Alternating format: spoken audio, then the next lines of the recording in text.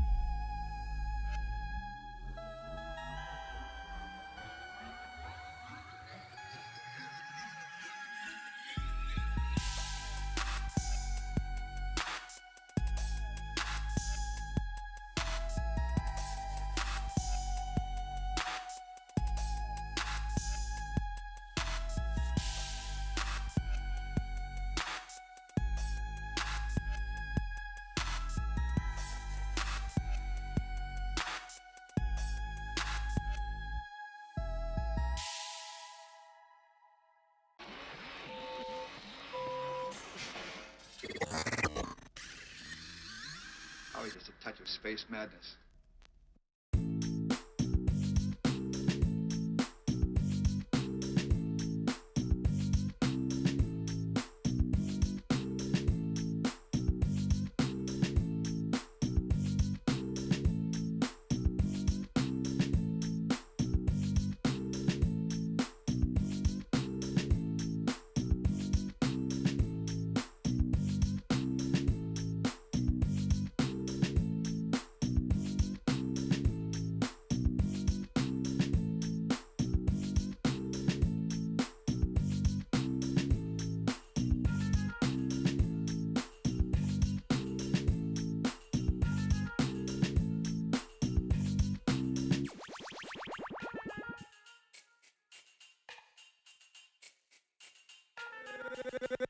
Gangsta Boogie.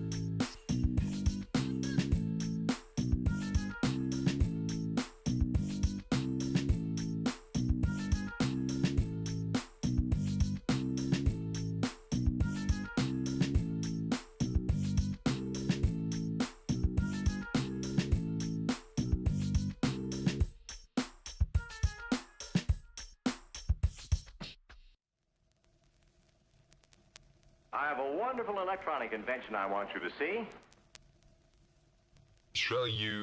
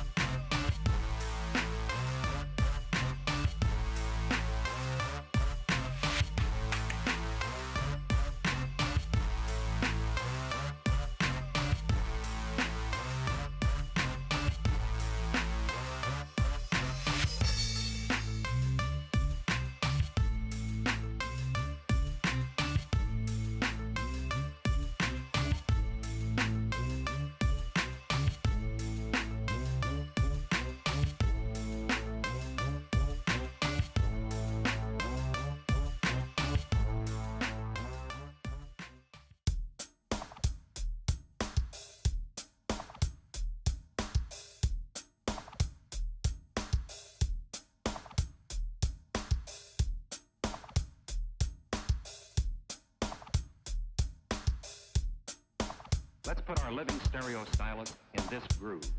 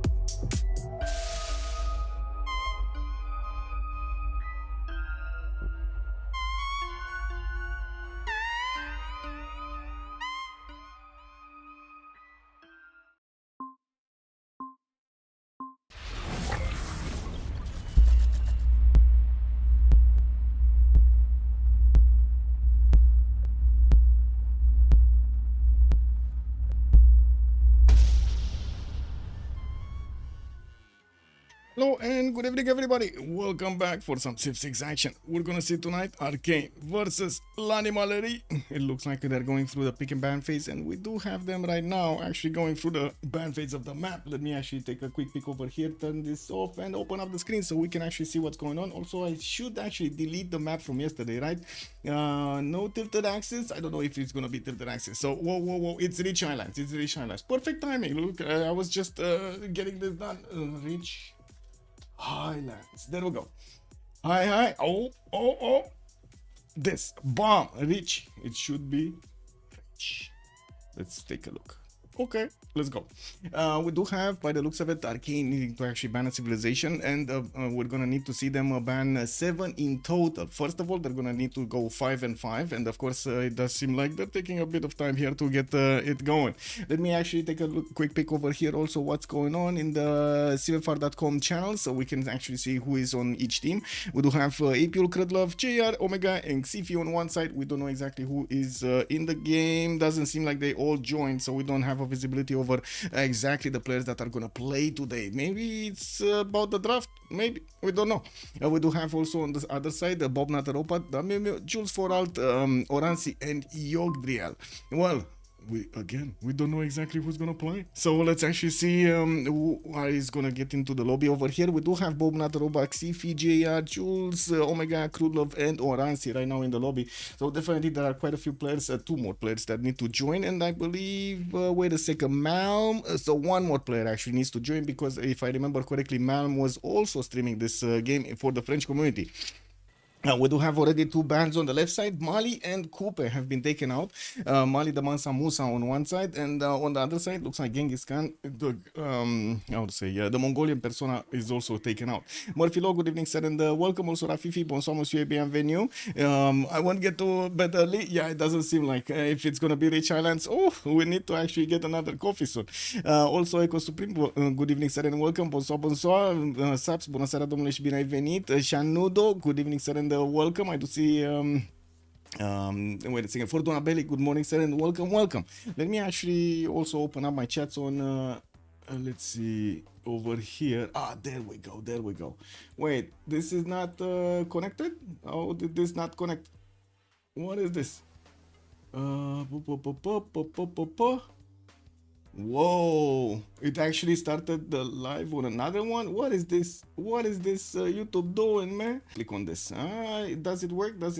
Oh, I might actually need to, I'm sorry for YouTube, but it seems like I'm gonna need to see what's going on over here. Oh well, it is what it is. Whatever. Anyway, catch me on Twitch. And we do have Mapuche on the side of the right side, gonna be taken out by Arcane and by l'Animalerie. And it looks like, wait a second, we got Arcane against Apul, so it's not l'Animalerie on the right side, it's Apul. Okay, well, let's actually see how things are gonna go over here with 3 more choices to go on each side. It looks like Rome is gonna be taken out, and in the meantime I guess I could actually try this another time and see if it actually works or not. Let's see. Bam. I can change this. I guess it is what it is.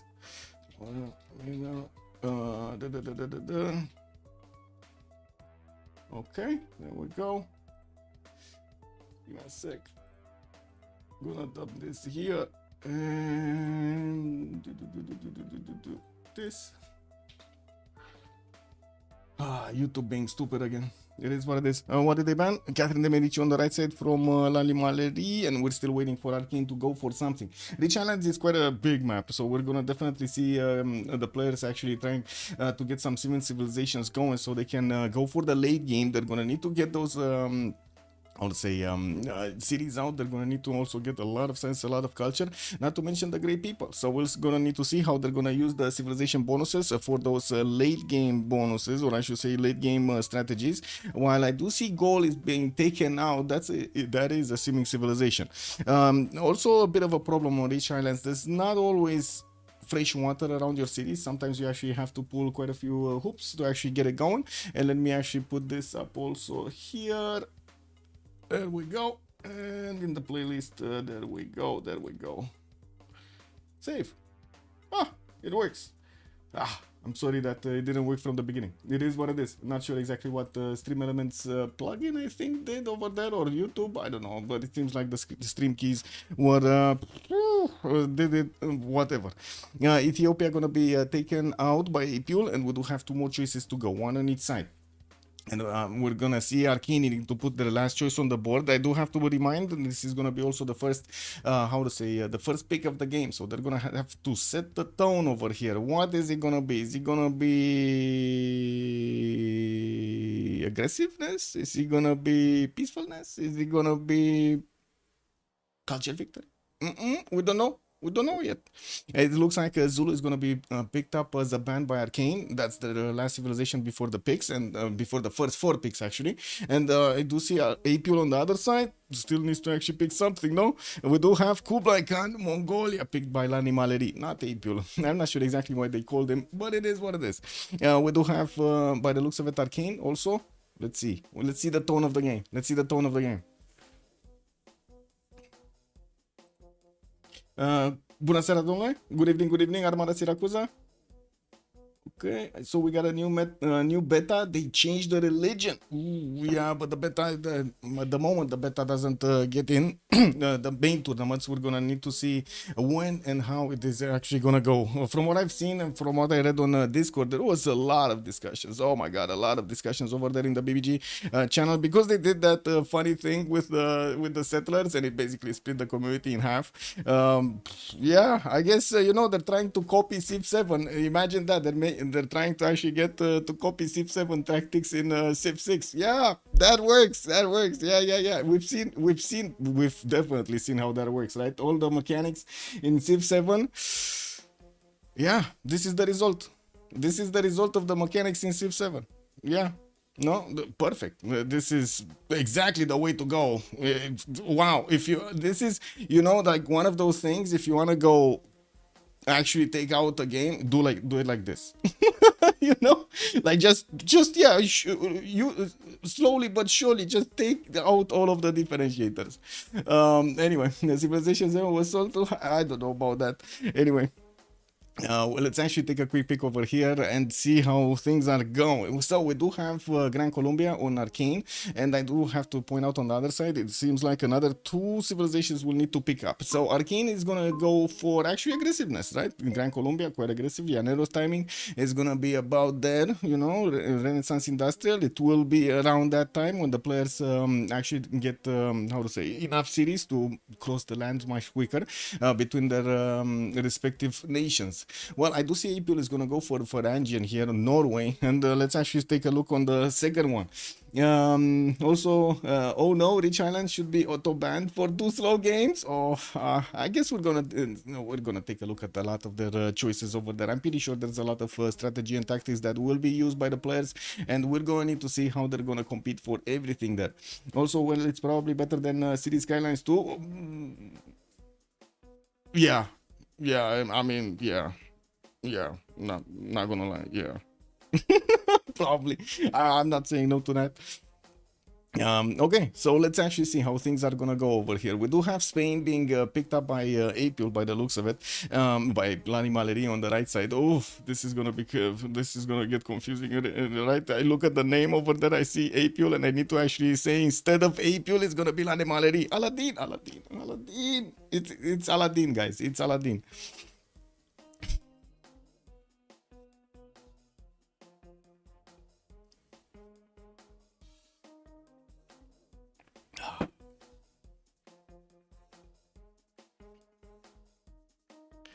One more pick to go. They do have 25 seconds to choose, and by the looks of it on the other side, yes, we do have kind of 2 gold generators over there with and simmers, right? Varangian and Spain multiple times have been extremely good simmers.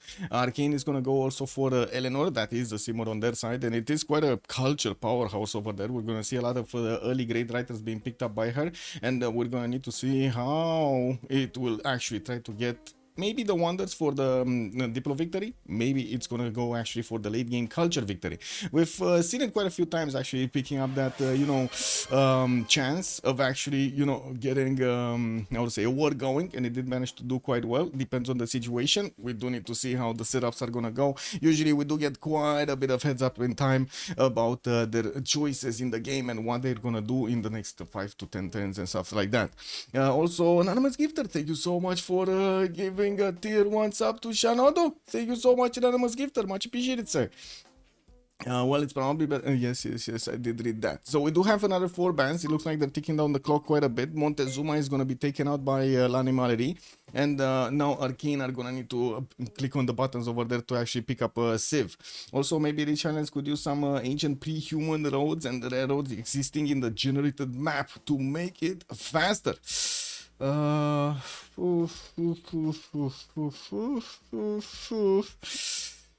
I mean, I guess you can do a lot of stuff, but I'm not sure if that's really a good idea. That's the whole thing of the map. If the players wouldn't want to actually... So, the maps actually pose quite a few challenges themselves, right? So you're going to have Pangea that will challenge you to keep defending yourself from a much earlier stage of the game, adapt to more situations in that particular situation. Same can be said about Rich Islands, same can be said about Primordial or Tilted Access. Or every one of the maps does come with its own challenges, and when the players do to pick up the challenge of actually going for the later parts of the game, trying to actually poke each other with maybe some mid-time civilizations to slow down their opponents. Sometimes they do have the option to actually go from an early stage, very rarely though on the Rich Islands. And most of the time it does go to either like GDRs or nukes and so on. We're going to need to see if the damage dealers over here, especially Gran Colombia, is going to manage to actually do enough damage. We've seen it multiple times how Apul really likes to actually use that timing to take out his opponent's cities. It looks like also the last 2 bans have been chosen, so last 3, because I didn't mention Theodora Byzantium. They did take out also Basil II, and they did take out Macedon on the other side, on Apul side, on L'Animaleri side. Also, everyone is roaming this game, so wait, the good Julius is still here. It is. And now the question is it actually gonna get going? I'm actually quite surprised that we did have Julius Caesar as the road builder right now. From what I understand, they split the bonuses for who gets the roads in Rome's personas. So you're gonna have Trajan that doesn't get the roads instantly when you put down a city, and then Julius gets the roads. I'm not sure if that is actually how it would like. I would have actually thought it's gonna be different, as in on the side of Trajan you get the roads, so you don't get to significantly increase the problems that you get with the early timings of Julius, right? Right now actually getting those roads does give him a serious advantage, but it will slow down Trajan for not having them, which already he didn't, to be honest, he wasn't really the warmonger that Julius is.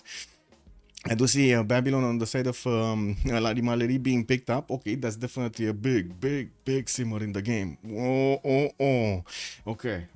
Let's see what has been happening over here. What was it? The beta build feedback. Yeah, so there was a vote in the official votes that said, oh my god, it's going. Yeah. I think the no's are winning over here. Yeah, I don't know what to say about this. So in the 6.4a beta patch, settlers were changed to be teleported to the owner's nearest city when attacked, instead of being captured like before. So basically you would get get out of free get out of jail free card. Kind of weird. After 1.5 weeks of testing it in beta, the decision of whether or not to keep this change will be put up to a community vote. Okay, so General did put up the vote, and it looks like right now the no's are overwhelmingly going. There were quite a few options over here, and as you can see, we did actually vote for them. Yeah, I don't know about this. Again, Civ7 style of screwing up with the game, It is what it is. Looks like Age of Steam on the side of Arcane. We do have Victoria over here being picked up as a civilization. It is one of the simmers, and I do have to say they're probably gonna need to pick up right now something that will do quite a bit more damage. Age of Steam is extremely good late game. We're gonna need to see that production powerhouse get going, and we're gonna need to see if he's actually not gonna get into the awkward situation of being attacked from the beginning and not be able to sim. Well, I do see Kree is also gonna be picked picked up by Arcane. Oh, that's kind of a tricky choice over here. I would have definitely thought they're going to pick up something with a lot more punch, like something like Jadwiga to have the same timing as, how to say, the Llaneros or so on. But we'll see. We'll see how this goes, right? This is going to be quite a discovery phase. On the other side, it looks like Teddy Roosevelt, the Rough Rider, is going to be picked up, and that would be their biggest damage dealer right now, right? With the unique unit. Doesn't seem like the other ones. Well, I guess you could consider also the how to say, the Spanish bonuses, but you don't really have anybody picking up a religion on the other side. So you know, the religion scaremonger here doesn't really work this time. He's gonna have a religion with his own buddy over there, Varangian, and I'm pretty sure we're going to need to take a look what they are. Usually the players that do go for naval nations, they do want to get that discounted holy site. In the last 3-4 months, they kept on doing that. It was, I believe, there were a few players at the beginning, like oh my god, who left for never mind, I'm gonna scratch that and go forward because I don't remember the name, but I'm gonna remind myself. It's there in the back of my head. When it pops into my front, I'm gonna say it, okay? Looks like also Chandragupta has been picked up by Lani Maleri here as the 4th choice, and we do have Varangian Spain, Babylon, and Chandragupta India on their side, while on Arcane side we're gonna have Gran Colombia with Eleanor England with Age of Steam, and then Cree. Okay, so let's actually move this and take a look also here who's getting into the lobby and who's not. Let's see, what do we have over here? They're gonna need to move, and I'm pretty sure we actually need to rejoin at least once, so we do have we can actually fix any kind of possible 0ms problems. Also, settler into scout with no risk. Yeah, basically, settler into scout with absolutely no risk over there whatsoever. You know, exactly like in Civ7. You just like, what? You wanna take a settler? Nope. For some reason, those settlers, those, you know, like people over there that you found on the map, they're just not gonna do anything. Okay. Yeah. Settler can as well start scouting. Yeah. Yeah, the great people mechanic, man. It is what it is. What's gonna be next? You know, what's gonna be next? Are we gonna see next something else? Huh? I don't know. No. Maybe series cannot produce any units until Pop 3, no? Pop 5, huh? Like copying Civ7, no? Oh, I would really wish actually they won't destroy this game as they did the Civ7, to be honest. Oh, hopefully. Anyway, I'm hopeful the French to have a very, very good, how to say, vision of the game and the competitive sim. We do have JR on the side, by the looks of it, picking up on the top slot over there, Eleanor of Aquitaine, England. And I do see they're not actually going very quickly to actually pick up their civilizations. We still need one. And I think it's Malm. I'm not sure, but I think it's Malm. So we got all of the players in. It's just a matter of switching slots over there for Bob Not a Robot to get into the second to last slot here in the bottom side. And I do see Oransi already picked up Chandragupta. Okay, well, slowly they're gonna get their choices on the board. There we go. We got Malman. They probably had an emergency, no problem. Like sometimes it happens, right? It happens. Omega Pound Maker looks like Yogdrial is gonna pick up Philip II. Okay. Next up. What do we have? Xifi is gonna go for Victoria, Age of Steam. We got Jules Forart on Hammurabi. Okay. Krudlov and Bob Not a Robot actually need to wait. Did they both disconnect or did something else happen? Okay, they both disconnected. It's fine. I was thinking, oh my god, maybe he switched slots and we need to re-lobby because he became invisible or something. That would have been awkward. Yeah. You know what I can do? Actually, I can put up the prediction for how many D-maps. Yesterday, we didn't even have a city being taken over. And that was quite unfortunate because we did have that prediction going for who's going to take the first city before we even have the who's going to win. Echo Supreme, it was one of those scenarios. No, they broke it. Like it only took us like what? We only took it like 2, 3 games, 4 games when we implemented this idea. Boom, they broke it. No. Wow. Anyway, it looks like Bob Not a Robot is gonna be the one going for the Varangian, and we do have Krudlov there on Simon Bolivar. Did I miss anybody? I don't think so, but I do want to switch to the blue color because why not? I don't like to see those tiny marks over here with the red colors on them. Oh my god, the notifications, man, they're so annoying.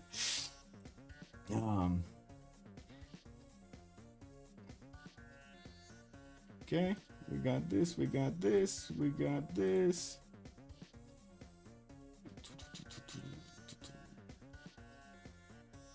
We got this. Yeah, it was super educational game, no?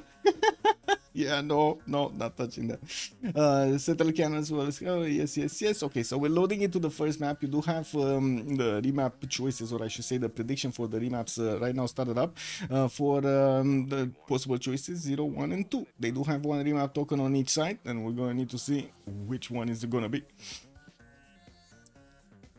And I think I still didn't pop out my chat. I didn't. And I still... Oh my god, man.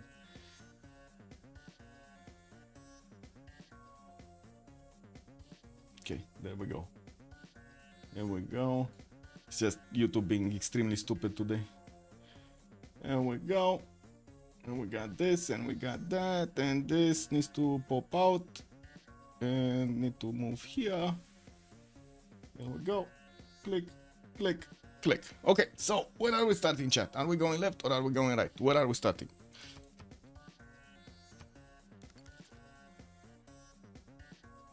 Oransi, Chandragupta, or we taking a look at JR, Eleanor?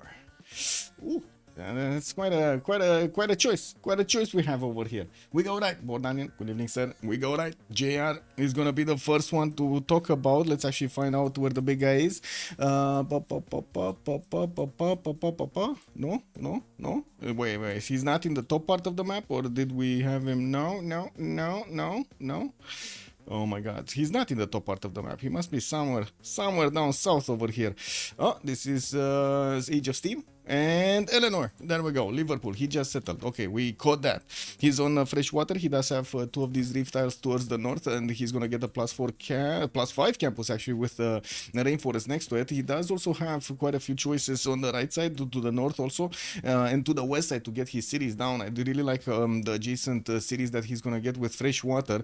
He's also gonna have quite a few coastals, and not only that, but for example the cattle tile. Oh no, he cannot actually place it outside, right? It's coast and it's reef, so you cannot place it on the reefs. Well, I mean, yeah, tough luck, bro. We do have him also with the possibility to settle the incense tiles or next to them, so he can improve them. We're going to need to see how quickly he wants to get that faith going, and if he cares that much. We do have also a lot of city-states on the western side to actually get to use, and I don't see any opponent here. This is gonna be a massive advantage for the side of Arcane, with also England on the right side. Age of Steam is gonna have the ability to settle very early on the coast in the Morecambe Bay. There's gonna be a significant amount of tiles between these two cities, between the capitals in the water, so they will get to multiply those gold points. So I'm pretty sure gold will not be a problem on the side of Arcane in this game. We're going to need to see the others and how they do fare in their position. We do have Miki Sivwachik. Okay, let's see. What do we have here? 1, 2, 3, 4 extra bonuses coming. Oh, five. He does have a ship tile over here in the south also in the third ring, and that would allow him to actually get the 5 extra gold, 5 extra food from each trade route. Well, let's actually see if that's gonna serve him right. There will be a significant amount of cities also with fresh water, from what I do notice, mostly in the east side, north and west, not so much in the south. He's gonna have some coastal cities, and maybe he's gonna actually get to this Cocoa Heaven. Oh my god, Cocoa Heaven. Look at this city. 1, 2 tile. You settle over there. You get two cocoa tiles with the second production point on them, and also access to a 3-2 banana. Banana split city. It's banana split city. If you actually reach out a little more, you're gonna also grab a truffle over there. So perfect. That's it. You just put it on top over there. Pick poop. While we do need to take a look at the others, let's see the neighborhood of Cree over here. So he's gonna have Babylon southeast. That is gonna be one of his opponents. And by the looks of it, on the western side, we do have Nidaros. That is gonna be over here. Okay. Well, getting scout out in 2 turns. Well, let's actually see how things are gonna go. Occhitaus coming up in 3. They're not as strong as they were before. They still move quickly, but it is what it is. Let's take a look at Victoria Age of Steam. What do we have? We did see glance over his spawn earlier. He does have 3 coastal resources quite early on in Rich Islands. By the looks of it, he's also going to have a scout coming up in 1. Not so much fresh water on the coast. That is going to be a bit unfortunate. And of course, he does have the cities to the northwest to actually connect with his neighbor over there, JR. He's also going to have a bit of an issue. He has 2 opponents, not close, but not far away either. One is going to be northeast. That's going to be Nidaros. That's going to be Bob, not the robot, with Varangian, and then to the north is going to be Panna, played by Oransi with Chandragupta. Well, let's see when they will actually get to expand, in what direction they will expand, and how they're going to get that infrastructure going, so we can see where get a hint, you know, who are they going to attack. We do need to also take a look at the others. It seems like we ended up on Grand Columbia, which is going to be quite close to Babylon here, not really in a position to go quickly at him. He also has Mickey Civ towards the north, but as you can see over here, the land is full of hills and of rainforest, not to mention forest. That is going to be quite tough to actually travel, even for the Llaneros later on.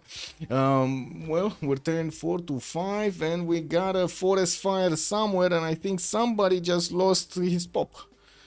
Is that what happened? It was a pop loss, and they're going to want to actually get this out of them. Let's see. No, I don't see a pop loss. Is there actually a pop loss? I don't see one. I didn't see one. I don't know. The lake is fine. Yeah. The only fire that I can see is this one, but I don't think that actually affects anything, no? I'm pretty sure if it's... Oh, okay, never mind. Omega is saying that he does have an emergency and he cannot pay attention. And from what I do notice, there were 2 notifications of forest fires, or was it 2 notifications because there were 2 tiles that got burned? Maybe. Well, at least we do have a bit more time to actually take a look at the stuff over here. Yeah, sorry, emergency. Yeah. So it's just telling, this is going to be amazing, by the way, on the cattle tile over there with 2 forest fires to increase the yields of these tiles. Ooh, beautiful. Not really ideal, because this probably would have been actually one of his spots to put a Government Plaza, but I'm pretty sure he can adapt with other placements for the Government Plaza without that big of an issue. This, of course, would have been the nice juicy campus locations, right? Benefiting from those extra reef tiles to actually get the extra adjacency. And this is Rainforest Fire, so the only tile that it can actually grow is onto the Warrior here towards the west side, which I'm pretty sure JR is going to want to take it out of the way, right? He doesn't actually want to do anything. Also, JR is saying Xifi is gonna want to use a sub because he's sick. Oh, okay. But they did have a 5th player, so that should be fine. Yeah, Sante first. Yeah, for sure. Safety first, no? Well, let's actually see what's going on over here, or I should say health first, right? Sante is health. Well, Philip II. Ooh, the first geothermal that we actually see next to a player. He's going to have a +4 campus right next to it, and I do see he's starting to explore towards the southwest and east side. There is a continent split here between the north and the south, so whatever cities he's going to put on the south, Casa de Constatación, will be amazing. We do have also... him getting his 3rd scout out. Did he pop one from a hot bot one or something? Because he turned 6 and he has 3 scouts. Anyway, we do have him also benefiting from some freshwater western side. Some cities that could be coastal with the freshwater, 2 base stone tile northwest. I'm not sure if he actually wants to settle the coal over there. It does seem like he's not going to have a lot of tiles around it unless he spends a lot of gold. So, you know, he might not like that. We're going to also need to see how far into the south he's going to go. He does have Eleanor here, and we were talking about the possibility of him maybe going towards his opponent. There will be a city-state in between, Candy, which, to be honest, not that bad if you go for religion, and I'm pretty sure Varangian is going to be very, very thankful that is in the game. Also, Arcane should remap this, okay? So give up basically on that massive gold advantage here that they do have in the Moricambe Bay, and also a lot of distance. I gotta say, this is a lot of distance between Age of Steam and both India and Varangian. This is a lot of distance. Anyway, let's actually take a look on Babylon. What do we have? Babylon 131 silk tile, southeast 2 of these banana tiles, also south more banana cities. Not bad to actually get everything going. Freshwater from the lakes or the rivers, and I do also also notice, well, western side he's gonna have unfortunately a bit of a lack of fresh water. So ideally he's gonna go north, southwest, east side to actually expand his cities, and probably might later on. I mean, is there any advantage to actually putting a city over here other than just getting a lot of jobs into it and another city? I'm not sure. We're gonna need to wait and see if they do choose that or not. You can aqueduct it to the mountains, but it's not ideal. We also do see him being next to Kree here. That's gonna be one of his opponents. They already saw each other. I do see Babylon's warrior did spot out Kree's Okchitau, so this is a possible conflict zone that we do notice between them. They already started warring. Look at them go, man. They already started hitting each other here, not even letting the Okchitau get a good look at the warrior. He got a club, and that's it. While you can put an aqueduct, you can put a city. Yeah, exactly. I mean, Granary first gaming, man. That's how we go. That's how we roll. Hardrada, let's actually see what's going on. Nidaros, to Cocotile. Oh my god. Bring back Coco. Hashtag bring back Coco. We do have also Holy Site here, a +4 going on. And I do see there's a settler coming up in 2 turns. We do see a 3-1-1 fish. And by the looks of it, it's turn 9. Wait a second. Did they actually... No, this time? Oh, attention 2 seconds. Okay. And what's happening? Okay, well, let's keep on talking. So what do we have here? Nidaros getting his settlers out. Northeast can easily settle, and that will put him quite close to Crete. He might actually get a city over here and try to actually get some berserkers very early on and actually disembark on Crete's territory. This is going to be dangerous. Look at the capital, how exposed it is to the coast. There are no coastal, what were these tiles called? Cliffs, right? These are cliffs. There are no cliffs, so all of this territory can actually be disembarked extremely quickly. This is going to be quite a problem here. And it looks like JR is asking for a referee. Ooh, referee. What is going on? What did they see? And what are they looking for? Ooh, did I just notice Motlatse Canyon over here being a possible second settle for Oransi? Directly on it with fresh water on a rice tile, a 3-3-3 rice tile?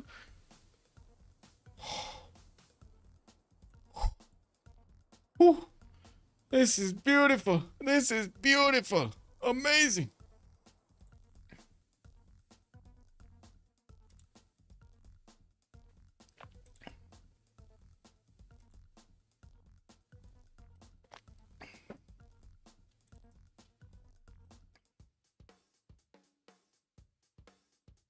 Wait. Just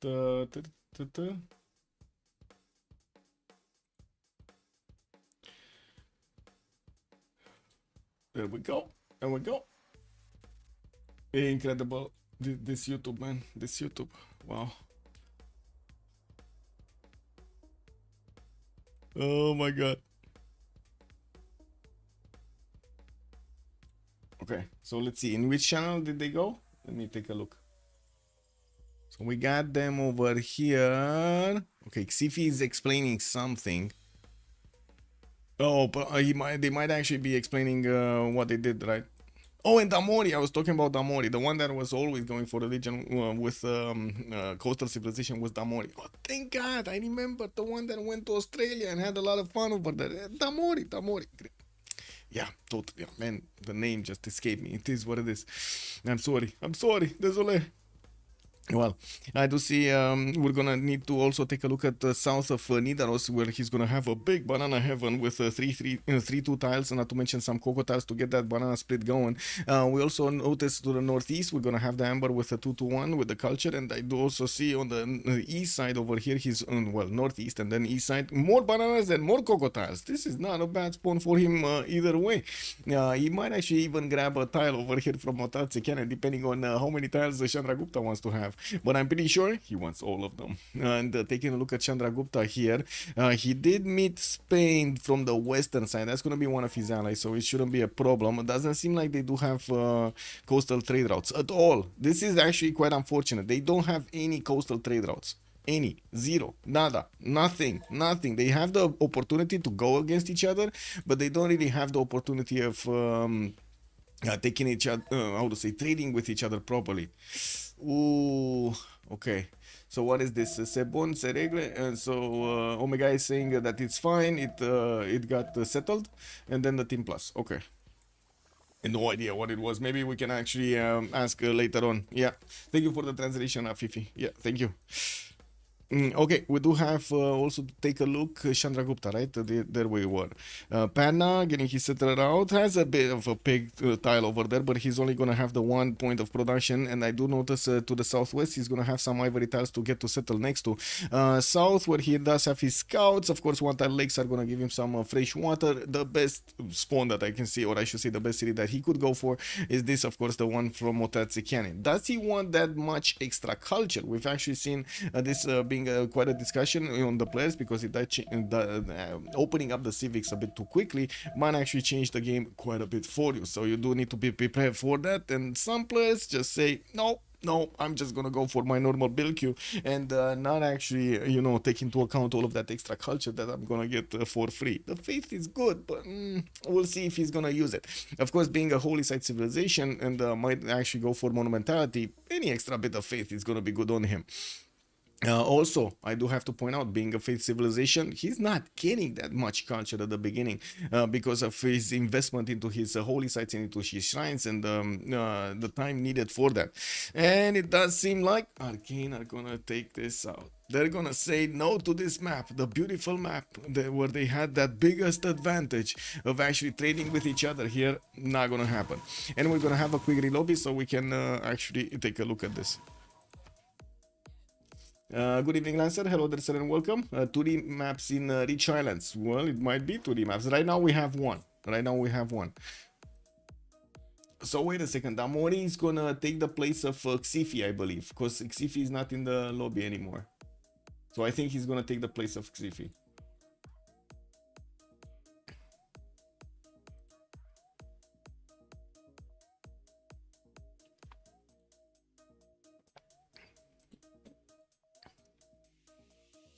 Yeah, what was their problem? Wrong slot? No, it's just one of their players, Xifi, I believe, was feeling sick. Maybe he tried, right? He probably tried, and then he couldn't. Wait a second, we got something different over here. Is this new BBG? Oh my god, I need to... yeah, well... They put in the wrong BBG. Now I need to actually disconnect, like reset the game and so on. Come on, quit the game, close the game, and then actually going forward. Let's see. Need to click on this, wait for it to stop. It's stopping sometime this year, and hopefully we're not gonna have that extra beta on our computer anymore. That would be quite nasty.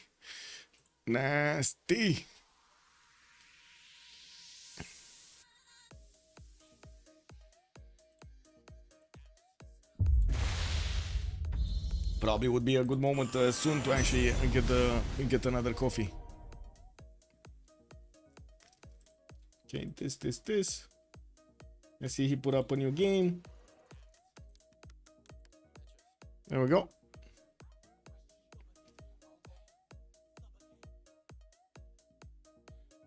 Also, coming back on that problem, Rafi, I don't believe it's players not buying the game. It's just players not actually playing the game. And I can explain my thought process, right? My reasoning. You see owner estimations and also followers. So you already have 217,000 followers. So that's basically a pool of 217. Let's say like this, right? It's a possible pool of 217 or 18,000 players that already have the game and could play, right? They actually are just one click away from entering the game and wanting to play. Right? That's I guess the simplest conclusion we can get. Owner estimation says 1 million, almost 1 million players. Out of those, in a few weeks, in just a few months, right? 8 months. Look at the number. Oof. It's definitely not the price. Definitely not the price. 1, 2, 2. Okay. And I need to switch with Bob, not a robot, I think. Yeah, there we go. And I do see Damoni did get in. Wait a second, who is Xifi playing? Does anybody remember who was Xifi playing? Also, Dr. Stas. Hello there, sir. Good evening. And thank you so much. Much appreciated, sir. Okay, let's get a quick rejoin going.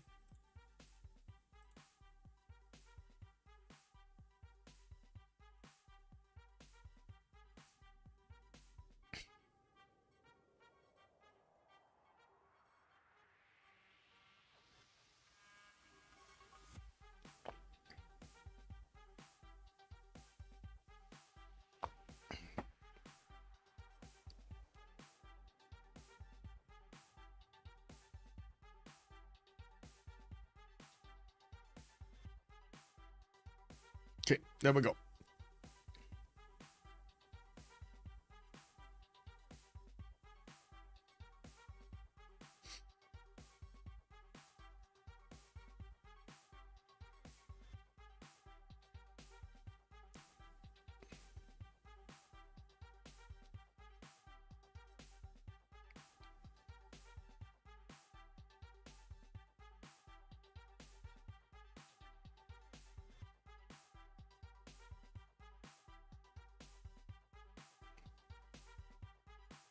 Okay, so JR Eleanor, Jules Morabi, Yogdreal Philip, Damori is gonna go Age of Steam. Oh,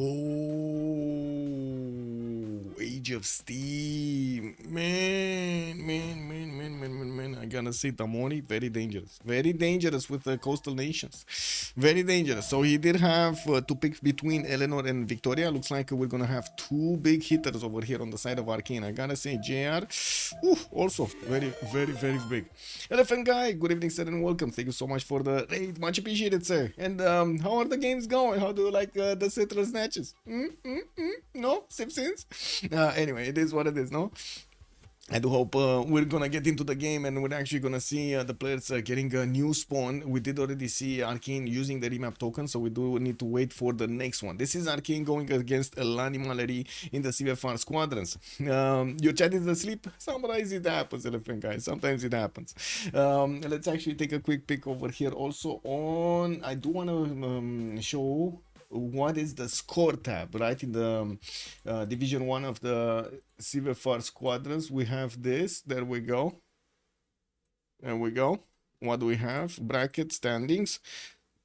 Bum. Ulysse, Freditos, Disharo, Arcane, fifth. They're fifth right now with 8 wins, 8 losses. And we do have Lani Mallory with 5 wins and only 12 losses. Well. Let's actually see if they do manage to knock on the board over here against Arcane. Definitely it's going to be a challenge for today. But that's one of the reasons, of course, they do go through this. And I'm pretty sure they're going to be much better. In any case, in the next games, they're going to be much better.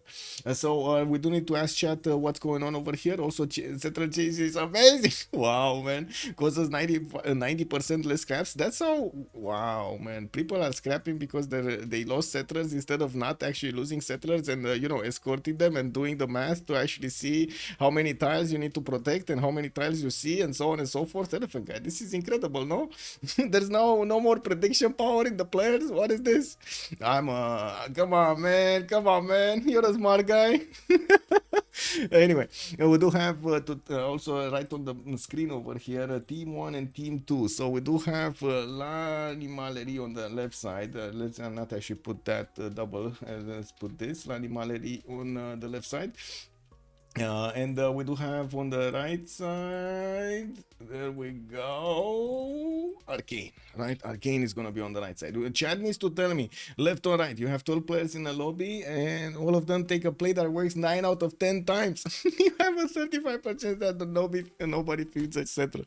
Oh my God. So basically what you're telling me is, so Elephant Guy, I'm just going to make a quick comparison to actually, point out the kind of weird stuff that's coming up into my mind. Basically, what you do is go into a casino, right? You actually take chances, right? That's where you take chances. You go at the either a poker table or one of those gambling, games over there. And instead of actually, because you cannot actually, right? You cannot predict all of the chances over there.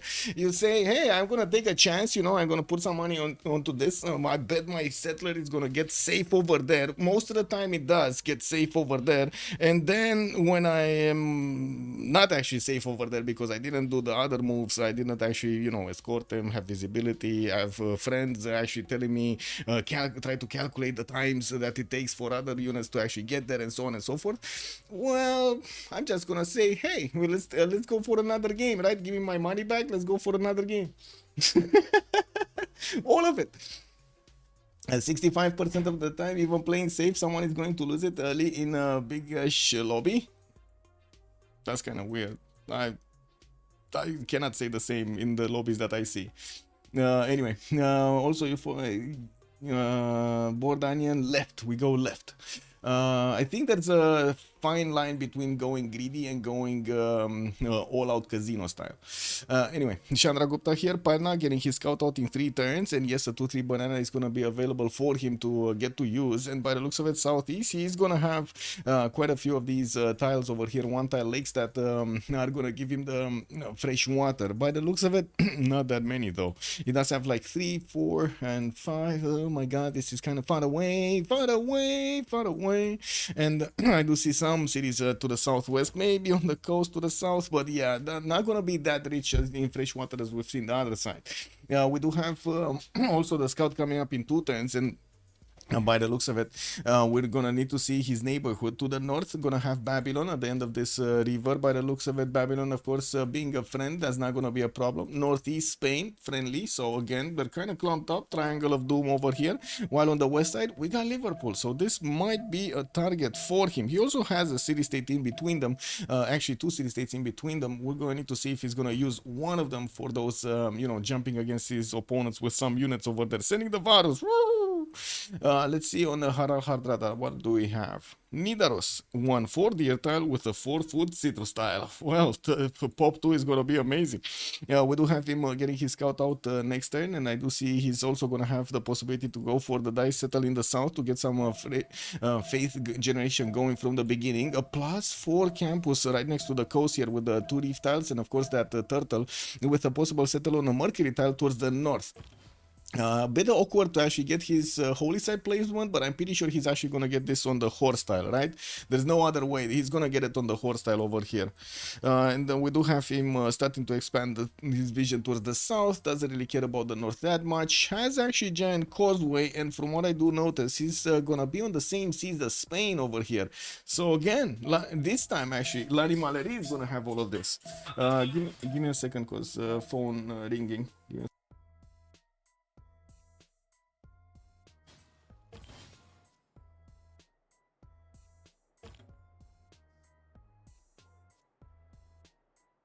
I'm sorry, I need to get the cat. So give me a second. I'm gonna leave the spawn to the next one. Actually, take a look at Spain over here, and I guess imagine I'm talking.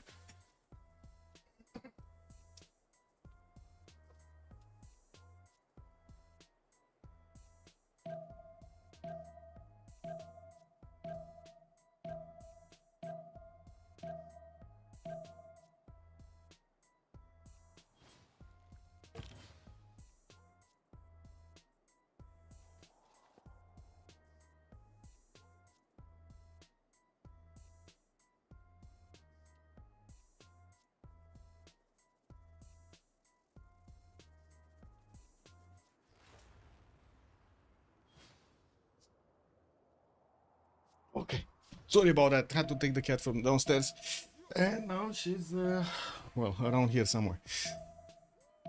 Had to run a bit very quickly. It is what it is. Did you imagine I was talking? Probably not. What do we have here? Philip II.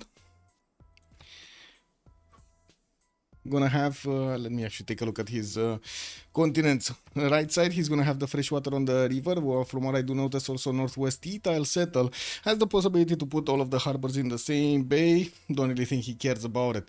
We're gonna also need to see how he's gonna use the adjacency from reef tiles to actually give him some extra adjacency towards his campuses and a decent amount of fresh water on all of the Bay of Santander. Pamukkale, north, basically. And also the ability to trade with Babylon over here to the western side. Well, Pamukkale does have fresh water, so this is going to be another point of settling cities over there. While in the south, that looks like he's going to have a lot of space to actually keep on settling. He's also going to have Cree southeast, and by the looks of it, it's directly south of Norway here. That's going to be one of his opponents with Matterhorn. Matterhorn bonuses next to Kree's Occhitaus. Well, that's a bit unfortunate because I'm pretty sure Cree is picking up the promotion for hill terrain, so that's kind of nothing. That's unfortunately nothing over here. Let me actually do this because I do need to take this out. There we go. And I didn't open up the second tab. Oh my god, I didn't open up the second name of the team here. I wrote it, but I never actually opened up on the screen. Okay, there we go. Hammurabi. Babylon getting his builder out, starting to improve his source tiles, getting another settler in 2 turns. Southeast does look like he's gonna have quite a few of these cities to place on the rivers. Pretty good to actually get a lot of chops. We're talking about 2 1-3 deer tiles that are gonna give him the chops over there with so many more rainforest tiles and forest tiles to actually get all of the extra production. This is a beautiful, beautiful magnet city to the southeast of Babylon. More freshwater rivers to the western side. Unfortunately, that's going to be a lot of desert without flat tiles to actually place, you know, some petras or some pyramids, especially the pyramids. While I do also notice he's going to be kind of to the western side of his teammates there, he's going to have Eleanor very far away from him.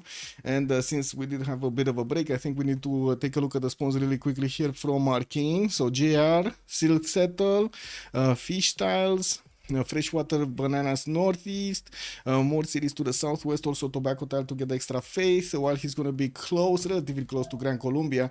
Gran Colombia does have a target, and that's going to be Norway. This is going to be relatively good that they do have a target to go against, and it does seem like Krudlov here is not actually, wait a second, so Apule is not playing, it's Krudlov that's playing. Oh, wait a second, oh my god. So let's see if Krudlov is going to have the same aggressiveness as Apule does usually in the games, especially with Gran Colombia. I would imagine so, right? I would imagine it's kind of the same guy, you know? Athena attack. Yes, Athena attack. I don't know where she is. She's probably eating something over there. Also more dangerous than Alexander. Yes, man. You should see my chair. Hunter 1999. They changed it? They changed the pyramids? I'm pretty sure you couldn't. Don't quote me on that. Let's actually take a quick peek after. I cannot during the post take a look at this, but I'm gonna definitely take a look to see exactly what it is. Might as well, you know, get to see the Civilopedia. Oh, this is gonna be the map. Ah, perfect. This is gonna be the map. Let's actually see. Maybe he's gonna try to build the pyramids if he can. Pyramids, desert, and desert flood place. Yes, you are correct. So we do have him with the possibility to place it over here. Petra not, no? Let's see. Is Petra available? Oh, it is. It works also. He could get both. Okay. I stand corrected. That is pretty good city to actually get going, to try to get the pyramids going. We do have Hammurabi here, getting his second settler out. And I do have to say, since we did not take a look at the strategics at the beginning, I would actually just glance over Hadrada spawn and then take a look at Oranzi and then actually, wait a second, the other side, right? Poundmaker. We need to take a look at Poundmaker first and then Victoria, Justine, and GR really quickly and see what's going on. First, no, it's fine. Okay. Omega for 2 for science 2 culture. We do have horses here in the second ring. Do see he's getting a settler out in 3 turns. He did find out about Matterhorn with his second Occitan. The first one, I believe he went to the east side with him. No, that actually is the first one. Interesting. Okay, so he did send it to the north. I don't know why I remember. I'm pretty sure there was one southeast over here going there. Also, Dr. Tas, thank you so much for the sub. Much appreciated, sir. We do have also Kree here benefiting from 1, 2, 3 tiles. Not the biggest bonus that I've seen for the Mixi watching. And what is going on? Athena just first of all started meowing at the door because she wants outside again, and you know, like a little kid. And then when she saw nobody's responding, she just came on the stool next to me, and she started watching me, you know, like the pressure watching me. Anyway, level 2 bonus over here, level for the Occitan. He did grab the Alpine and the Ranger promotion, so he's gonna get through the forest and the hills extremely quickly. We also see a Pantheon, religious settlement is gonna be chosen by Kree to get as many cities out as possible, and I do notice he's gonna take a look at Spanish settler here, actually just getting the city on the 2-2 base next to the lake. And we do have also a monument coming up in 8 turns here from Pashvavashik, while from what I do notice, there are quite a few cities for Kree to go for. Western side, northeast, eastern side, not a problem. And well, we're going to need to see how things are going to evolve here. Now, we also need to take a look at the next ones. Victoria, Age of Steam. I'm going to come back for the strategic resources a little bit later. I'm not sure. Oh my god. Okay, I found it. I'm sorry, my half of my screen is actually covered by Athena. She's standing right in front of the screen for some reason. Anyway, we do have a settler in 3 turns here coming up from London, and I do notice 3-2-1 turtle tile got improved with a 4-1 fish tile to get the food, and of course that little bit of science and gold.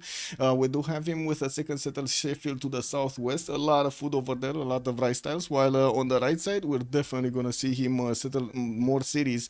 He's probably gonna want to go for that river. Has more cities also to settle in the Morecambe Bay towards the northwest, and from what I do notice, there doesn't seem to be an easy option for him to trade with anybody. Or maybe Kree. I mean, maybe Kree can get a city over here. Yeah. Kree can get a city over here and actually get the traders going through the Morecambe Bay. This will allow them to actually get quite a bit of how to say oh my god, gold going. Well, taking a look at the other ones, we do need to take a look at JR, and we did see him opening up with the sill tile to get that extra culture. He grabbed the builder from a cat, bringing it back. A cat is building nicely another one, and to be honest, he could have just stayed over there with the warrior. Might as well grab the new one also. This is a 2-charge builder, I believe. Yeah, 2-charge builder, because it already improved the farm tile over there in the city state of a cat. While in the capital, he didn't yet improve his fish tiles. That's perfect 2 charges, so he can get his celestial navigation boost. With a trader coming up from 5 from the city of Earl, we do have him with a 2-1-1 underneath. That's an olive tile to get the extra amenity going, and there are a decent amount of cities on the rivers that he could go and of course get the fresh water from. He's gonna be in between 3 of his allies by the looks of it, and an opponent, right? No, 2 allies and an opponent. He does have India to the eastern side.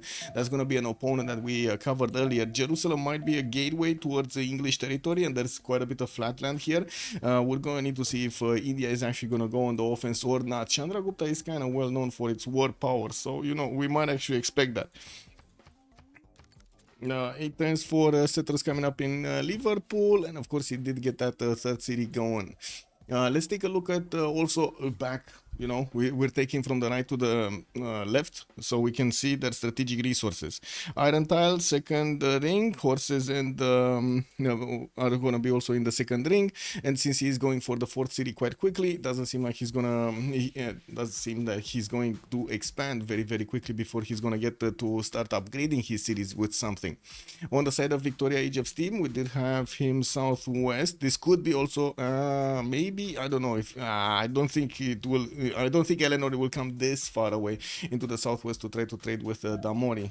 There is a possibility, but I'm not sure if he will do it. It's quite a long stretch. And Damori already has to trade with Creeder on the western side. We do have London here benefiting from a horse tile in the first ring, also an iron tile second. Okay, much cheaper to get the horse. Some of these reef tiles, and from what I do notice, he's not going to have easy +3 campuses to actually get going. He's going to need to jump a few hoops to get them. It is what it is. He does have one here on the sheep tile that's going to be a +4, and that's about it. Getting his monuments for the extra culture from both Sheffield and London. Stayed on 3 cities. Quite a difference actually from the opener of England over there. We're going to need to see if England is going to manage to catch up in the culture later on. I'm pretty sure he will, right? He's going to go for theater squares right after his opening of harbors. Well, we'll move forward and take a look at Cree here. Okay, religious settlements, right? Going north with his settler. It looks like he's also getting his 4th city out in Fortens. Another settler is getting trained right now in this capital. He does have his horse tile second ring, also iron tile second ring. More iron in the city of Pashkavashik, not that it matters that much right now. And more horses on the right side to actually get more horse units out. He's bringing that Ochitau very close to the Norwegian holy sites, and we might see them getting burned down to a crisp. We're going to need to wait and see if this is going to go through. And next up, what do we have? Simon Bolivar, okay. 11 turns for a campus, that's a +3. Okay, we do have the campus opener from Gran Colombia, kind of standard right now. He does have another +2 in the capital city of Bogota, and from what I see, Maracaibo just got a +1 with the rainforest tiles actually giving him the adjacency. Unfortunately, there's a lot of rainforest also next to these mountains, and no actually, you know, open up tiles so he can actually get. Also, is there a point to taking 2 naval civs on the highlands? Well, it's a lot of gold, and usually I would say some of the naval civilizations like Age of Steam are quite a production powerhouse in the late game, so it's not only naval, but they also have a lot of production. So yeah, there is a massive point. Not to mention international trade routes through the water. You get the spawns, you are more likely to actually spawn on locations that are next to water bodies, and they give you a higher chance of actually having somebody on the same water body or could get on the same water body.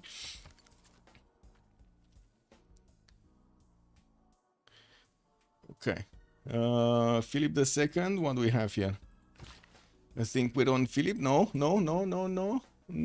Okay, Simon Bolivar, we did take a look. Straight strategics. Okay, so he does have his iron second ring, also horses second ring. I guess standard to actually get this.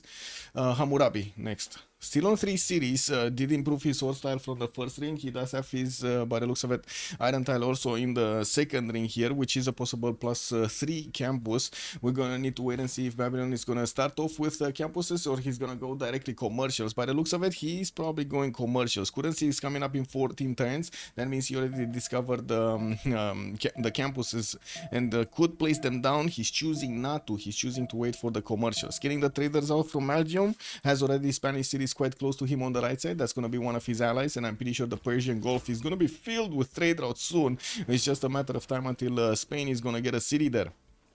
And we do also have Spain here getting his improvements out on the fish tiles and the turtles. He got that extra manatee from the turtles, not to mention the extra science and the gold. 3-2 bananas here on the right side of Madrid and getting his traders out in 2 turns. While from what I do see, Yogtrial is moving to the right side with that vision of the scout. We're going to need to take a look how things are going to evolve here. Now, I see a Pantheon. Earth Goddess on the side of Bob, not a robot. Beep boop. We got Norway. I'm probably gonna settle on one of those citrus tiles, or maybe he's gonna go for the Mercury. He does have freshwater on both sides and pretty good holy site placement next to those water tiles over here. We got him also with shrines in 2 turns from Stavanger, and from what I do notice, he's gonna get another shrine from Nidaros. We do have the Ochitau actually trying to get a vision. He's seeing the warrior. The warrior is watching the Ochitau. They're not actually doing anything to each other here. And from what I do notice, we do have monuments coming up from 8 turns from Istavasis, while Miksivwachik is gonna send his settler to the east. There is a Norwegian scout over there that's looking angry looking. He got smelled out. Look. This is perfect. This is how you do it. Not losing settlers. You get scouts to help you get the vision. This is preventive play. right? There's nothing greedy about this. There is really nothing greedy about this. And by the looks of it, we do have Omega getting that vision on the scout. He's gonna get to escort it with the Okchitao and get it safe to its location. We do have to see if Bob Natarobot is actually gonna get to do some damage, because this scout cannot be everywhere, right? So there is a possibility for Bob Natarobot. Maybe he can get through to the trader line of Miki Sivwachik and of course Pakify Shashik to just take it down. We'll see. We'll see how things evolve. Oh my god. I'm sorry. I petted Athena and I got a lot of hairs everywhere and my nose started itching. Okay. Last but not least, Chandra Gupta on strategic resources. What do we have here? We got holy sites already being placed, 3 of them, 1 from each city, while he did manage to get a +2 over here. This would be a +2, so, yeah, another +2, and this would be a +1 from Madurai. Not really the biggest face generation, and of course we're gonna need to see how much he's gonna start to put other districts next to them. He does have a 2-3 DRTAR giving him that extra production point, and I do see he has his horses towards the south in the second ring, while his iron is also gonna be second ring to the southeast. And with not that much fresh water, he does have his stepwell, the unique improvement to give him that extra housing, so it's okay. In the end, it's not that bad. He can somehow, you know, adapt around it. We're gonna need to see if that's gonna be the way or not. Okay.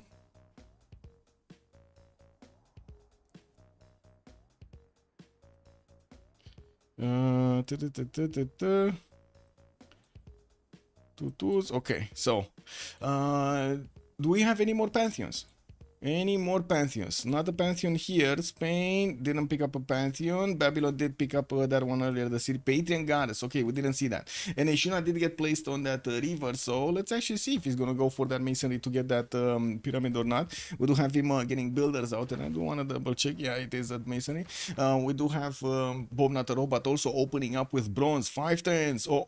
These spells were here. We do have this conflict zone in between Gran Colombia and Hartrada, and it doesn't look like Harald does want to take the chance of allowing Gran Colombia to benefit from its free Commandant General to just get a few units against him without him actually having something to defend himself with. We do have already Kradlov getting his trader to connect his Maracaibo city to Bogota. He's plugging in Moksha in his capital. He's already finishing his campuses and of course getting more science going. Bob Natarobot is on 8 right now with 4 points of culture. He did manage to get 1 turtle improved, and from what I do see, he does have a decent amount of face generation for the moment. It's on 19. That's before this +4 holy set is gonna be finished in ski, and of course we do have another one over here that already did get finished with the shrine. In the capital, he did build his shrine. Not bad. 24 points of production, a bit lower, you know, it is what it is. With 4 turns for another setter coming out from Nidaros, we do still have this Okchitao just bouncing around the map here. It's extremely quick because he does have the promotion for hills and of course the promotion for forest and rainforest, just passing through them extremely quickly. Also Circassian, for example, what makes Eleanor England better than France on this map? If gold is needed, France can go commercials as well. Wait, you're talking about better than France as in Eleanor France, or you're talking about better than France, actually, you know, Catherine de Medici, the usual France? Because Catherine de Medici did get banned, Eleanor did not get banned, for example. And it's kind of obvious on Catherine de Medici because, you know, extra intel, you have a lot of bonus damage over there, and you can still sim quite well. While on France, you don't get the wait, you don't get the half-cost harbor, if I remember correctly. That's the difference. It's the half-cost harbor. Let me see. So this is Eleanor of Aquitaine in France, right? So you do get the theater square buildings just like you do with France, but you don't get the how to say, you don't get the half-cost harbor. And that's the thing, right? You want to get that bonus as quickly as possible, and also the spawn next to the well, water bodies. It's not the best spawn. It's not, I would say it's definitely not the best water body that he could go for, and there was a chance that he would end up like in waters like the Persian Gulf between 2, or like this in Morecambe Bay. Oh, settler snatch! How did they...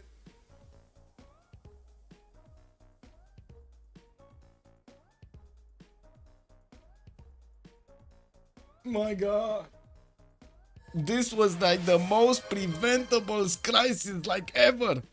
It's like, man, oh my god, man, Oh no, Civ7 mistakes multiplying. No, the players lost their predictive powers. What is going on, game? What is going on? What is greedy spirit? What is terrible error? The joueur français will say terrible error, error. How did this happen, man? Oh my god, man. Oh, where are the predictive powers? No, preventive, predictive, everything. Oh, yeah. I mean, it happened. It happened. Bob, not the robot, just, yeah, managed to take a settler away from Kree. I have no idea how this happened with the Kree Scout, with the Occitan next to it. Like, honestly, I have no idea how this could have happened, since he could have easily escorted it and actually get it to its location. Yeah, maybe he wanted to protect his trader, but that's what singers are for. And we do have also from the northwest some of these units from Spain actually coming into the Kree territory, and they're gonna do a lot of chaos. They can take out builders. They can actually take out the traders. 2 traders right now are actually connecting these cities. And let's Civ6 already. Yeah, we got chat over here going Civ6. No, oh my god. Oh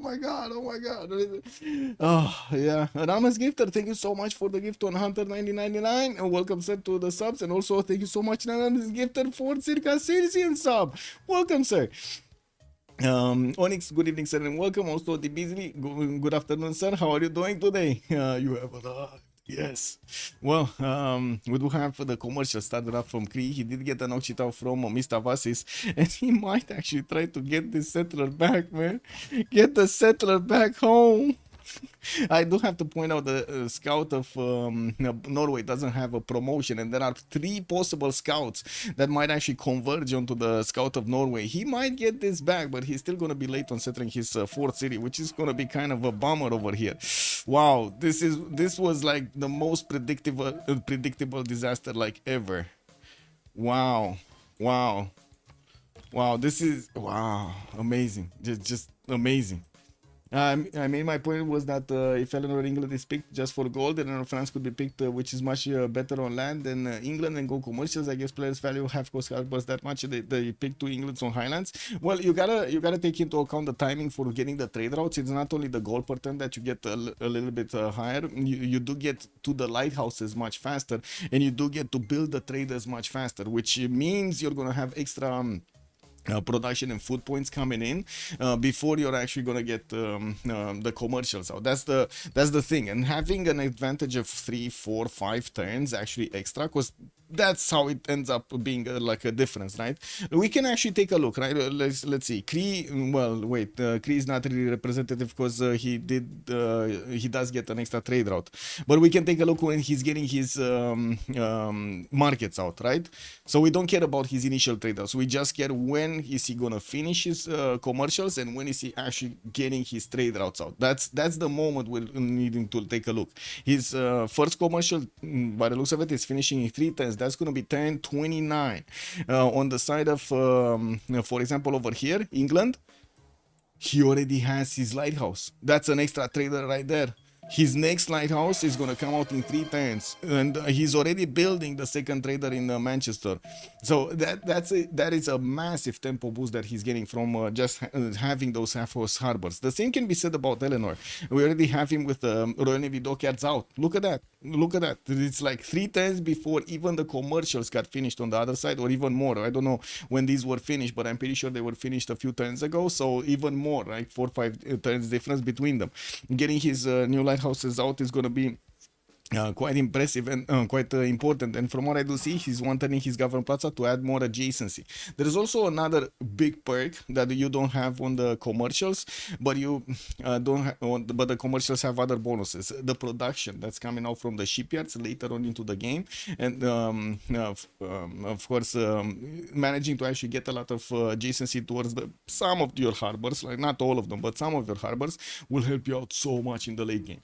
Nouvelle prediction, Antoine. Yes. Actually, let's see. Choose outcome. It was 1 remap. Let's actually set this, and let's see who's actually gonna get start to prediction. Who will conquer the first city? We do have Arcane on one side, and we do have on the other side L'Animallerie.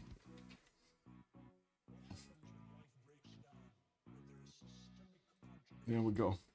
putting my jets back in order. Jessica, good evening, ma'am, and welcome. Civ6. Yeah, I'm gonna put it here. There's like no way. There's like no way this is not a Civ6. Like this was like really the most predictable disaster that well, no. This is kind of like on the Civ7 level, you know. You see it happening in slow motion, turn by turn. You know the result. You really know the result, and it's just blowing up over there in your face. It's incredible. We do have Zoroaster here with a great prophet coming out from India. He's gonna also build up his shrine count, and I do notice he picked up a pantheon. That's gonna be God of Craftsman. He's gonna get some extra production points on these iron tiles, and of course on his sources. Not to mention the other strategics. He's already scouted out, sniffed out by GR here in multiple cities, and we're going to need to wait and see if there will be any kind of damage. By the looks of it, we do have India preparing his defense with one of these. Warriors, not to mention the scouts that he has to the north and to the west side, mirroring what England is doing with his own scouts. Babylon, yeah, we did see City Patron Goddess going for another city in the north. I'm actually curious if he's gonna go for the Iron Settle, even though he doesn't have a lot of tiles there, or just gonna sit on the coast. I would have expected him to try to figure out another placement, I would say, on fresh water here, but it doesn't seem like he's gonna have an easy one, right? He could have gone west. Here, he could have gone here. Not really the ideal placement, but I guess I still think it's better than this one. I don't know. We'll see. We'll see if how to say, Jules is gonna be happy with spawn in the north. Getting, of course, his builders out, also traders. So let's take a look. He got 2 of his commercials out and 1 market finish. Right? This is Babylon. Wait a second. Babylon gets his market for free, so that doesn't count. That's gonna be an advantage from him. Do we have any other nation? Where were we? Where were we watching the commercials? Cree side, right? Cree side. I don't think he's going to be incentivized to get the market out so quickly, so we can see how fast he's going to get it. Anyway, let's see. I see, but in that case, in my opinion, it just shows that naval civs are overly strong on land-based maps. That even on Highlands, 50% of the civs are naval civs. They're very strong. They are very strong. It used to be they weren't this strong, and they weren't getting that much played. And I think it is a good change that they actually added a bit more power level to them. The players just keep adapting, and we're going to need to see if there will be, of course, any kind of change. I don't think there needs to be a change to them, because I've seen them actually kind of fall very quickly, succumbing to the strength of their opponents if there are too many hordes of horses coming towards these naval nations at the beginning of the game are quite detrimental. Also, the Priester, I think Rich Highlands naval civs are also great, get great spawns. Usually you get the ocean to one side and can only expand to the other. On Rich Highlands you can expand in all directions, even with a naval civ. Yeah, true. So normally a land-based civilization has a bonus since it can expand in all directions. A naval civ has a minus since it can only expand into one direction. On Rich Highlands this does not apply. There are also quite a few one-tile lakes on this type of map, so they do have at least where to place their harbors over there. Wanted to, get that out. God of the Sea here, picked up as a Pantheon for Spain. Yogdrial is gonna finish his Gavron Plaza. Got one of these holy sites from Toledo, and that's from his 3rd city. Interesting, not the 4th. Usually you do want to get the holy site from the 3rd city, but I think he got his discount and he was just happy to keep it going. This city did grow quickly. It did have a banana over there to grab some extra food from, and from what I do notice, he's probably gonna grab this city center over here on the 2-2 base, getting closer to Babylon. While he's gonna need to get a city on the coast, doesn't seem like he's gonna be that fast on it. We're 10:30 and we're one turn away from getting the golden ages. We do have everybody managing to get enough era score to get it, and of course we're going to need to take a quick peek on the city states, while we're also going to need to take a look at their religions. So let's take it one by one. Venice, Samarkand, trade, city states. We do have Auckland and Singapore with Hong Kong as industrial city states. Kabul with Preslav and Akkad will be military city states. Jerusalem and Yerevan will be the religious ones. Antananarivo with Kumasi, culture, and by the looks of it, we don't have any science city states. No science city states. No extra science for them. Whoa. Yeah. That's kind of it. Okay. Yes. Good point. Naval civs can expand. Yes. Okay, so we're just gonna need to take a look at the religions also. Buddhism on the side of Norway with Earth goddess, getting choral music. Shrines and temples provide culture equal to their intrinsic faith output. Defender of the faith, +3 combat bonus, and of course we're gonna need to see how much faith he's gonna manage to generate at the beginning. He's on 47 faith a turn. That's very good, very good. Getting his encampment next turn, and from what I do notice, turn 31 is gonna give him his monumentality to buy out a builder and chop the encampment training project, so he can get a general here quickly. We'll need to see if Gran Colombia is actually going to get some units out. Does seem like he's right now very focused on getting his sim up and getting more cities, not really units. He did get his free Commandant General, of course, from switching the era, and that's about it. Let's take a look at Oransi here, because we do need to see him. Oh, wait a second. Yeah, the Oransi, right? He's the second one with the religion. And let's see, 10 science, 16 culture, 43 faith a turn, 44 points of production. While we do have him on feed the world, shrines will give him the +2 food and +1 housing. Temples will provide him with a +4 food and a +1 housing.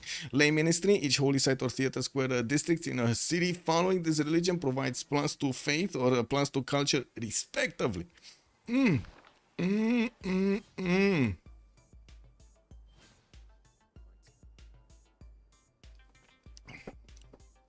Okay, just coming around from him. Oransi is gonna want to get some defensive units to push out the scouts of England and not let them actually pillage his tiles. He did put his government plaza to increase the adjacency of one of his holy sites, and I do see he did build his shrines up, buying builders from everywhere to keep on chopping, and of course with his 43 faith at 10, looks set for a good monumentality.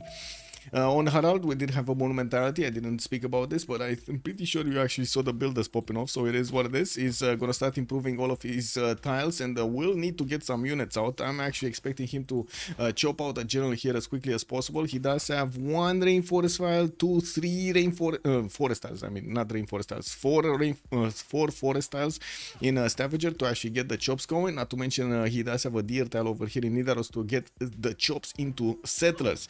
He didn't go for Magnus first, he chose Moksha, and to be honest, this would have been a pretty good Liang city. Like this could have definitely been a good Liang city. But anyway, Moksha, extra faith, does extra culture, does make sense in a way.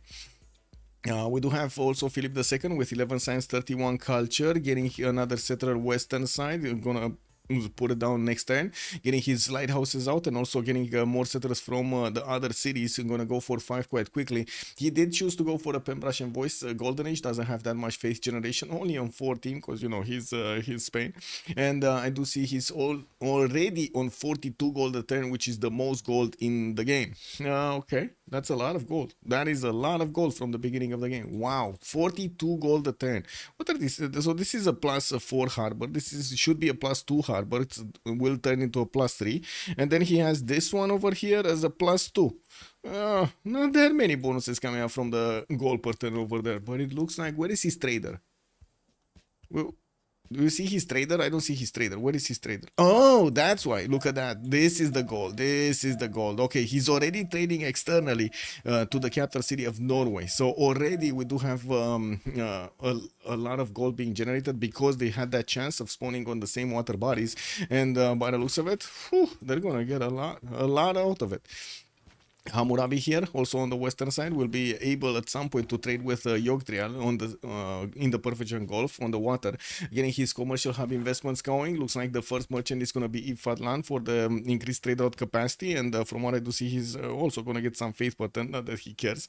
Just needs a few more turns to get it. No, one more turn, because this commercial hub is going to finish next turn. I wasn't sure if we looked at it at the beginning or the end of the turn, so you know, wanted to double check. We do have him also with 44 points of production, pretty good right now, getting his palgums for the extra food on all of these tiles that will be improved on the fresh water. At the moment he doesn't have any. It is what it is. And from what I do notice, we do have also more builders coming around from the north, while he is starting to improve his tiles over here. I need to actually comb my cat. That's what I'm doing with my left hand. I'm trying to comb my hat. Maybe I get rid of some of these little hairs over there that are yeah, getting out of her. She's extremely furry. She's a very big furry. Very big furry. It is what it is. Yeah, very big furry. Anyway, let's move. Simon Bolivar. What do we have? Simon Bolivar.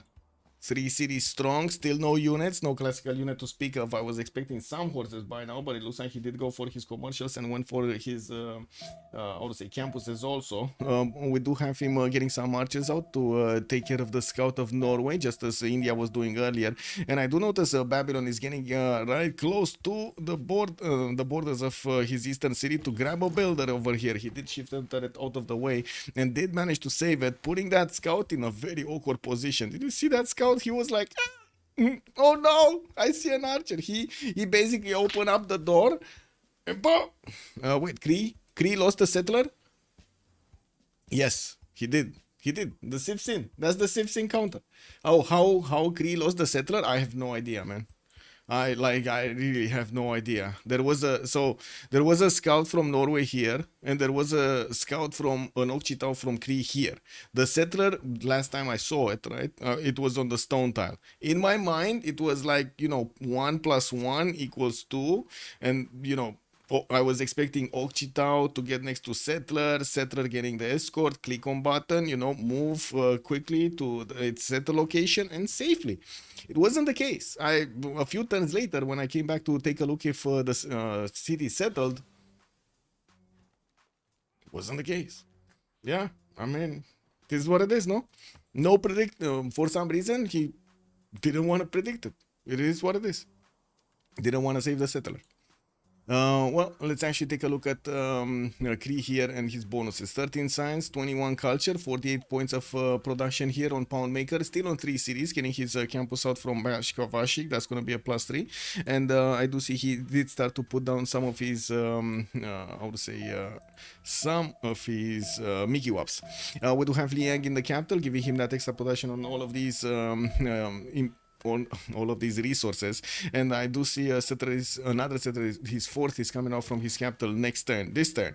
Ancestral Hall in 4, he might actually get a free builder when he's gonna settle it, and this time around he's not gonna take the chance. He does have his Okchitau right next to the settler. See, this is how it's going, you lose one and then boom, you learn.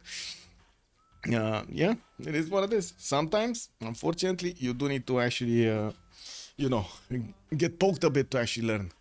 We do have also Victoria Age of Steam over here. What do we have? Victoria Age of Steam, Damori, 14 science, 25 culture. He has his first horse out. Might actually go and take out Preslav. Yeah, looks like he's getting more horses, so I would imagine he does want to do something with them. Doesn't have a general, we won't need one. And I do see he's getting his ancestral hall, so he's gonna soon start popping out cities. Probably in in all of his cities, he's gonna start building up these settlers, so he can double his city count very quickly. Getting another settler to the southwest. Oh my god, Harald might get another city. Oh, Bob Another Robot is here with a scout in the forest, or I should say behind the forest right now. I'm pretty sure the settler extra vision is gonna help out Age of Steam here, and Amori is usually a player that really is good at predicting what is gonna happen here. So we'll see how this goes. We do have JR, 12 Science and 38 Culture on the side of Eleanor, Pembrush and Voice Golden Age. We do see Settler coming up in 3 turns from Liverpool and Theatre Square from Birmingham. I do see Monument to the Gods is gonna be his choice. He's gonna want to get that extra possession towards Wonders, and 3 turning Hanging Gardens from his second city. This is not even his capital, and he does get only 3 turns to build Hanging Gardens. Whoa, 2 turns to build Hanging Gardens. Whoa, amazing, no?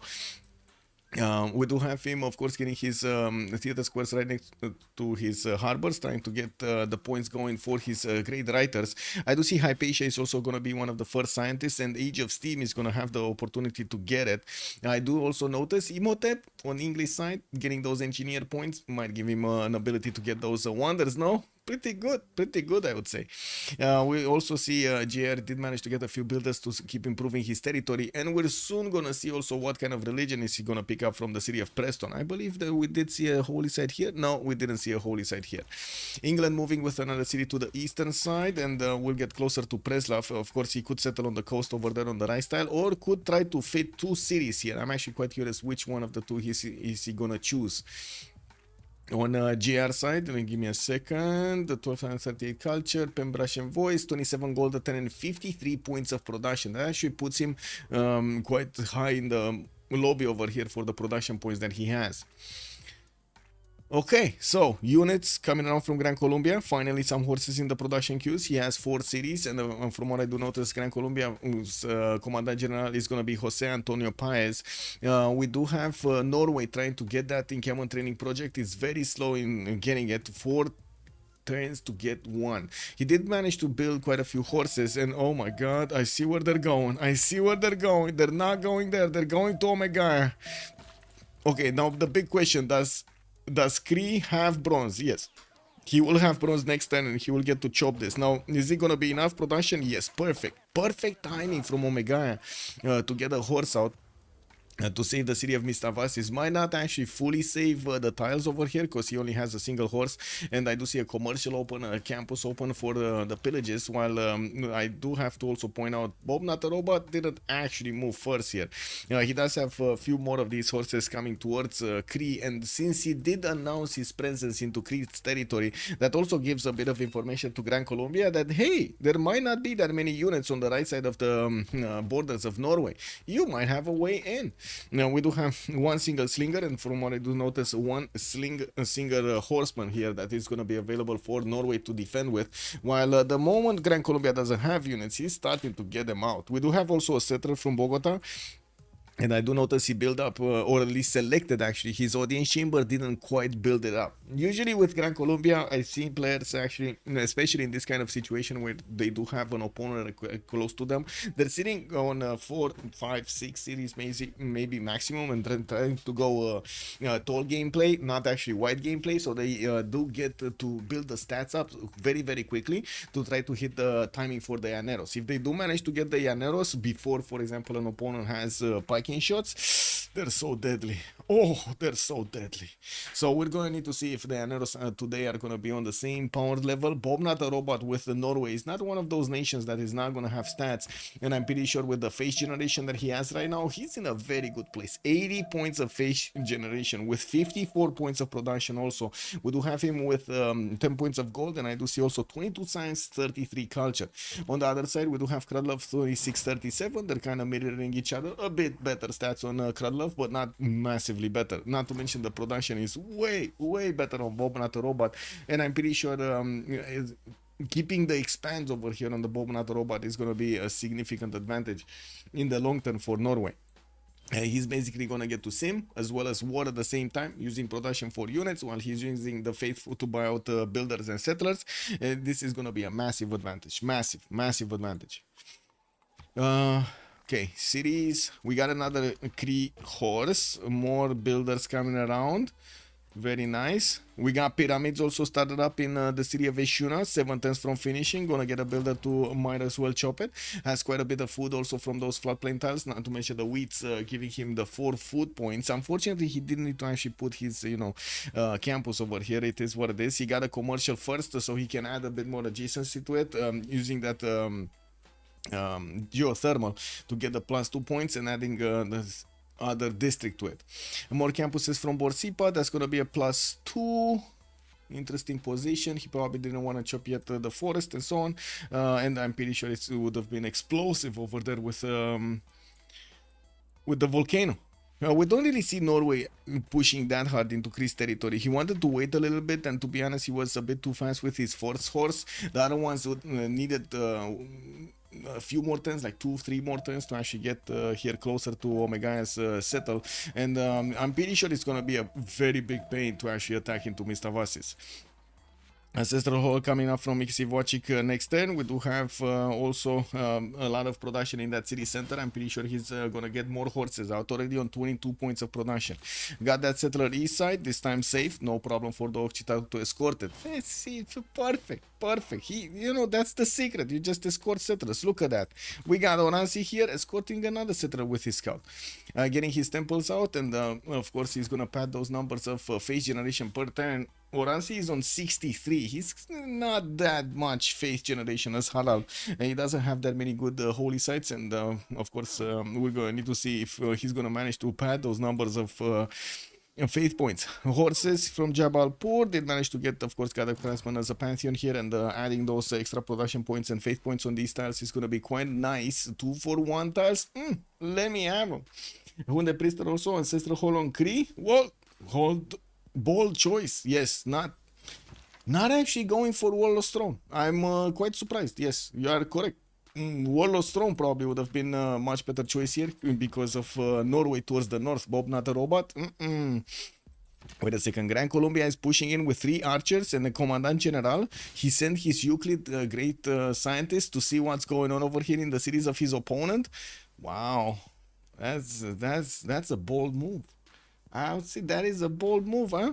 3 10s for Warlord's Throne from Bogota. Usually the gameplay and getting his science up. More of these cities are going to be settled southeast with fresh water.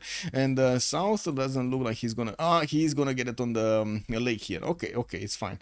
Well, hopefully he's not going to get burned in the volcanic soil. Can you imagine? Oh my god, this is one of those scenes you see in the YouTube movies that the players are, walking on fire, or what was it, on burning coal. Did you guys ever been to one of those corporate how do you say, events, like the team building events, when they put you in different challenges, like your colleague, your how to say, your partner from the department you are in, they're gonna need to keep you, safe over there. You need to lean back and let yourself go into their hands or something like that. And then you have that other one that is how to say, the party zone. Whoever gets to actually, the 3-legged race, whoever gets to actually, go underneath the I would say underneath the bar over there with all of the music going around, and the bar keeps getting lower, and the people just cannot go back that much anymore. It's so funny, no? And there is also the walking on coal. Wasn't it the walking on coal? Oh my god, I think it was also a scene in Jim Carrey's Ace Ventura, if I remember correctly, right? Oh my god, man, that's quite something. Anyway, we do have forces coming out from Norway now, and I do see Stavanger and Skien are gonna get some out. Not to mention also the capital. He did manage to get enough. He's gonna manage to get enough units actually to take out all of these Grand Colombian archers. I'm actually extremely surprised that Krylov sent 3 of his archers on the western side. Extremely surprised. Show Kree? Yes, sir. Let's see. So Kree is kind of in a stalemate. The general did go towards the south. Bob Not the Robot is getting bonuses to some of his sources. I do see Kree already built a line of units, and he's gonna chop some more, or maybe he's marked out. I do have to point out Tina over here. It just keeps on messing around, and I have no idea exactly what is she gonna do in the next 5 minutes, man. Oh no, I know. She's just gonna start sniffing around everything and try to do something. Whoa, already the attack has gone through on the city of Mistavas, putting it down to 75% of its HP, 60% about 60, between 60 and 75. We do have a builder that is not gonna get to chop nor improve anything here, and still 3 units can attack into that city center again. We do have Kree with the ability to actually oh my god, he's not gonna take out not even one. Even if this Norwegian horse actually attacks into the city of Mistavasis, Kree cannot counterattack. He's losing so much strength because of the extra strength of Norway and the terrain, right? So for example, this dice tile that would allow him to actually get to hit from 2 sides onto one tile, because the others are actually protected by, the city center itself and also the lake over here, and there's not going to be a way to get onto the stone tile unless you get through the lake. This tile in particular is actually adding another 6 points of extra defense from ideal terrain, and he does have the fortified defense also. So with the support bonus and everything, this is a very strong unit. An unmanned city-state has been defeated. I would imagine Preslav, right? Yeah, England, Damori did manage to take on Preslav here. And I do see Damori should have actually... Wait a second, he should have actually picked up... Oh, no, okay, he's not that fast to get Imhotep. I think he did get Hypatia, though. Yeah, he did get Hypatia for the free library and the +1 science for each library. And from what I do notice in the Great People screen, we got Imhotep here as the Great Engineer. With Norway managing to get just 1.1 Great General points, we do have quite a race in the writers. Basa is going to be the next one. I'm not sure if anybody got to pick up something. No, so he's going to be the first one. And also extra trader out on Babylon. Very nice, very nice. Free market, extra trader, very nice, very nice. And we do have India on 14.4 Great Writer points at 10, with England only on 2.3. That means India is starting off on making at least a few projects here. Yeah, there we go. He's making the Theatre Square projects from Madurai. And the city is gone. Bob, not a robot. Beep boop did manage to take out another city from Kree. That's the first one, ladies and gentlemen. Bob, not a robot. Lani Mallory managed to push and take out Cree. Cree City. Did he actually? This is the second city, right? Well, a quote-unquote second city, because the first one was a settler.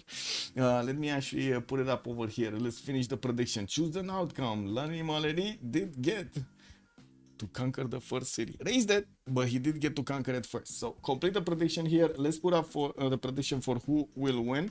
Who will win? And we do have Arcane on one side, and we do have on the other side Lani Mallory.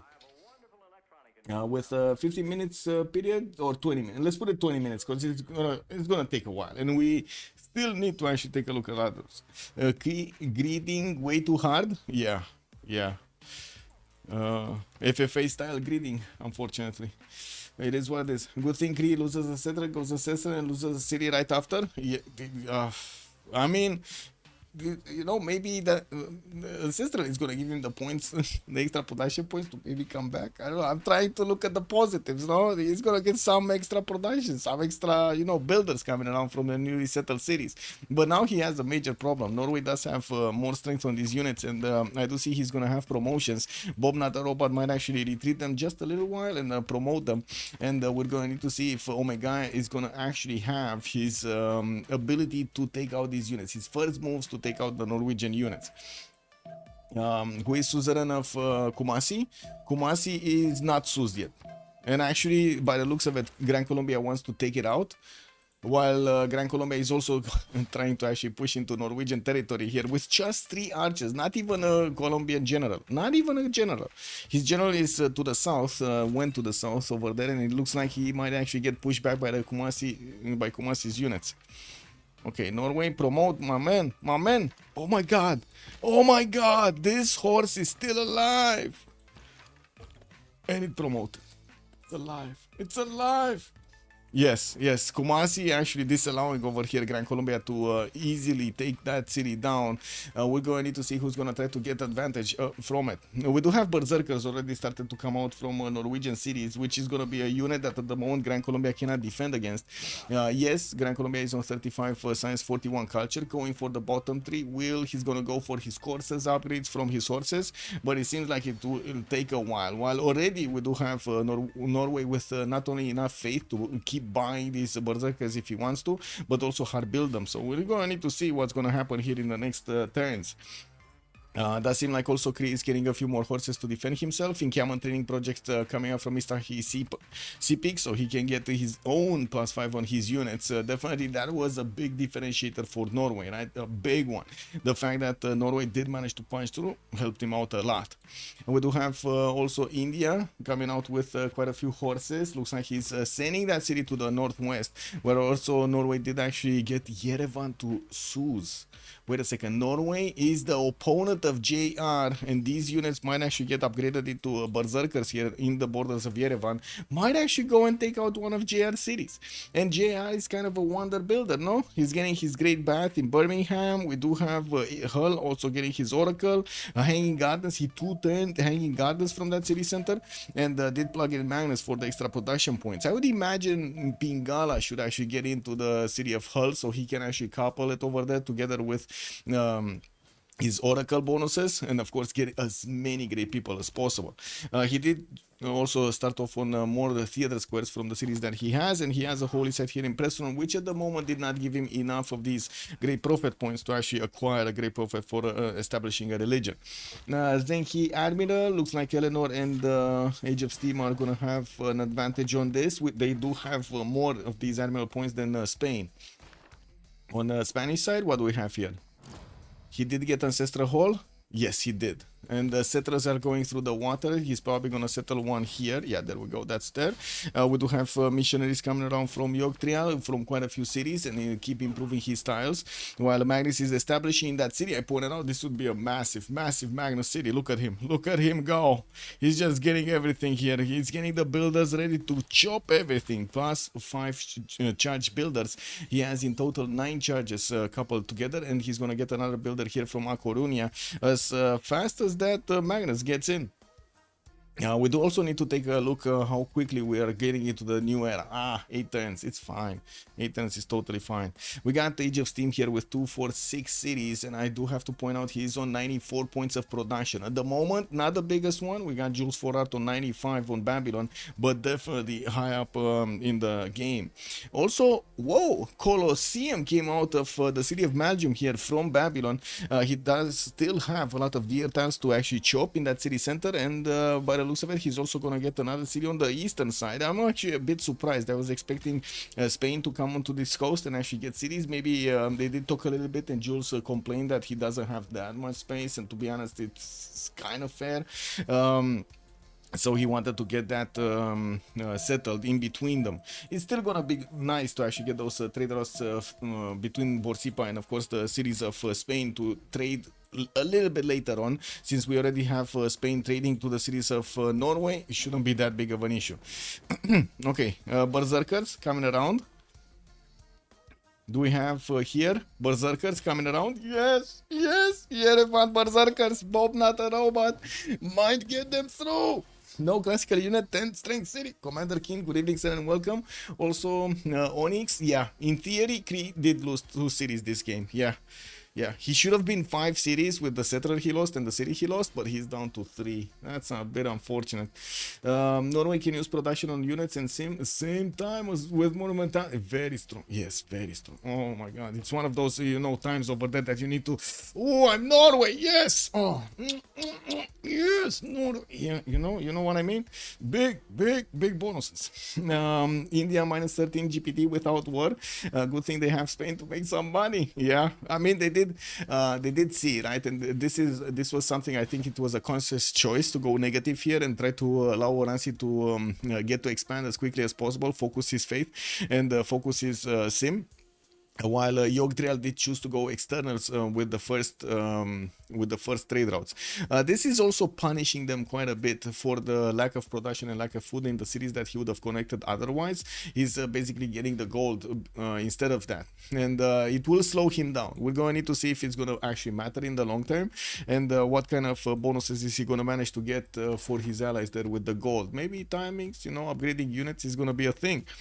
Zen meditation for Spain to get the extra amenity. Stewardship for the +2 science on the campuses, +2 gold on the commercial hub districts. Okay. And his converting passive gets him a lot of stats. Yeah. Okay, let's see it. By the way, England doesn't have monumentality and does not have a unit in stock upon threat. He doesn't even have his builders ready to go to do something here. The Berserkers do have the 3rd movement and they will get right close up and personal. So yeah, there is a horse coming up from Liverpool. That city is going to go up to at least 26 strength. I think he didn't build a district here, so he's not getting the extra +2.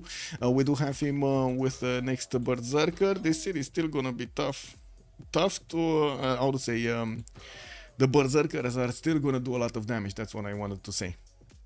Okay, 6 turns for the new era. Do we have anything here? No. Anything here? Not much. We're just going to see Norway actually. He's going to the Giant Causeway. He's going to the Giant Causeway to actually grab the extra bonus damage from the Berserkers. Might as well. They like to swim, right? You send them on a trip to the Giant Causeway, see what's going on over there, you know, sample the Mercury and get back. He did retreat his units from actually attacking into Kree, and I gotta say, he did so much damage. So much damage to Kree. So much damage. It was kind of Kree's fault, don't get me wrong. Like, this was all on Kree. There is like no reason to lose that settler over here. Also, England would have to get a horse before he can slam, and even then the city dies in 2 turns. Yeah, not gonna be. That's not gonna be safe. And I do have to point out, a follow-up attack might actually come through. Oransi might try to get his horses into as quickly as possible coursers with a general. I do see him opening up bronze working, and by the looks of it, he's just getting his feudalism builders out. A bit surprising, because he should have a lot of faith per turn. He's on 105. He did go for Ancestral Hall and not Warlord's Throne. So his production into units is not going to be that big. He does have 105 faith per turn, which will allow him to invest some of it into those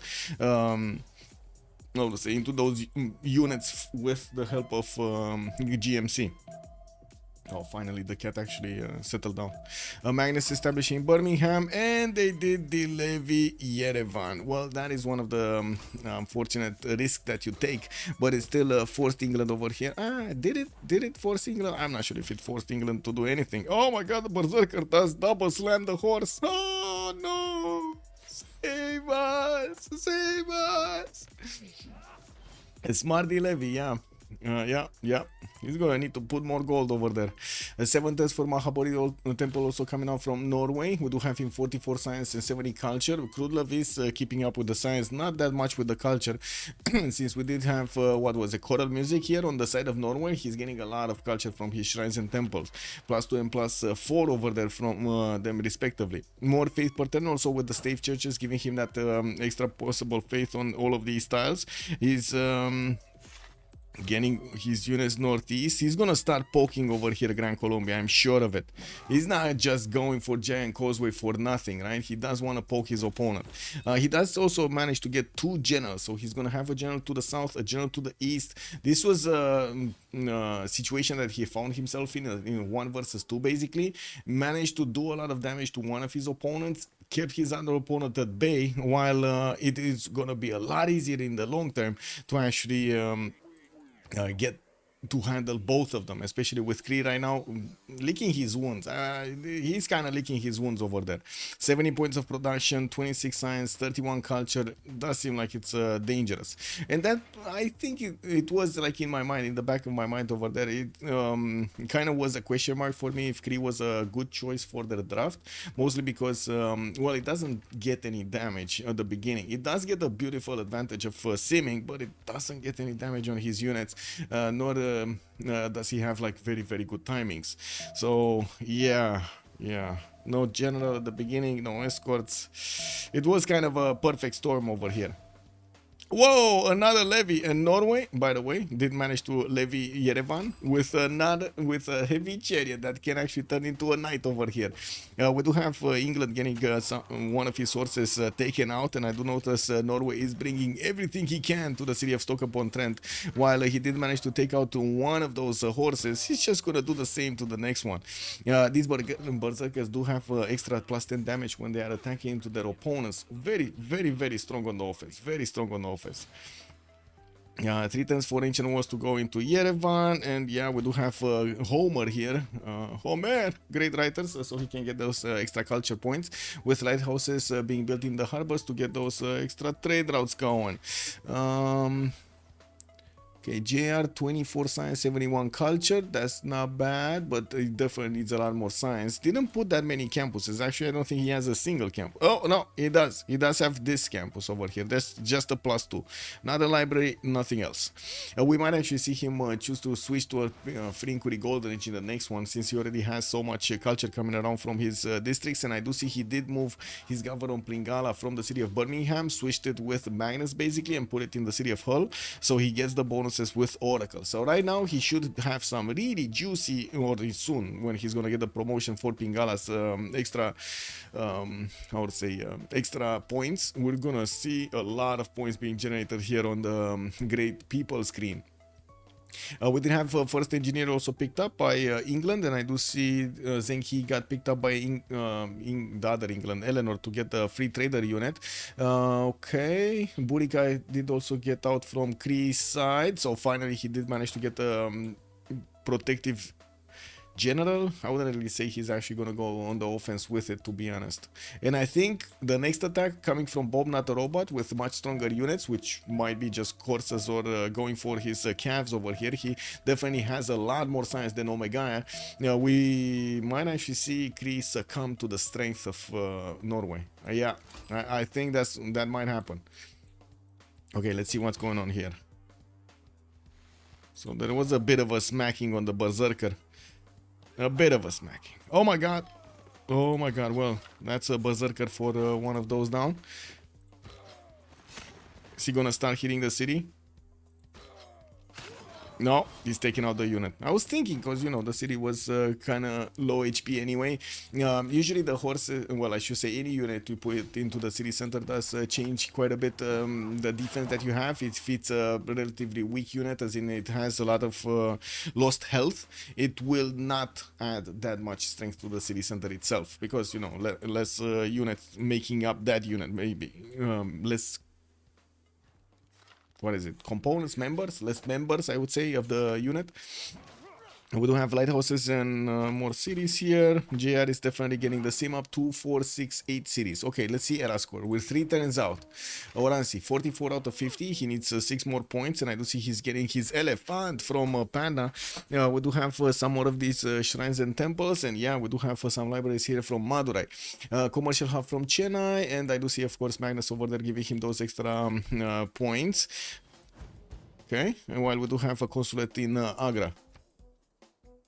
Well, Hardrada did manage to secure his gold range, doesn't need to actually get more era score, and I do see he is gonna put on an attack against Gran Colombia from the north and the western side. Not all of his units do have the extra bonus from Giant Causeway, and not all of his units do have the general bonus. It looks like he didn't send one with the northern units, and that archer actually just tried to get away from one unit to just end up looking at the I would say looking at the face of another. Unfortunate. What can I say? Unfortunate. 55 out of 56 for Philip II. He's just going to be 1 point off from getting his golden. He did manage to get his religion out, and we checked it. Cementation stewardship.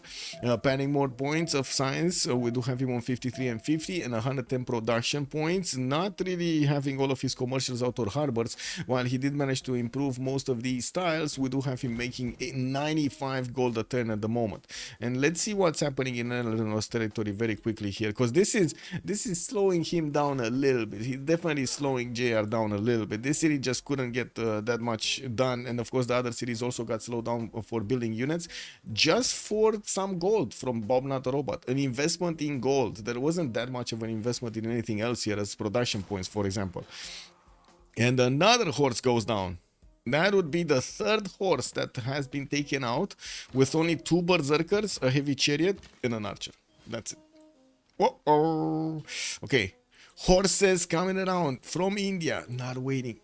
He did not wait for the courser timing. He's just going right now. He's going to want to get the pillages going. And I do see JR is in big trouble right now. Can they afford to put a lot of gold on him so he can get some more units in the southeast? He's trying to get a warrior to, get it into a swordsman, but he might not have time.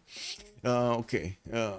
Babylon, 59 out of 58 points, 246 cities, Colosseum finished, getting also converted by Spain. Spain is trying to get a coastal city also, putting it right there next to the Sil tile. Reina is establishing Karshamash for the trade routes and of course the extra gold. The pyramids did get finished. Eshuna did get one of those encampments out, and he has his encampment towards the western side. Well, yeah, we do have England here, but to be honest, this is kind of terrible land to push through, like rivers, rainforest, forest. This is 2 tile chokes, 1 tile chokes.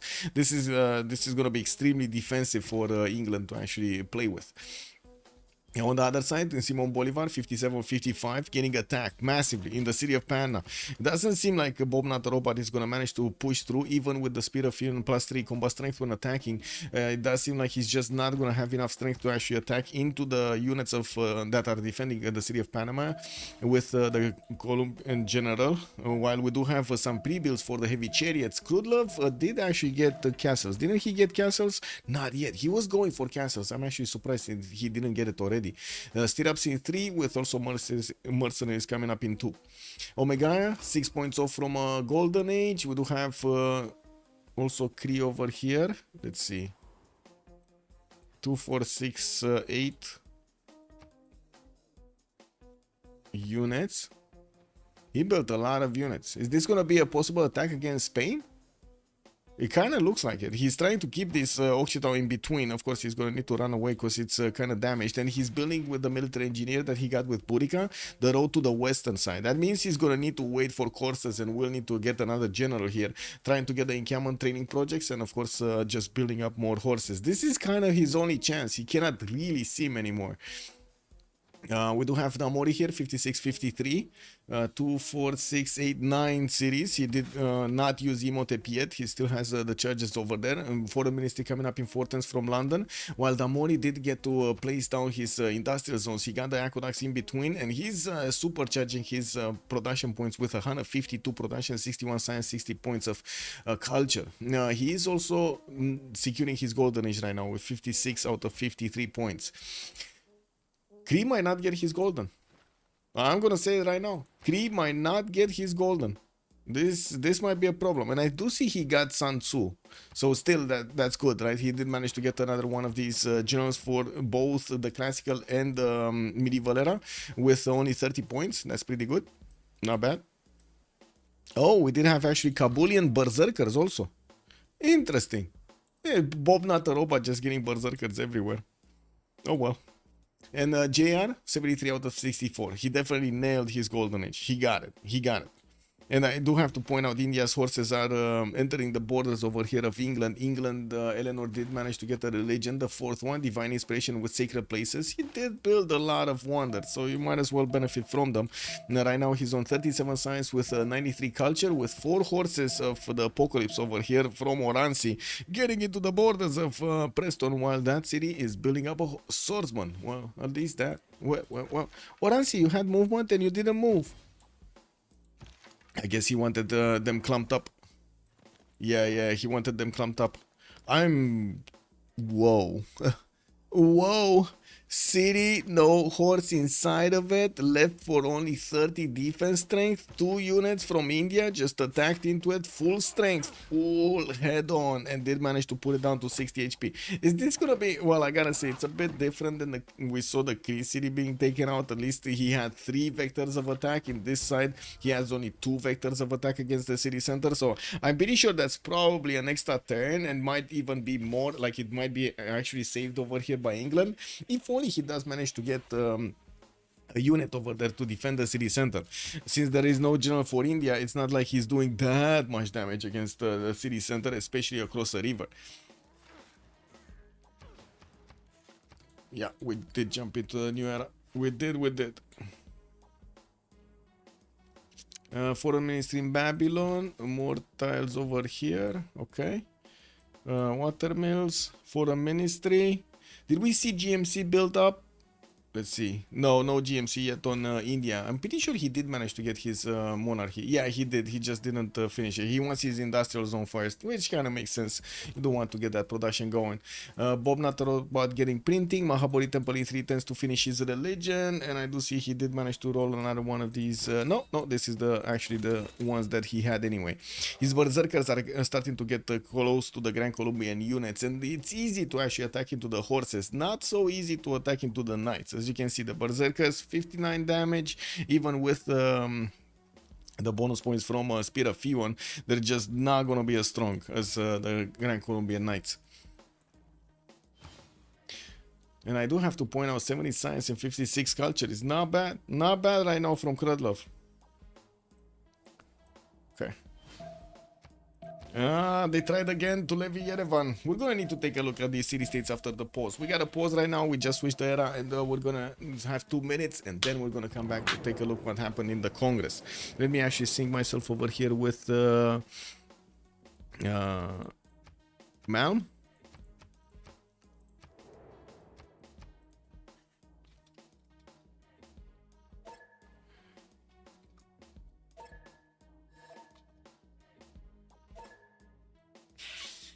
Okay, next. And submit. Let's go. Be right back, 2 minutes.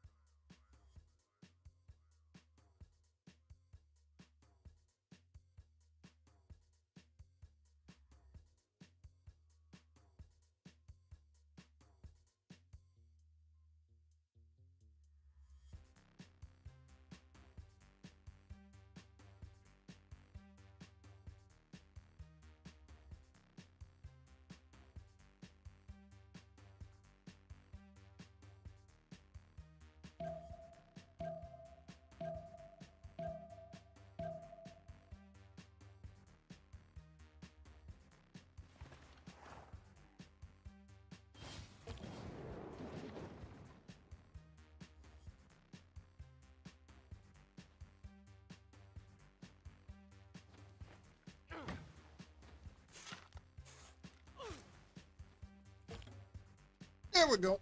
Okay, so doesn't seem like it poked Preston quite well. The walls are going up next turn, so I don't think actually this city is going to be taken. Never mind, he got a horse in. No problem over here for JR to actually defend himself. Let's see what happened. Mercury's granting the double lux. We do have Victoria getting the +4 to the traders, definitely more gold. And we do have chosen player getting 2 diplo points on the side of Hardrada.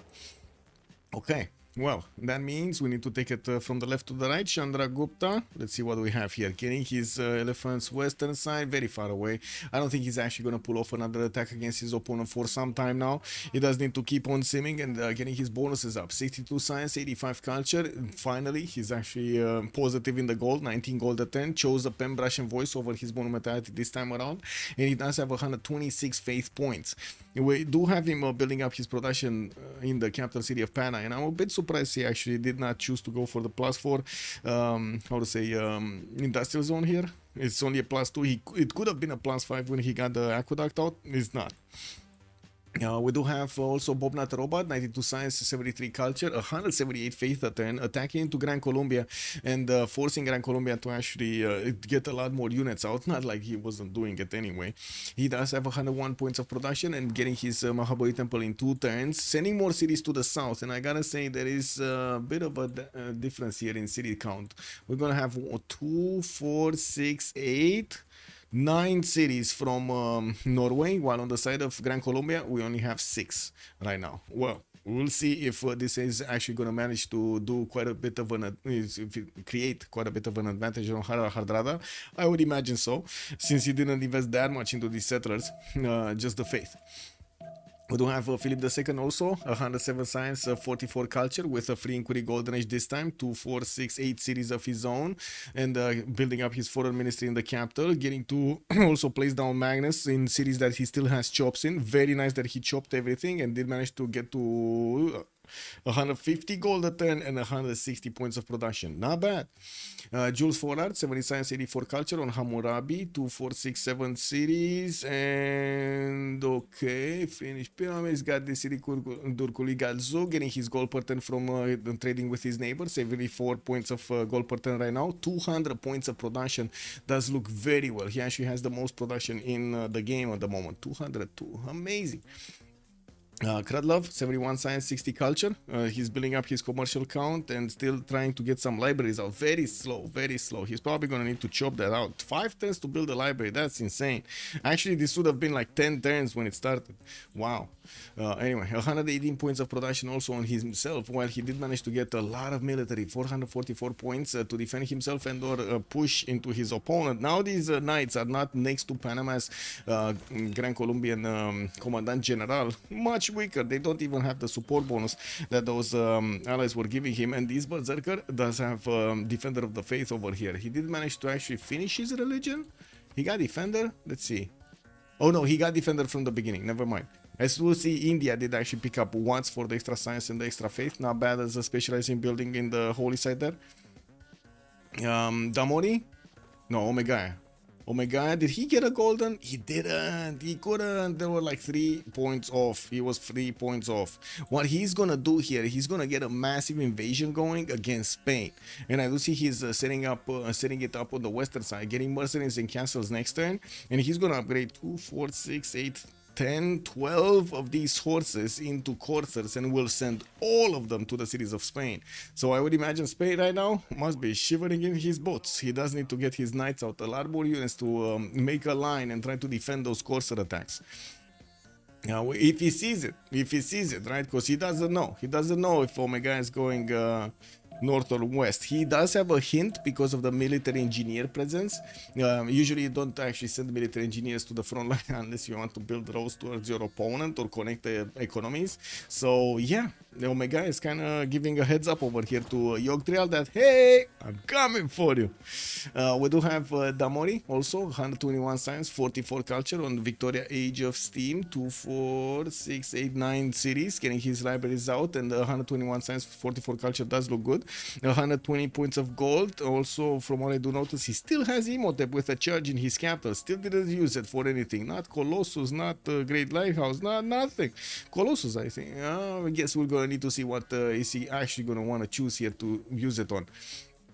He does also have, let me see the yields, 104 gold per turn with 180 points of production. He was one of the first ones to actually get his industrial zones out, and the presence of these industrial zones in between the aqueducts are giving him so many more production points, not to mention the points to actually get this engineers, get these engineers going. He's on 12 great general points of turn passive here. We probably did have another merchant with extra trade route capacity got picked up. So Ifadlan was the first one. Did we not have the other one? Zankian or Marco Polo? We didn't. Wow, we're still on Raja Todarmal over here. Okay, interesting. Interesting. Okay, I'm surprised. JR 95 science with 81 culture. He did switch to a free inquiry golden age. He getting the benefits out of his Royal Navy dockyards over there for the extra science. 14 extra science on these guys. He did manage to put that government plaza in between, and from what I do see, he's also getting a few more commercials for more science. We do have also England getting some help for him, while India was poking him on the city of Preston. Doesn't seem like he did manage to do that much. I'm actually a bit surprised. Oransi could have tried to go around the city of Preston to the south of Hull. Not really. I mean, it would have been a much easier target, juicier target to actually go against Hull, because he didn't have the river advantage, but he would have needed to be a lot more surprising, right? He would have needed to go all the way around over here and then go towards the north of towards the city of Hull, staying out of the vision of his opponent, basically. Well, the horses of India are still running around trying to do damage, so, you know, there's that.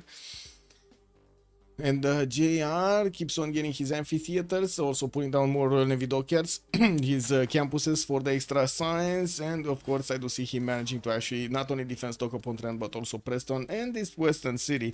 The Indian horse is just gonna get a promotion and will try to keep on shift entering out of the way. Doesn't seem like there was much damage done to Grand Columbia, while he did need to retreat one of his knights. Probably one of his units did die over here next to the borders of Stavanger. Grandmaster Chapel being built in Nidaros in 6 turns. While he did finish his Mahabodhi temple, he did probably finish his religion with pagodas, giving him the +3 faith and +1 influence points. We do have also tithes for the extra gold for each city following the religion. I don't think he actually spread his religion to anybody else. We did see Spain over here getting his own, and he's not going to get that opportunity. India has his own, not going to get that opportunity, and so on. GMC also being built in Padna, of course, with the arrival of, with the finishing of that aqueduct, the industrial zone just became a +5, doubled into +10. And while he still Oransi has some chops left, he's trying to get those extra science points, not to mention his production count up. Started building a few units on the right side where Auckland is being seized by Spain. He might, I mean, this is his ally, right? So I don't think he actually wants to take out that city. I'm not sure exactly where. Does he have anybody to go against? No, not really. Oh my god, coming out. But we do have immediately Yogdrial getting his knights out. He does know. He knows what's going on here. Also charismatic, no wait, the other one I forgot what it's called. The charismatic, the leading horse from India could have waited one turn for a better surprise effect. Yes, I know, exactly, right? If he wouldn't have been seen over there, it would have helped so much. Maybe CivFR for letting, I don't know what that is. That's a lot of science. Echo Supreme, that's a lot of science, man. Man, poor Kree, I hope his push works and redeems him. Yeah, true. I don't think it will work though. Like, these courses don't usually have enough damage to go against the knights, and it's not like he actually has juicy parts of Spain to actually go against, right? All of them are gonna be quite defendable here with hills, rainforest for the extra defense. We do have Spain with enough production to actually get his knights out, so I would imagine he's gonna get this, I would say, in a line and try to stop it. We do have a spy from Cree established in the city of Toledo, getting the listen impose mission to add another point of intel on his opponent. He's only on +3, and from what I do see, we do have Omega trying to get his printing in 7. We do have also Norway with, I would say, with the alarm, because right now he knows that Cree is probably pushing into Spain, and he wants to see if there are any units coming towards him. He's sending his horses in the front line here, in between his opponent cities and him, and he's gonna figure out that there are no units coming for him, and there might be no units defending Greece either. So there might be a way for the Norwegian horses, even if they are just horses, to go and pillage the Plaza, the campus, and try to score some hits over there. Norway did actually retreat his units from the right side, getting another settler towards the north, and oh my god, he's actually gonna send it into the tundra. Oh, that's gonna be a bad city, isn't it? He did settle Hamar on the cliffs of Dover. At least he got some era score points and of course the extra culturing and the gold. Could settle another city to the southeast of Hong Kong. Could settle another city to the west of Namsos. I am very surprised he's actually sending this city over here. Very surprised. I'm not sure why. Oh well, it is what it is. More builders, some crossbows coming around, and of course the general is actually deployed to the south. We're going to need to see if he's actually going to try to poke in with the Norwegian units or not. Campus coming up from India, also building up his university count for the extra science points. We do have for the moment Damori being the biggest science generator in the game, but I gotta say Oransi's bonuses do look a lot more balanced, with 119 science and 122 culture, 214 production, and 184 points of faith per turn. This is gonna be quite a powerhouse in the next part of the game.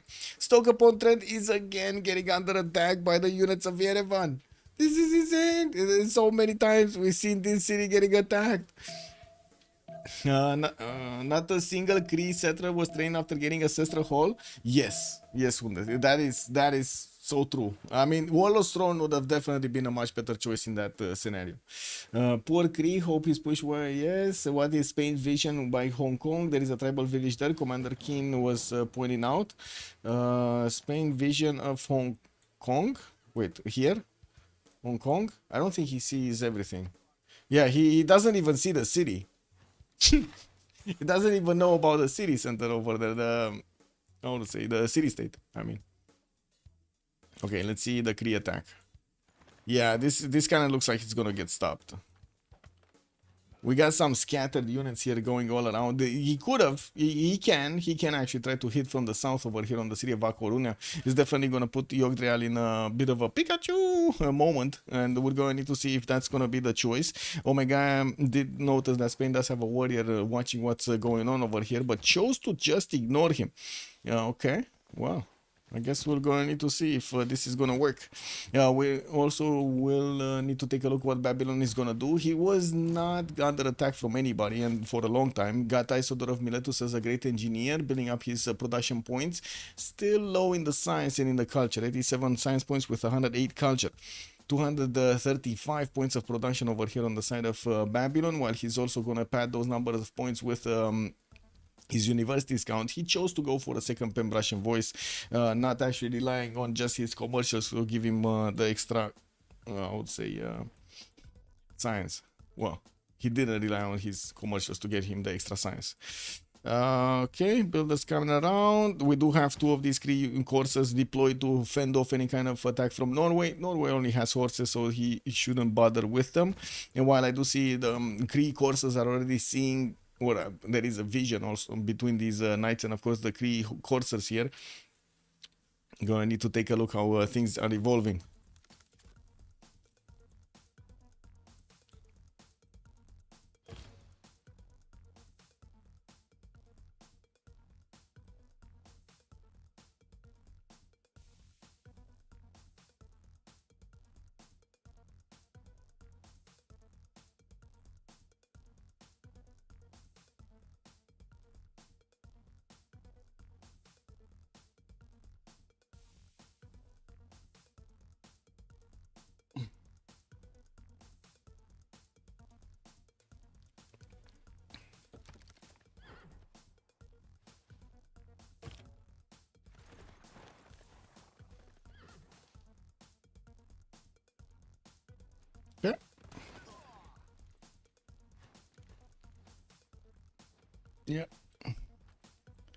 Yeah. Workshops coming up, London. We do have more traders. And Agorax coming up. Okay. Still, GMC is getting built over here in the cities of Norway, 3 turns away from finishing, and we're gonna need to see if we're gonna have Gran Colombia managing to get his Nero soon. He does have the upgrade on courses and did upgrade quite a few of them. Didn't quite get them to Giant Causeway to try to pad those numbers of extra damage points, and I do see Norway's Berserkers do have a bit of a how to say respiro time over here. He's just sitting and trying to get their health back. In the south, doesn't seem like he's gonna do anything with Kree, and yeah, we're gonna see Mr. Hisipik coming out over there in 3 turns.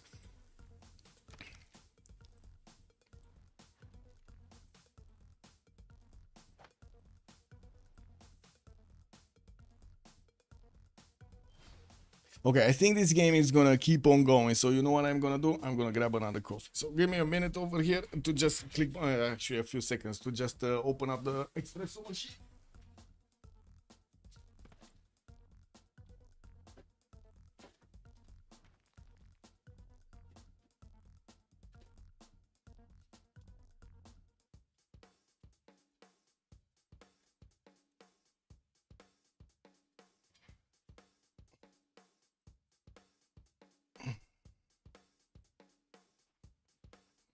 Okay, more granaries, more granaries, more granaries, amphitheaters, lighthouses in Brighton.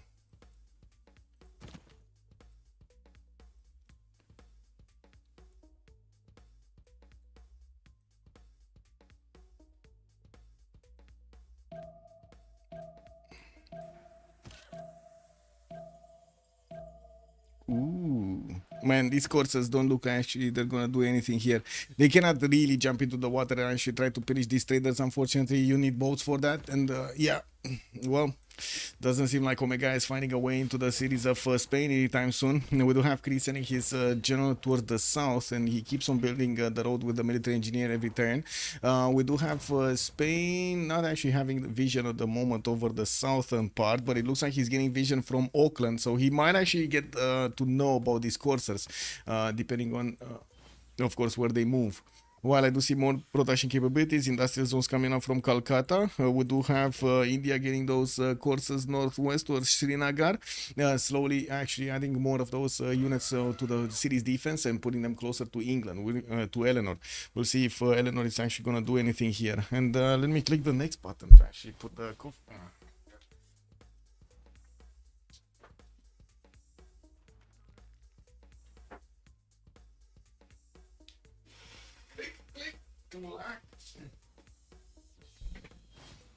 Click, click, clack. Okay, 2 turns for commercial hubs. Do have more aqueducts coming out from Newcastle upon Tyne. Also 3 turns for a campus from Wolverhampton. Okay, with adjacency over there, +3. More universities also coming out from India. While India was what? He didn't finish his religion. That's what I wanted to double check. Looks like neither were the other ones. Wait, I didn't check Taoism. Yeah, neither. Let's see what kind of wonders JR is going to try to do. He did jump up to 145 science and 104 culture with that Felinquity Golden Age and finishing more campuses.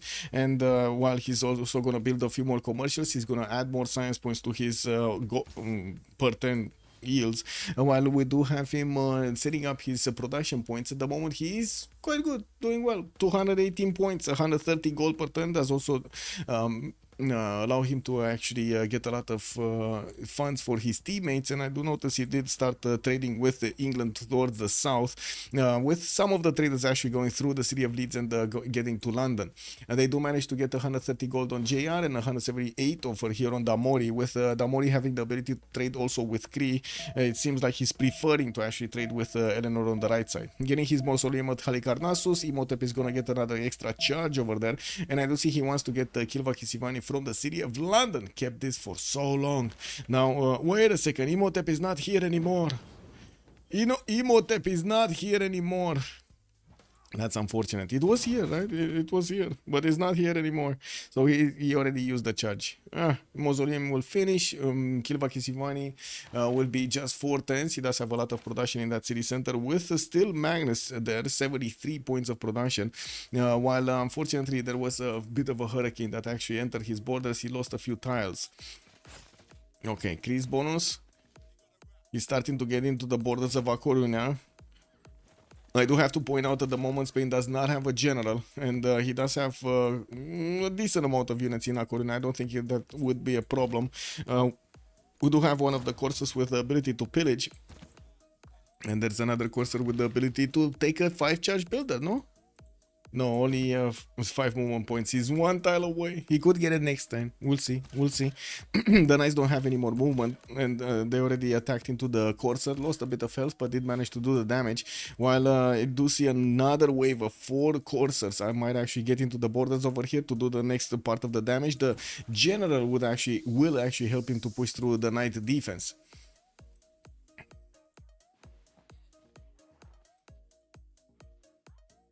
Campus research projects coming out from Age of Steam. We're probably gonna see them start to be competitive when it comes to the great scientist points, especially for the Newton and the Ibn Khaldun timing. I do see Zankian did finally get picked up by Gran Colombia, while I do also notice Isodor of Miletus earlier got picked up by Babylon.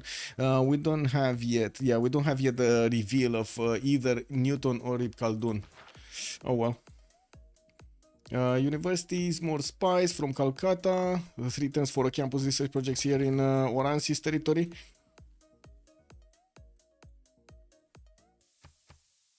Whoa.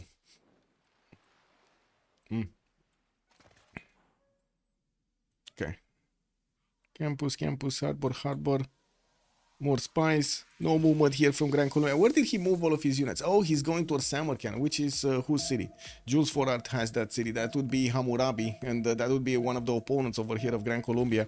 The city of Samarkand does have 39 defense strength, and it does have crossbows to actually try to defend. There is only a horse and a Civic chariot, so I'm not sure if he's gonna manage to fully defend this. And by the looks of it, well, the knight just lost half its strength. Samarkand did upgrade to another one of his swordsmen over there, and we'll see if Jules Forart does want to use it to pad those numbers of points with a stronger unit.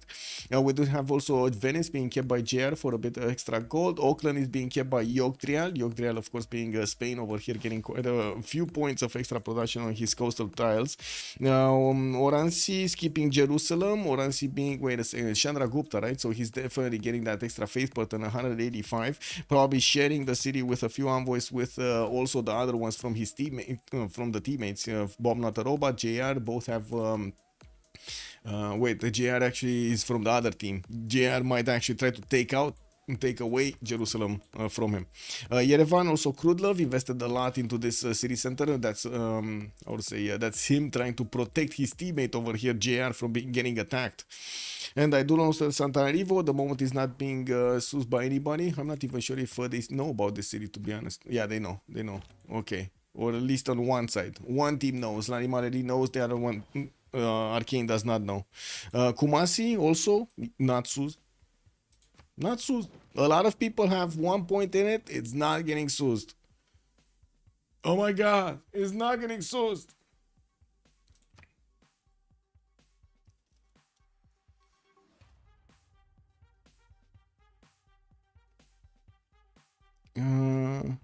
Kabul, Omega. Okay, we got spies coming from Bogota, also trebuchets coming up from Panama over there in 2 turns, while campuses coming up from Barinas. Well, we're going to need to see how things evolve here. We'll see how it is.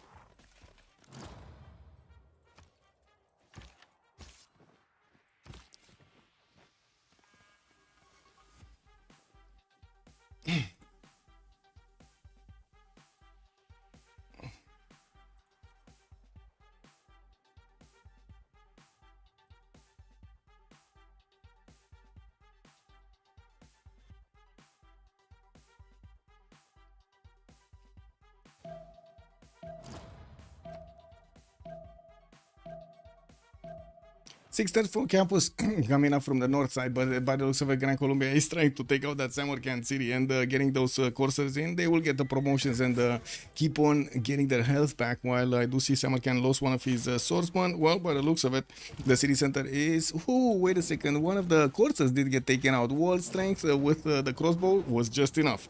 The city is under siege, and I do see 4 units around it. They will manage to probably do the damage. There isn't that much that the city can do actually anymore. Here we do have England getting his chancery in Preslav, and from what I do notice, we do have quite a few traders moving through. We do also have Angkor Wat with London getting it in 3 turns for the extra pop in each of his cities. While I do also notice we're going to have the campus research projects finishing. He's padding those number of science points on 192, getting the benefits from the extra points from the campus research projects. Now we're going to need to see if he's going to manage to also get Newton or Ibn Khaldun. It's going to be also massively important for Jules to get that, and from what I do notice in the Great People screen, he does have only 107 points, and looking at his city centers, he's also trying to get Angkor Wat, which he's not going to get, trying to get those universities up, and he's not trying to get the project, so he actually won't get the... I don't think he's going to get the chance. I don't think he's going to get the chance to actually recruit Ibn Khaldun. Maybe, you know, like, maybe there's like 5%, 10% chance that he will get it. I don't know. Doesn't seem so. Temples in Eshuna. Okay.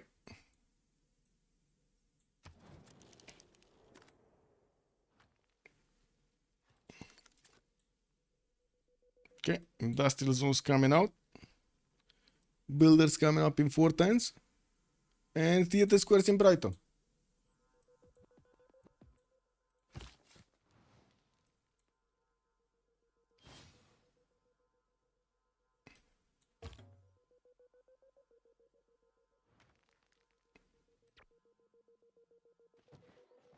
Okay.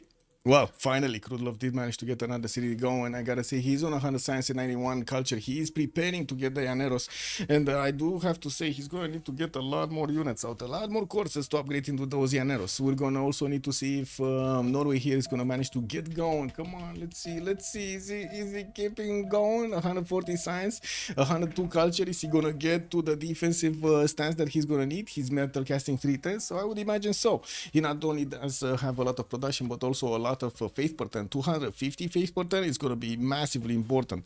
I do also notice he needs to defend his southwest and western side with courses coming in from Crete to try to pillage some of his mines. He will lose a few of these tiles. I think at least one mine will get pillaged over here. Yeah, no, both mines actually got pillaged. Whoa. Yeah, there we go, both mines. A bit surprising that the courses of Norway could not take out both of these courses, but I guess, you know, it is what it is. The courses didn't really do much against Spain. It doesn't seem like they did manage to take out the units, and yeah, they did get into the borders of Auckland, which is massively contested here. We do have them with the ability to actually pillage quite a few of these mines. He knows right now, after getting the vision with the coursers, that there are no defensive units. There is, I guess, no defense. There is no massive army defending this.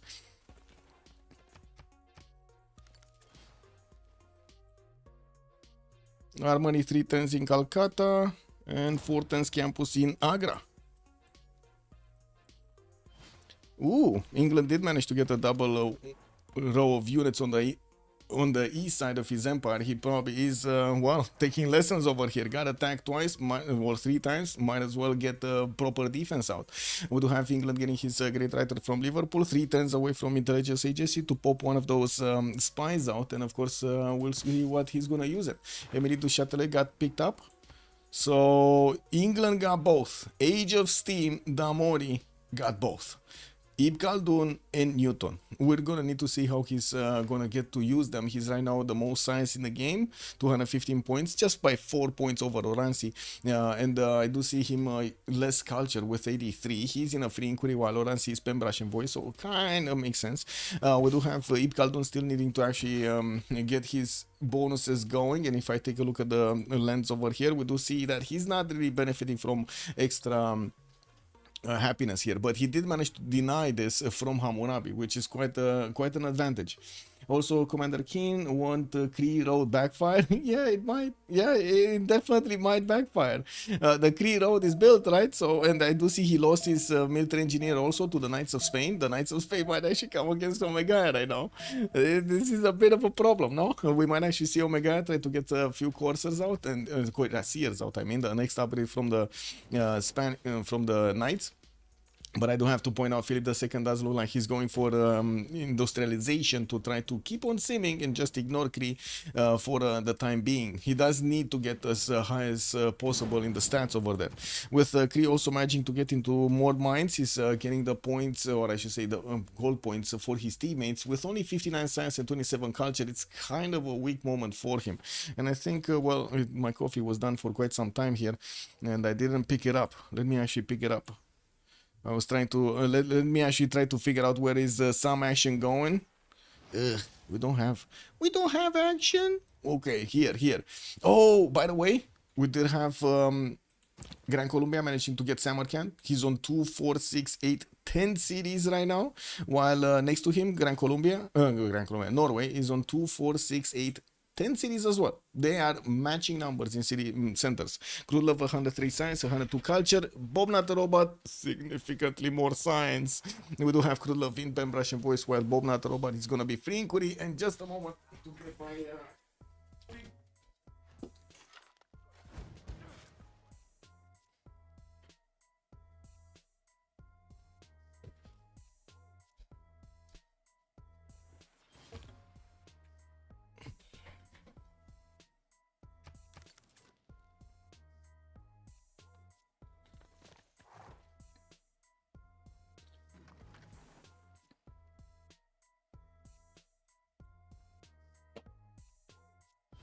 universities, courses, libraries, and so on.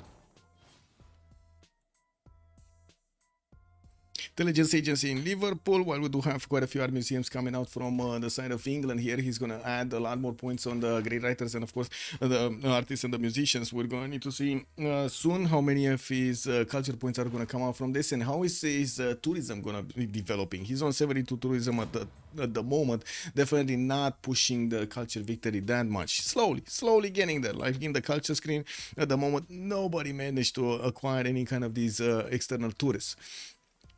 Culture victory, we do have tourism 42 turns out from Hammurabi, okay, 42 per turn, I mean, from Hammurabi. On the other side, of course, we're going to have the 72 out from JR.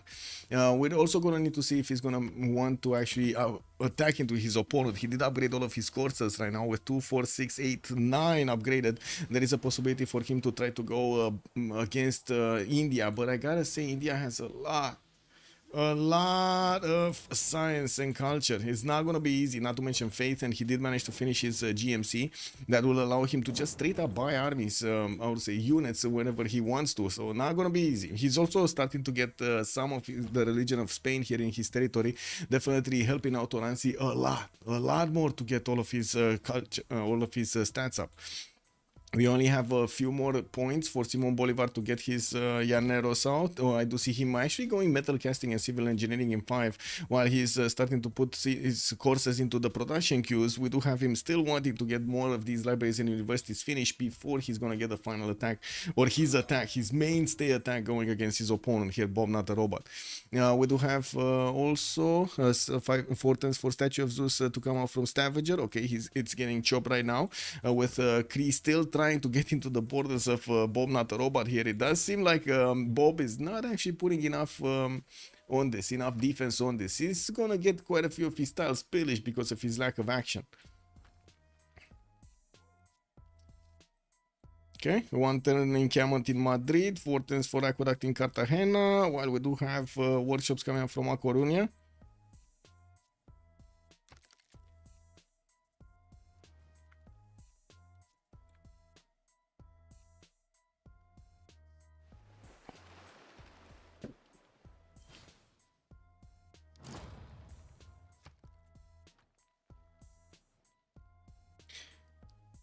Okay, intelligence also soon following up for Gran Colombia, but I think no, he didn't get. Oh yeah, he did manage to get the spy. Juana is in the city of Skian over here, getting the listening post over his opponent. Well, at the moment, these units are not that tough to actually attack into the Berserkers of Norway, but soon, when the Llaneros come out, that's going to be different. Siege tactics next turn, that means he's only 1 tech away from actually getting to discover his military science, which will allow him to upgrade these units into Llaneros. More knights also coming around from Oransi. He did put a few units to the northeast, trying to defend against a possible attack from Cree. We did have Cree actually managing to pillage a lot of the tiles of Auckland, where India is trying to help out with a few of his knights to stop the invasion, stop the count over here.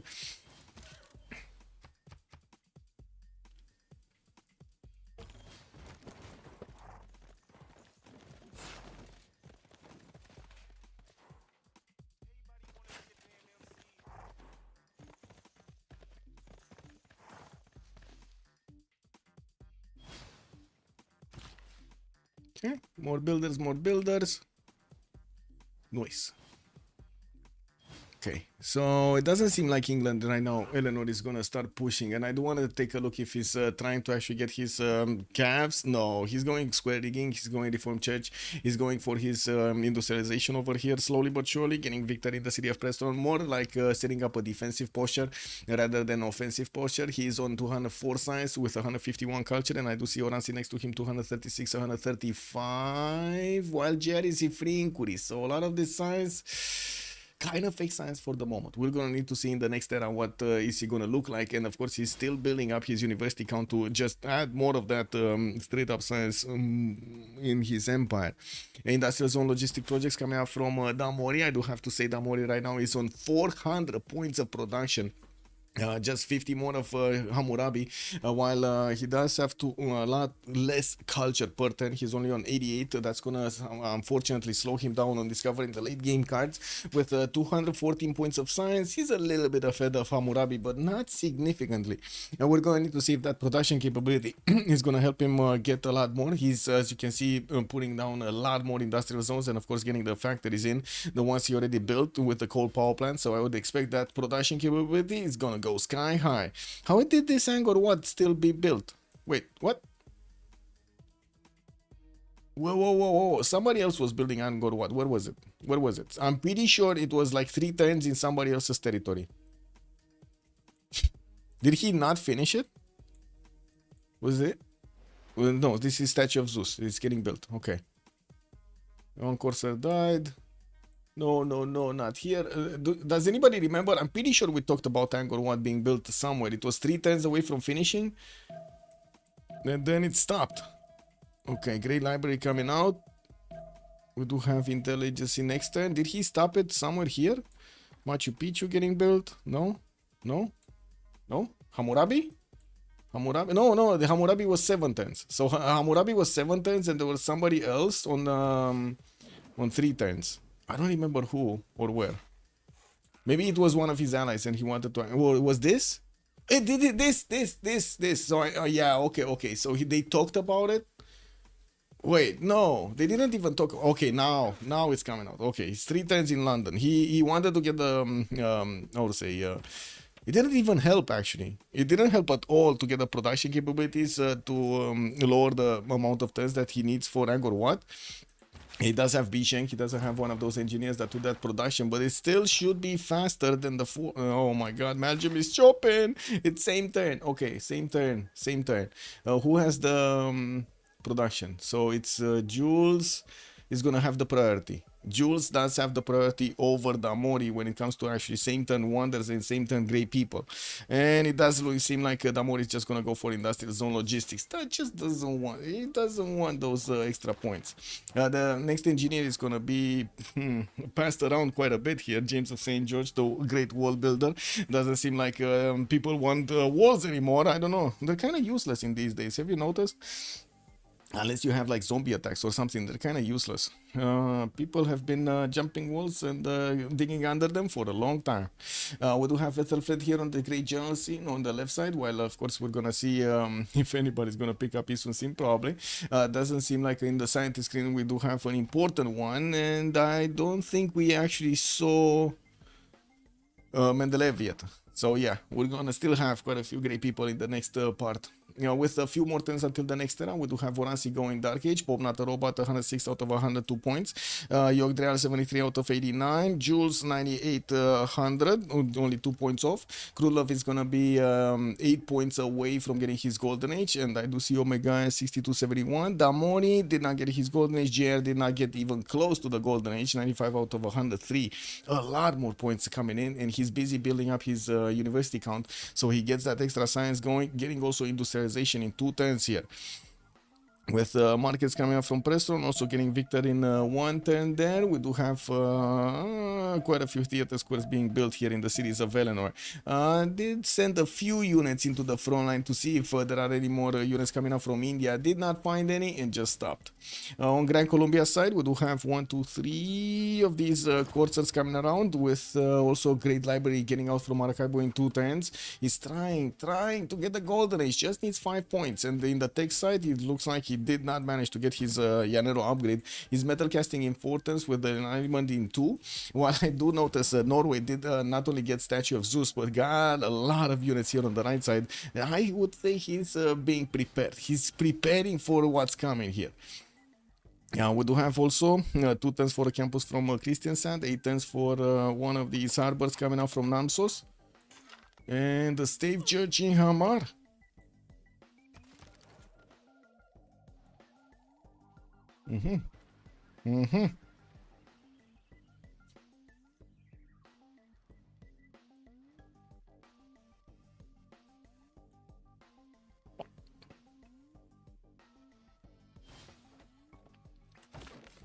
Wow, Pamukkale still didn't get settled somehow. Some way, somehow.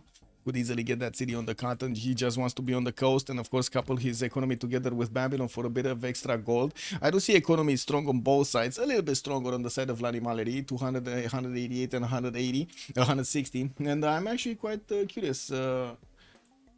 What did happen over here? Oh, by the way, Bex, bon dia, senor. I just noticed. Sorry. I just noticed who wrote the message.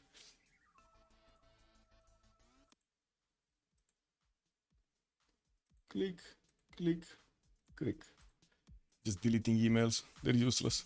1 turn for Angorova to finish in the city of Jules, while we do have quite a few factories here. University of Sankor is coming out from Eshuna, and of course more of these industrial zone logistic projects.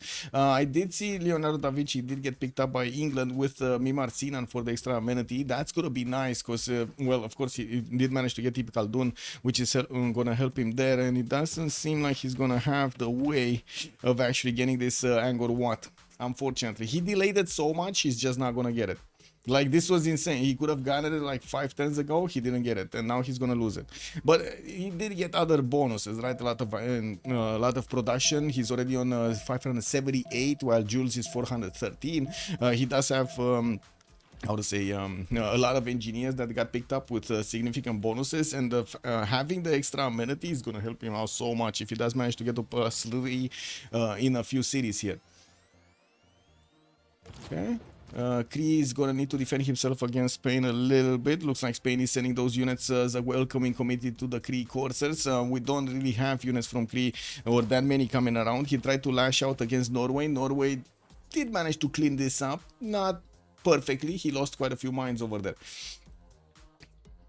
More production capabilities on Nidaros, and hello, Vex. Hello. More production capabilities on the shipyards, and of course more science from the universities. It does seem like at the moment Arcane team is in big trouble. There is a good amount of production, gold, science and culture on the side of Lani. They have good sims going, and they have basically an extra player, because Omega unfortunately at the beginning of the game lost that settler, and that just, wow, changed the game. And I don't know how he lost it. Like, I don't know. It is what it is, man. Yeah, one of those days, maybe, you know, he got distracted. Maybe somebody walked in the room and he was like, yeah, ma, yeah, tell me, ma. And, you know, the next second you see, the next second he sees when he turns back to the computer is the scout taking his settler. Can you imagine the frustration of that happening?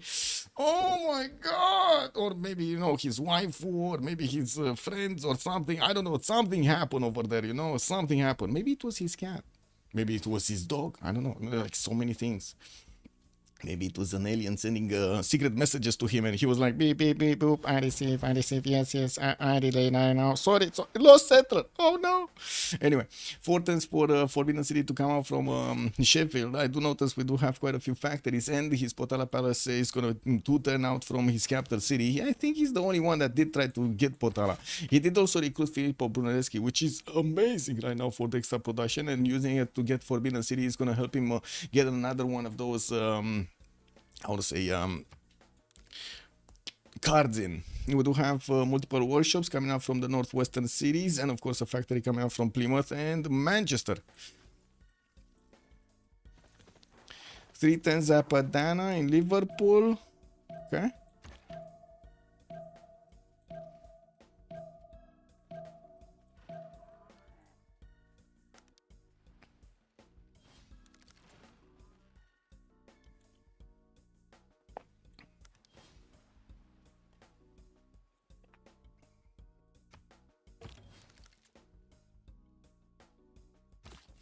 Okay.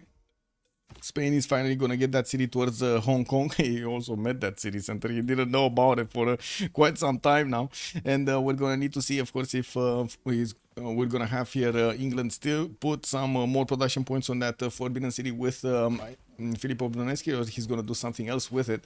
We did have, this is the last turn they can actually affect the era score, so I do see Bob Nataropa managing to secure his golden, while next to him Gran Colombia does seem like he's going ballistics in 2 turns and nationalism in 5. This is a bit unfocused, I would say, actually at this point from the side of Krylov over here. Usually you do focus 1 or 2 of the units if you actually want to put an attack against your opponent. It doesn't seem like he's actually thinking about it and preparing about it. We would have seen a lot more units. We would have seen how to say, gold stacking from him, and we would have definitely seen him actually try to get to that technology as quickly as possible.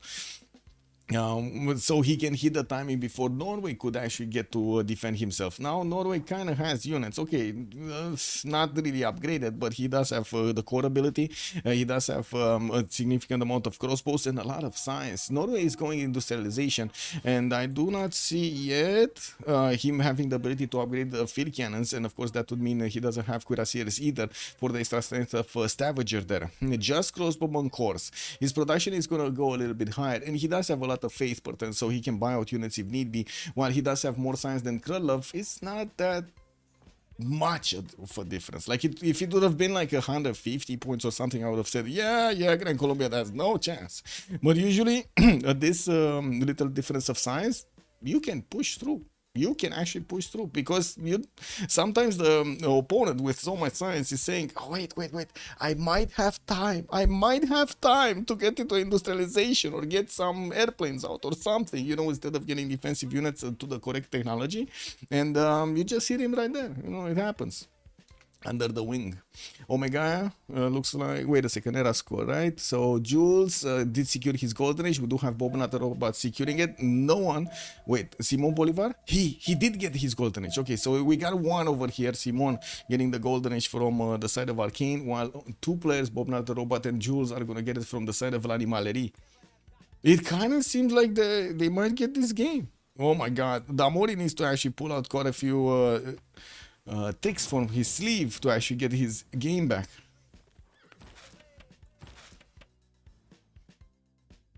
Got cold power plants in Manchester. Looks like Filippo is gonna finish that Forbidden City.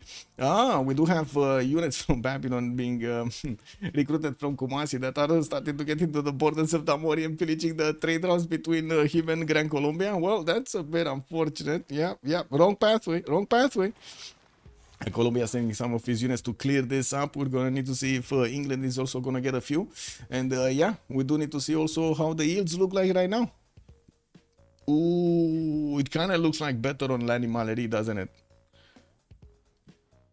It kind of looks like better on L'Animalerie. So many more faith points here on Oransi and Bobran Robot with good enough production. On the other side, we do have Damori with 525. He lost his free inquiry Golden Age. You do see how much it dropped in science.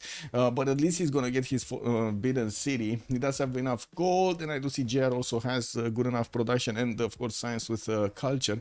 But there we go. Jules for art. 500 of his own. 223 science. 136 culture. Good gold.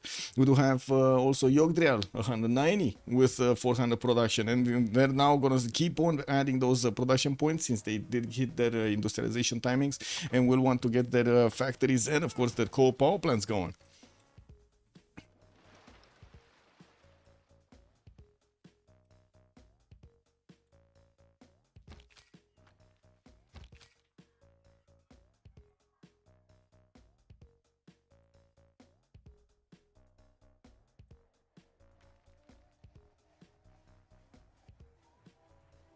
Apadana from Liverpool coming out next turn for extra 2 books over here for 2 great works for JR while he's also gonna get his campuses out. Well, we're gonna need to see what he's gonna do in the late term. We do need to also have a pause over here in 20 seconds when the Congress is gonna activate, and we're gonna see what kind of bonuses or penalties they're gonna have in the next part of the game, in the next era. With Bob Not the Robot, 250 points, 280 also faith points over here. That seems like he's going to defend himself against Grand Columbia's whatever attack. Since Grand Columbia's attack is going to be quite late, let's see if it's actually going to do anything against Bob Not the Robot. Okay, let's get this. Nuclear. Musician and Malm.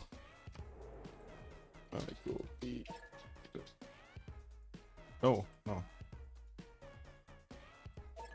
I need to switch to Prophet. Not this. Oh, there's no more Prophet. Never mind.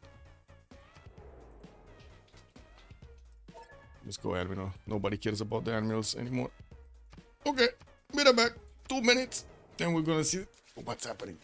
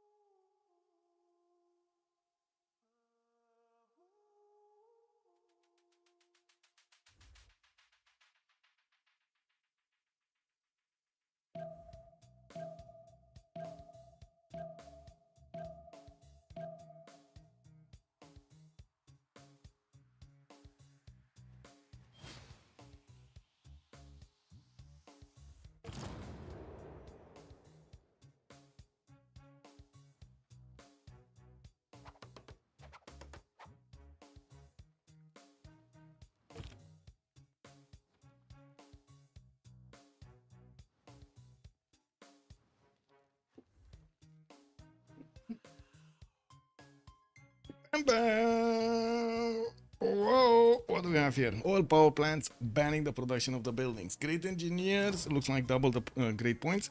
We do have also Diplo Victory coming out for Bob Not a Robot. Wait a second, how many points does he have? Is this the second one? Because he did get Mahabori Temple. Maybe he can get statue also. Let's see, he's on 10 out of 20. Not bad, not bad. He couldn't get Potala though. I'm pretty sure Potala got built by Damori. Wasn't it? Yeah, it got built over here instead of that Angkor Wat. Okay, so Oransi, Dark Age, 280 science, 88 culture.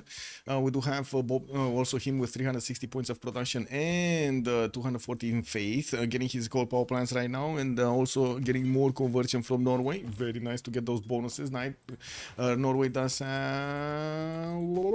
this first choral music, very nice. We do have also Bob Not a Robot, 180 science, 126 culture, focusing on trying to defend himself with Gran Colombia getting his cuirassiers out. He cannot even pass through the berserker core line.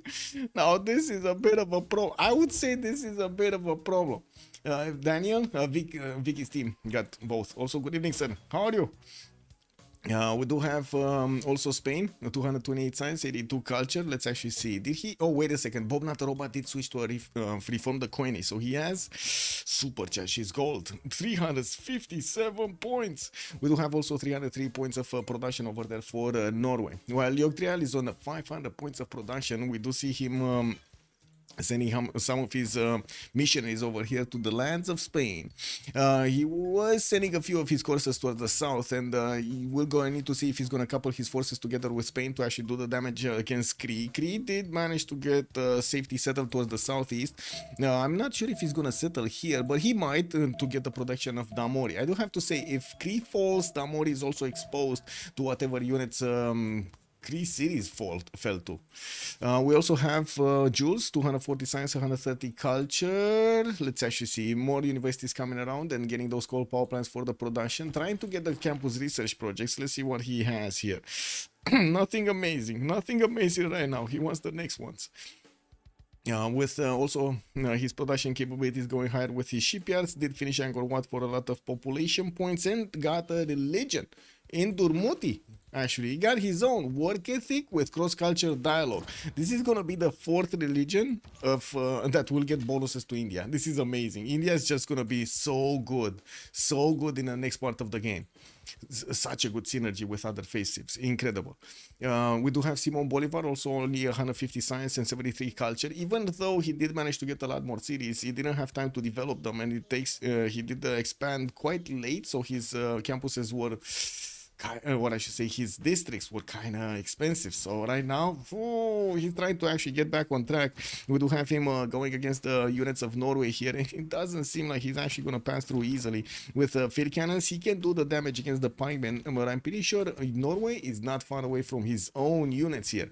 Norway actually going for military science is going to start getting those calves out. A bit surprising that he's choosing to go for military science instead of choosing to go for field cannons, especially when he has quite a few crossbows and archer cores that he could upgrade out of. He's buying out pikey shots to defend himself, and of course we're going to need to see if there will be a chance of success for Krudlov. Right now, I don't really see it. Maybe you guys see it. I don't really see it. I don't see it. Anyway. Omega, 60 science, 28 culture. Of course, he did lose those two settlers at the beginning of the game. Was kind of unfortunate. Yeah, it was Daniel, by the way. Man, we had a settler snatch at the beginning. It's just incredible, man. It's just incredible. It's just, wow. I don't even know what to say. Maybe I should actually take a quick pick back on the stream here to take a look. Give me a second. I think I can take a look right on the to show you what happened. So this is incredible. Oh, you saw it? Oh my god, man. Oh my god, bro. Oh my god. Like, wow. Daniel, what's going on with our community? Daniel, we need to save it. Daniel, get the message to General. Where competitiveness? We don't. Where? Oh my god. Anyway. I'm kidding.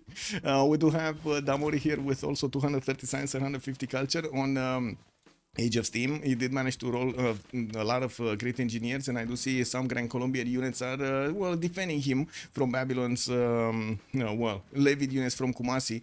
We did have him trying to get Statue of Liberty in 3 turns. He's going to finish it in Manchester, and since we do have a lot of jobs, a lot of work to do for Norway, doesn't seem like he's going to manage to get that statue anytime soon, which is, I guess, kind of unfortunate for them, but I think they have other win conditions, definitely with this with these stats, I'm pretty sure in the long term it's gonna be fine for l'Animaleri. We do have also Ramori here with the biggest, I think, production in the game, 751 points of production with 143 gold only. That is one of the weaknesses right now, like a big weakness on the side of Arcane. They don't have the gold.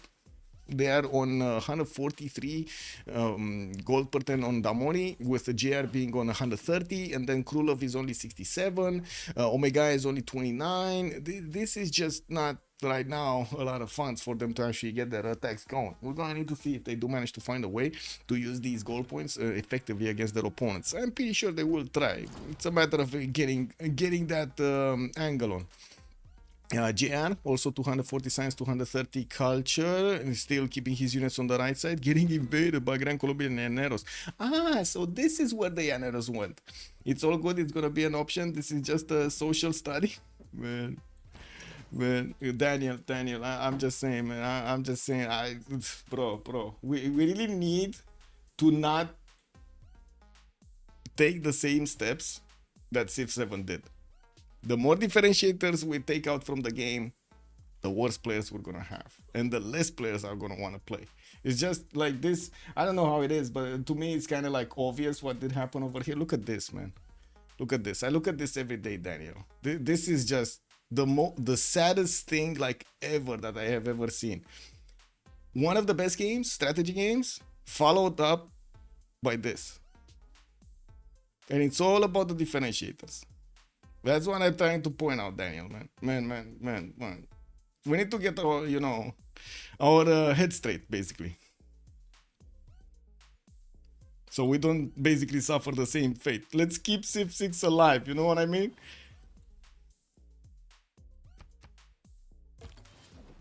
I do see JR is also on 500 points of production, allowing the units of Gran Colombia to come into his territory, going towards the northeastern side. He will have, Gran Colombia will have an attack vector against Babylon, which is not really defending himself, but there are units, scouting units like India's, for example, over here. India is not, he's getting the vision.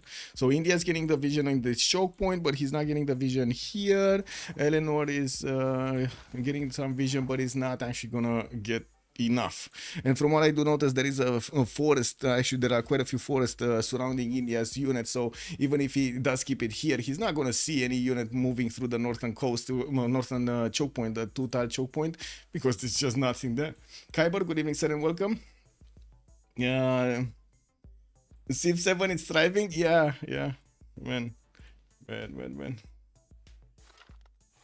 Man, Kyber, this is one of the pet peeves I have, because I'm pretty sure there needs to be a differentiator between all of the tournaments. Yes, we do have a differentiator in the branding of the CWC, because it is a lot higher when it comes out to marketing, materials and everything, and the whole presentation of it is very, very good, or very good, as much as I could do it, because I'm just one man, and like working on all of the marketing materials over there. I'm happy that we do have Henkers Bros, for example, helping us out with all of the text over there. She's doing an amazing job. But other than that, we need some differentiators between us and the other tournaments. Yes, CPL Premier did go down quite a bit in the last period. CivFR Squadrons did keep strong with not allowing all of the mods in and so on and so forth, which, by the way, I do have to warn CPL on this one, like the CPL captains and the CPL teams. You might have a problem being used to too many mods when you're getting to not use the mods.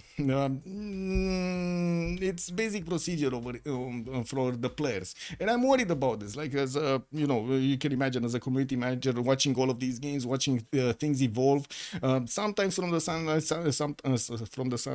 sometimes actually from inside of the games, because I do watch them, as you can see, like 5-6 games a week, not to mention also watching the other streams and the results. Also, I don't even know, no reason to play without quality of life. Daniel, if you think that, let's actually see it. It is going to be quite a challenge versus the French this time around, I'm pretty sure. Also, some cool format. No, it doesn't work, Kyber. We tried that. We tried that and it doesn't work. Like big drafting changes could be exciting, don't you think so? I don't think it's good to actually experiment with the CWC. I think it is good to experiment in other tournaments. The CWC should stay the same. We've been keeping it with a lot of good feedback from the viewers and the others. And also, I don't know where you're coming from, but also in the feedback that I've sessions, all of them that I had in the last 3 seasons, all of them were happy with the format. So I would like to actually not, you know, do the Civ7 style and go for data and actually use the data properly, because it clearly feels like Civ7 didn't use any data they had from the... Actually, no, they used it offensively on the other side, the opposite, you know, like, okay, what did they like in Civ6? Let's not put that in Civ7. You know, that's kind of how it feels. They do the design, you know, like what do they like in Civ6? Oh, they like cartoonish styles. Okay, let's get something else. What do they like? They like to take settlers. Okay, let's take that idea. What do they like? They like to pillage tiles. Okay, let's take that idea away, and so on. And so they like systematically taken out the fun factor out of the game, and then they make Pikachu face, or maybe they don't. Maybe this is actually, you know, exactly what they wanted to. I have no idea. I haven't spoken to them, you know, like, but you know, it might be. This is weird. They don't want to make the timer faster, so more mistakes are shown and more gameplay is seen. I'm on the fence with the timer also. Like on one side I understand it, on the other side I feel like a lot of the players do need a bit of time at the beginning, or a lot of the players, some of the players do need a lot of time at the beginning to prepare their planning and also think about their choices in the upcoming part of the game, while others are just gonna have reflex based choices made. So, you know, like when you're driving a car, basically I can compare this with driving a car. At the beginning, first weeks, you actually think, okay, I'm going 2nd gear, 3rd gear, now I need to switch to 4th gear. You know. But then after a month or two, you're just not gonna, you're just gonna do it, you know, like it's like, okay, I go 4th series, I get this, I put this down, bam, bam, bam, bam, bam, bam, you know, like you just do it, you don't think about it. And yes, some players do like to think about their choices a lot more than others. We're going to need to see what the discussion is going to follow up over there. We do have Skian also getting his spy in. I do see Gran Colombia did finally get a spy back in. It wasn't Juana there anyway. Anyway, it seems like Gran Colombia did figure out that he's not going to do anything to Norway. And Bob Not a Robot is coming out victorious. We do have Krudlov getting back into his territory. He will send these other Llaneros on the right side, and we're going to need to see them clump up.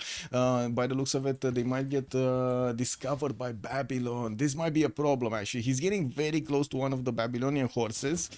It might be in how to say, smelly zone. You know, this Gran Colombia, this Llaneros might actually leave a little bit of poop around him, and he's gonna start smelling. And that horse of Babylon is gonna be like, oh yeah, oh look at that, man, look at that, man. He smelled them, bro. He smelled them even in the water. Can you imagine that? Can you imagine how smelly that Llaneros was, that he even smelled them in the water? Incredible. It's incredible.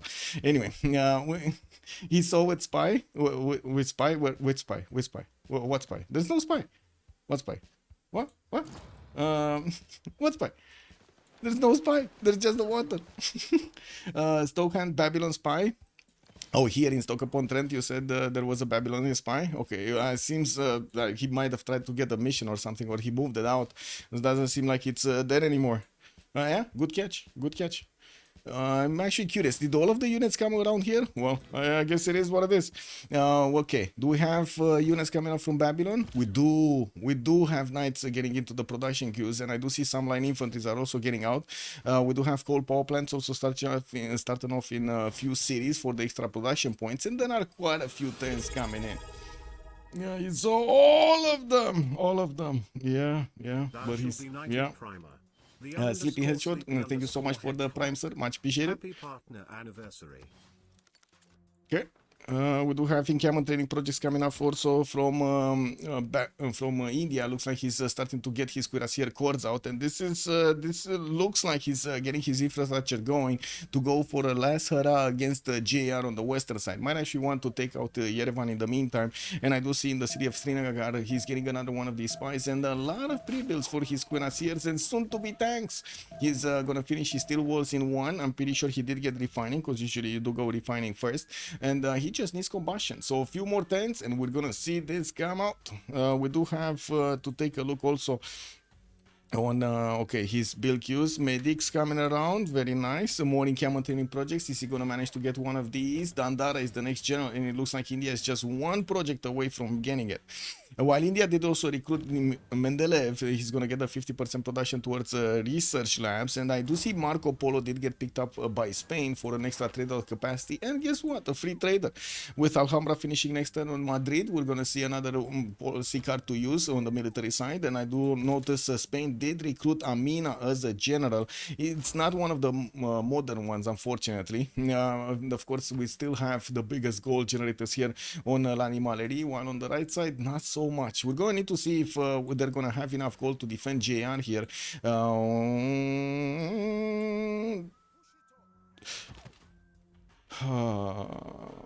JR, where is he going? Refining? So he's going for his own tanks, but his entire pre-built army is made out of calves. Well, now he's getting a few cuirassiers, I guess.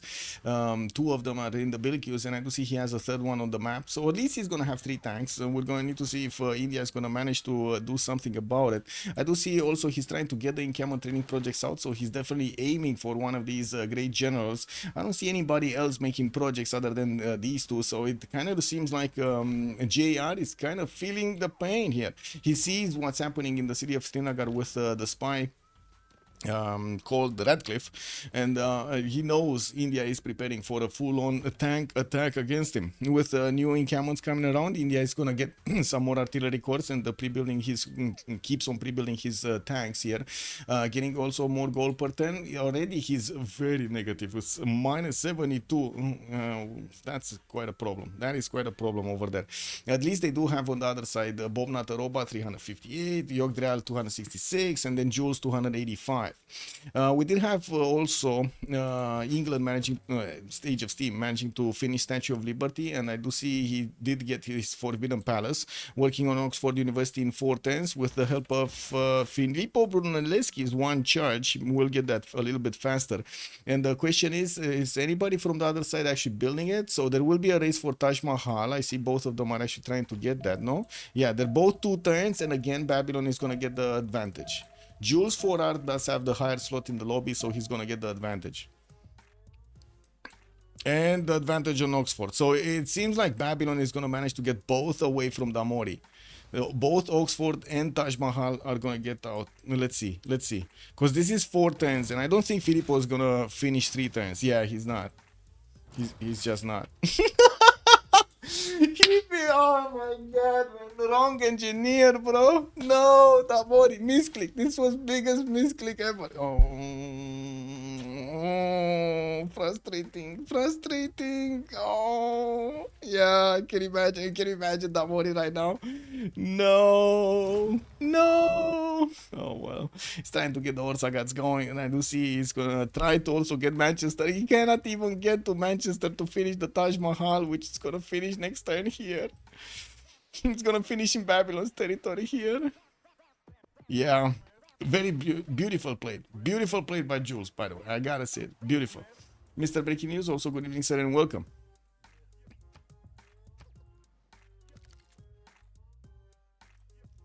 Okay, Water Parks Borsipa, Military Academies 3 turns here. Okay, and Gran Colombia still is getting those Llaneros through. I do have to point out these Llaneros are kind of the same strength as these knights, and it does seem like we're going to need to take a look if he does have the core. Yeah, he does have the core ability. He just doesn't have enough units to actually core them up and do the damage. Unfortunately, he got distracted over there by that horse that smelled the poop out of the water. So yeah, I mean, he left a lot of poop. Did you see that oil tile? Whew, that's a lot of poop in there. We got more coal power plants also coming around from Damori, while he's 950 points of production. He's still on 300 science and 157 culture, while not that far away from his opponents. And I do have to point out, India is not that far away from upgrading all of his tanks. He does have Yerevan to take out, and then it's just going to be a free line until he's going to hit the stock upon trend, while JR is getting his steel out in 4 turns. It seems like India is going to have a much faster timing. He's going to need to delay a little bit with the takeover of Yerevan. This city state should take like what, 3 turns to take over? Because he has, he's going to have artillery, it's like at least 3 of them, 2 of them cores, and he's going to have at least 3 tanks, 4 tank cores from what I do notice. Also, he did manage to recruit Andara as a general for the extra +5, while England is going to need to recruit Rani. It looks like Rani is quite a bit more expensive. England is down to 130 points out of 270. Did he actually get one? No, it was just India picking this one, and the next one just got a little bit more expensive. Well, Eleanor is going to need to do a lot of projects here, and he's barely getting the projects out. I do see he's turning them or something in the city of Birmingham, and it's not like he actually has more chops to use. I do see the chops are just out. He only has 1 on that seal tile, and that's about it. With Torre de Belém also coming up from JR, getting to recruit a few more of these writers. He's also... Oh, okay. He did get the steel boost over there. He's 110 away from steel. Oh, okay, that's better. He's starting to increase his tourism a lot more. It's actually about triple the time we've seen the last time. 219 points with 51 faith per turn. More encampments coming out, and of course we're going to need to see when India is going to start to upgrade next turn. Mobilization also coming up in 3. He's going to get these artillery armies very quickly, and tank armies versus Eleanor's units, just poor old calves. Don't seem like they're going to actually do the trick here. And wait a second, JR is actually putting these on the offense. I mean, I'm pretty sure he knows what's happening in Srinagar. Is he going to want to counter-attack here, or is he just going to try to get the meat shield away from his city so he can keep on building up a few more units and have a little bit of time, right? Buy himself time to actually get his tanks out, because I do see him right now hard building cuirassiers here, and of course he's not that far away from discovering his own tanks. With Spain also, just 2 of these encampments. Doesn't seem like he has enough infrastructure for any kind of land attack. We'll see if he's gonna try to get some planes out with some helicopters if he wants to attack into somebody. And there we go. Bob, not a robot, is actually on the offense right now with field cannon cores doing the damage, the initial damage against the Grand Colombian units. It does seem like he's gonna have enough of these units to punch through the Grand Colombian defenses and probably take him out. This is very dangerous, a very dangerous situation that Krudlov is finding himself in.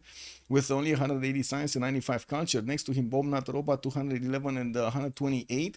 Looks like Krudlov still has the biggest stick, but unfortunately, that half of a stick is actually going against Babylon. And Babylon is ready for it. So, yeah, half of a stick there, half of a stick there. Doesn't seem like it's working at the moment. With Norway getting packet shot cores to attack into the Grand Colombian cuirassiers, he's doing massive damage against these cav units. Even against the Llaneros 84 damage on the defense.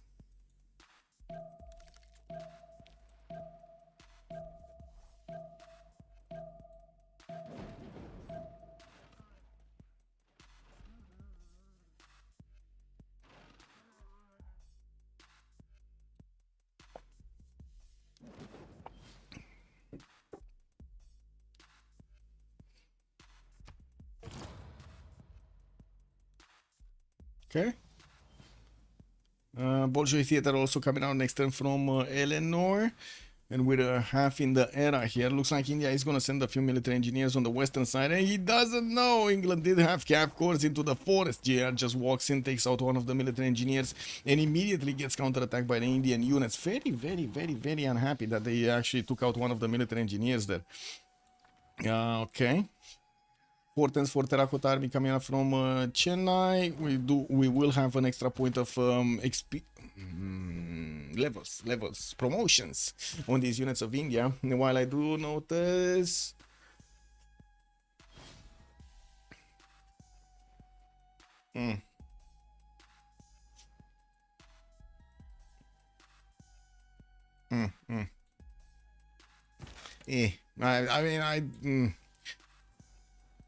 Let's see the tanks. Where tanks? Why did he move away from tanks? Why is he waiting?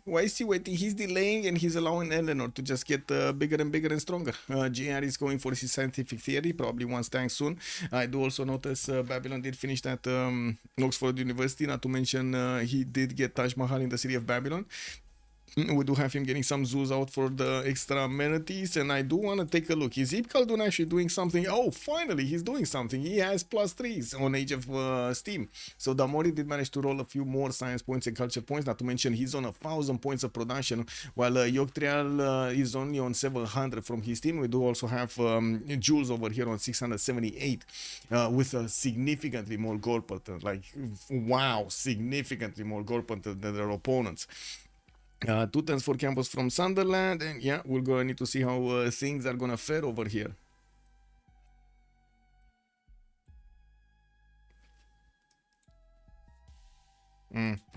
Mori, Gustav Eiffel is moved to Preslav. What is he gonna want to do here? He did get at some point at Temenaki, which was probably like 2 turns or 1 turn.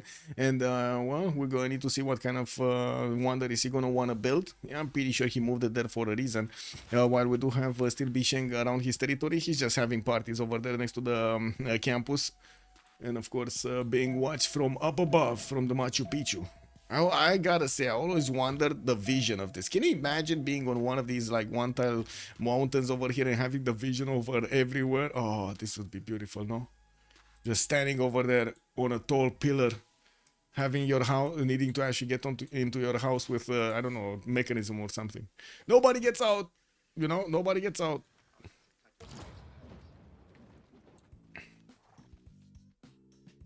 Okay, India. Where your tanks? Where tanks?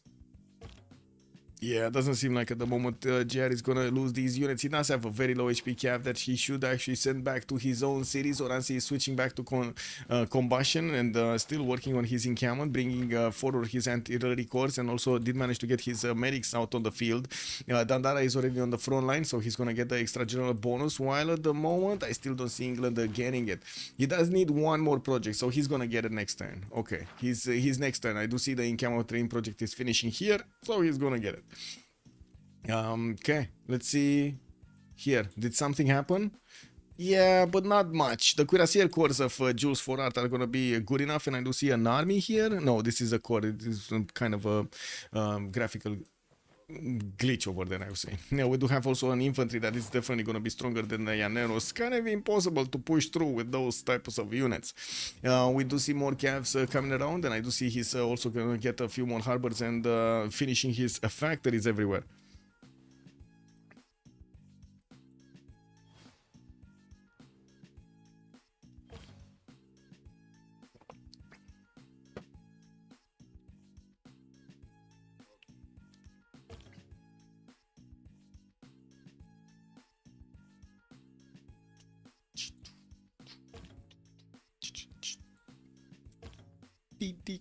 Okay.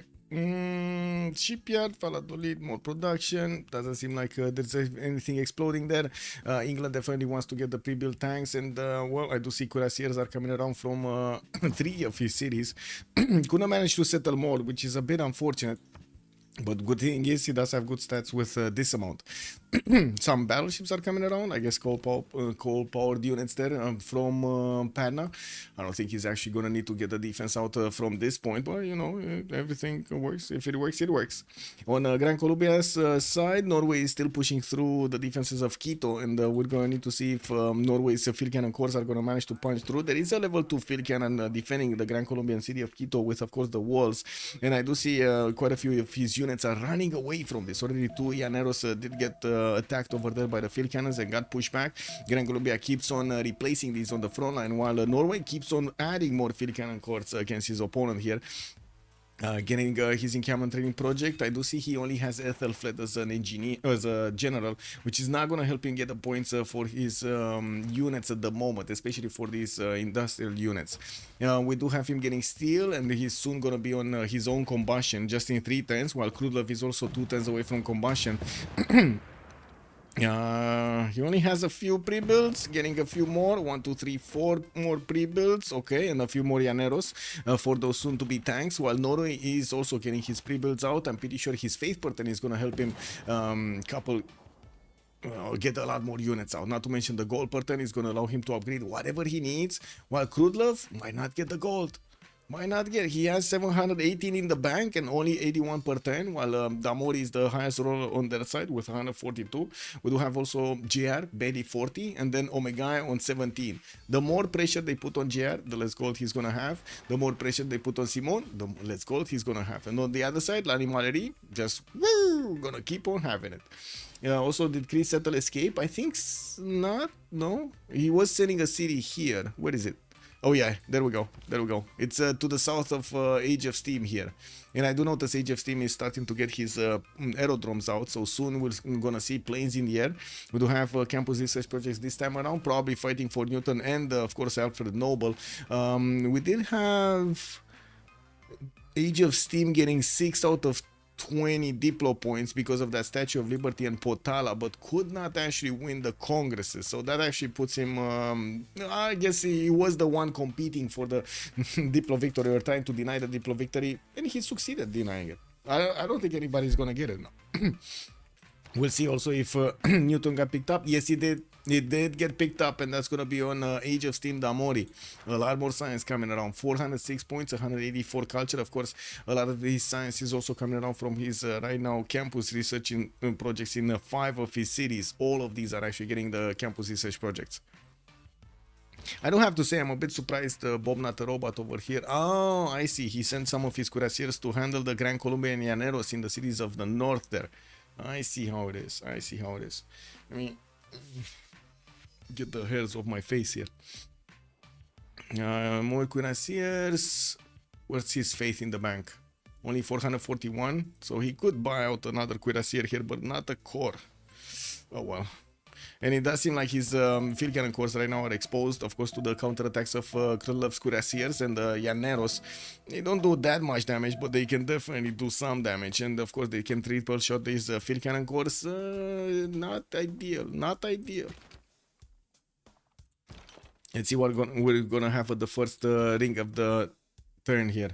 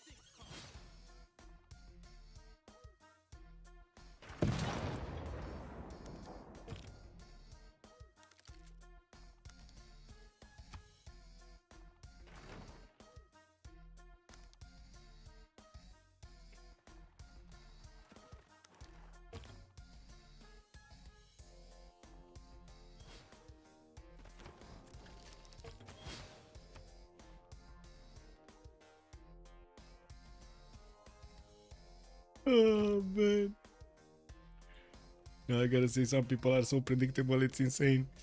Terracotta Army coming up in China in one turn, where we do have quite a few tankers coming around. We will need to see how things are going.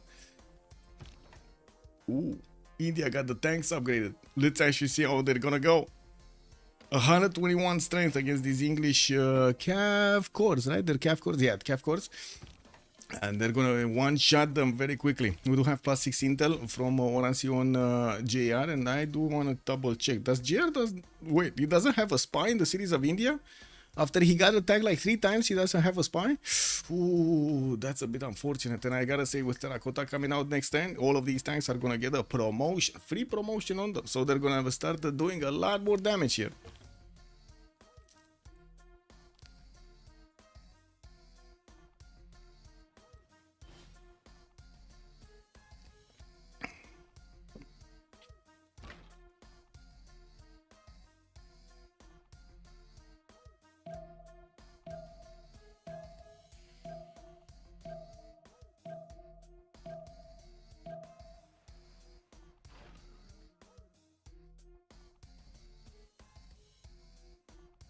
Damoni got the 4 important scientists. Yeah, I think so. I think he did. Yeah. Wait, he got Newton, he got Einstein, and I'm pretty sure he got Hypatia at the beginning. No, wasn't it Babylon? No, it was actually England. Yeah, it was Eleanor. Look at Eleanor. Sorry, Age of Steam. Yeah, he got all 3 of them. Now, I think the biggest question is how quickly actually India can punch through Eleanor's defenses, and if Eleanor is going to manage to get his upgrades up. He does have his own tanks, but I gotta say, this damage doesn't look the same. No, it doesn't look the same. Definitely the tank armies of India are going to be stronger. And when both of them do have generals running on one side, we do have Dandara on the side of India. And finally, some tank armies are also coming around from JR. The extra +6 is going to help, and we're going to need to see if, of course, and we're going to have Oransi here managing to actually get through the defenses slowly but surely.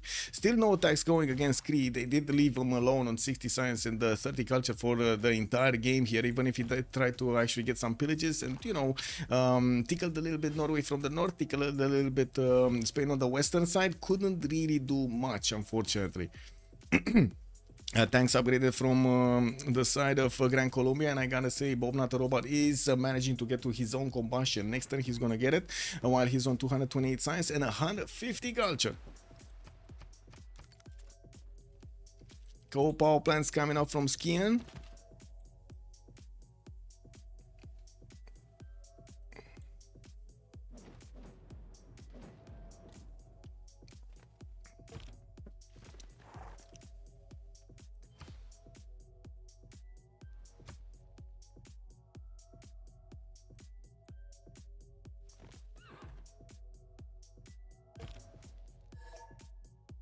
And pause, looks like.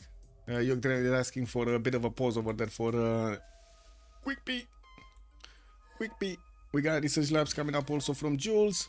And Damori was asking if it's a Congress or after Congress. Oh, I guess, okay. Looks like after Congress.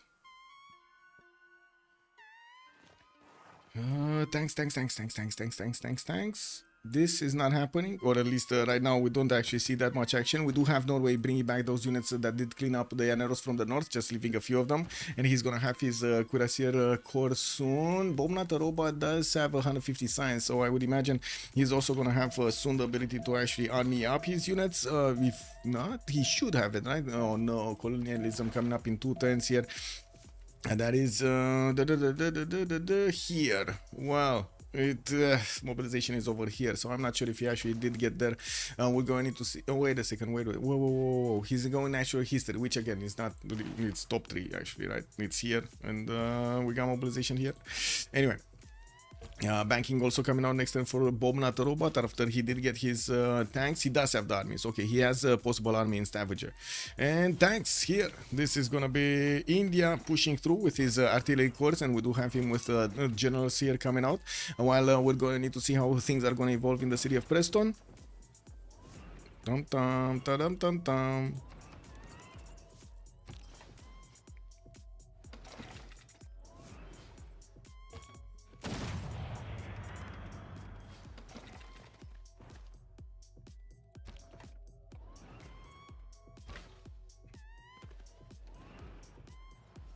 JR is going to be fascism in 2 turns on Eleanor. That's going to help him out, get an extra +5, and it does seem like that's probably going to do the trick to actually help out the war against India. With India only on 109 culture, he's going to take a long time to get to his own fascism, especially compared to when England is gonna get it. That's only 2 turns of possibilities for India to actually go through the initial line, and that just means he's gonna take out these cav armies, and then he's gonna start facing the tank corps of his opponent, which at the moment do seem like they're gonna be decently strong. Not a problem.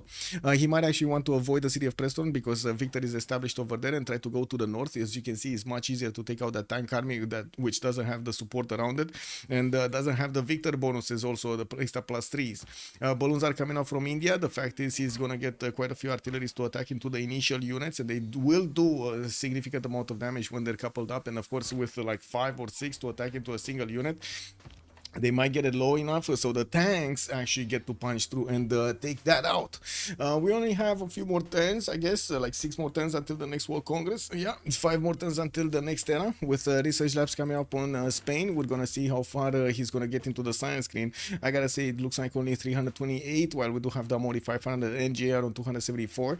Not that bad, but still he's gonna need a lot more. He's getting his research labs right now, and he did manage to get to flight in one turn. 770 points of production with 757 on Jules. Both of them do seem strong enough in the production queues. Not to mention both Oransi and Bob Nataroba do have very good production queues, but not that good on the side of Damori. And did we just have this game crap out? Wow, I just poof. I think the lobby switching host. Wait, was I think everybody dropped actually. Yeah, I think everybody dropped.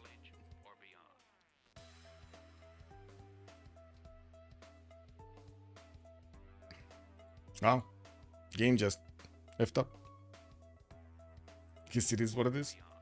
This is what it is.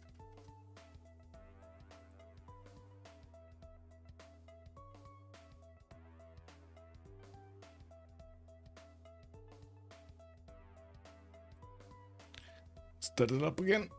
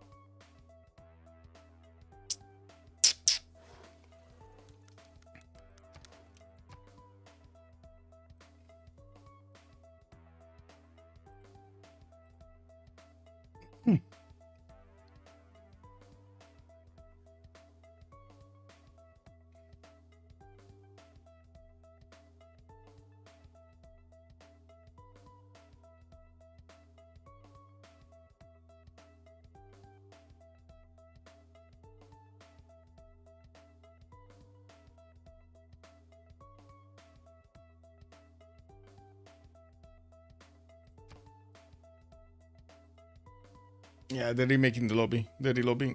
That's why oh my guy is not here anymore. It's in the lobby dropped. Let's see. Just waiting for the relobby to be put up. Or was this a CC? I don't think it was a CC. Yeah, it wasn't. Okay, they're getting the join button.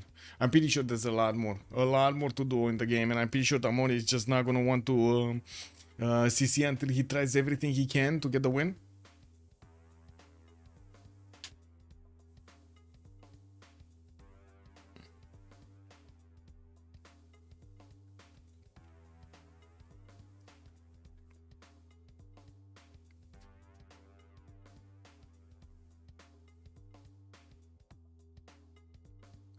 Well, I guess they didn't want to get, you know, a little bit of a break. So this is gonna be the break.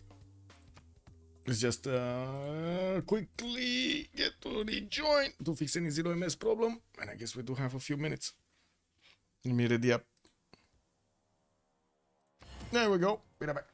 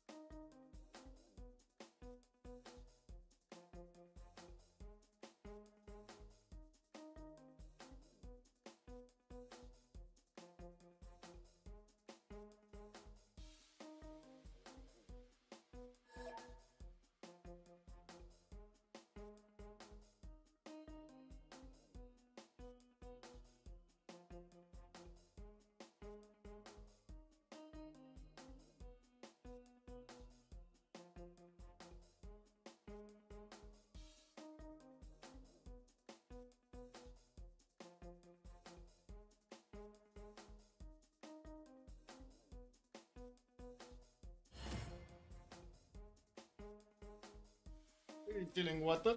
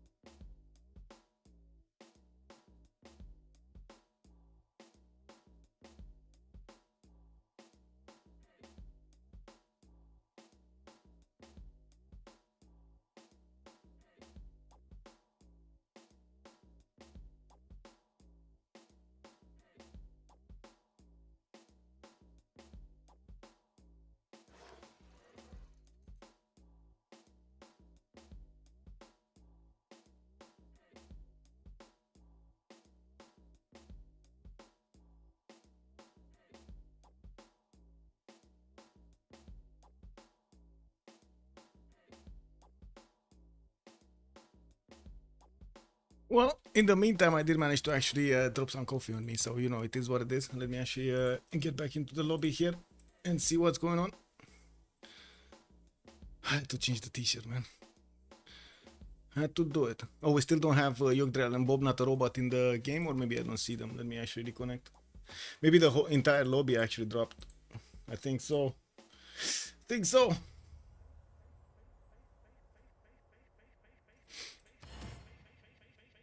There we go.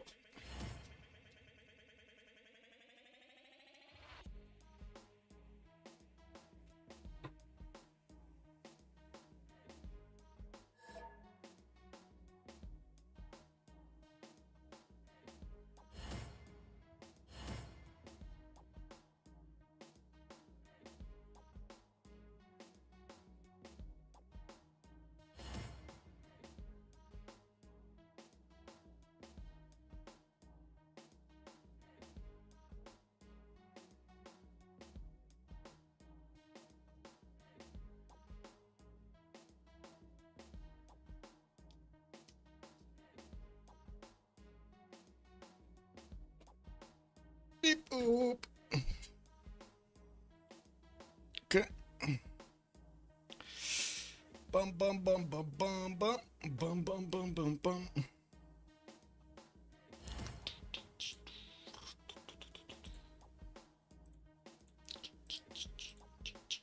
Well, it's Lentoka. Good evenings. They smell like weakness. Yeah. Also, Helicopter Kicker. Good evening, sir, and welcome. Did Bob get the Vicky Settler? He did not. He did not get the Vicky Settler. I don't think any Vicky Settlers actually got taken.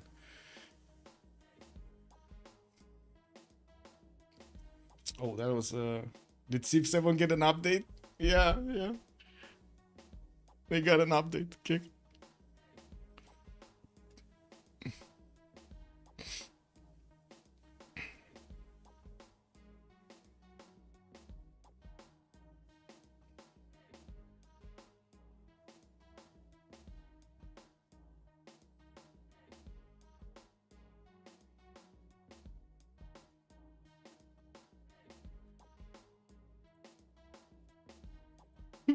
Did you get an update? A critical update, a last minute update, you know?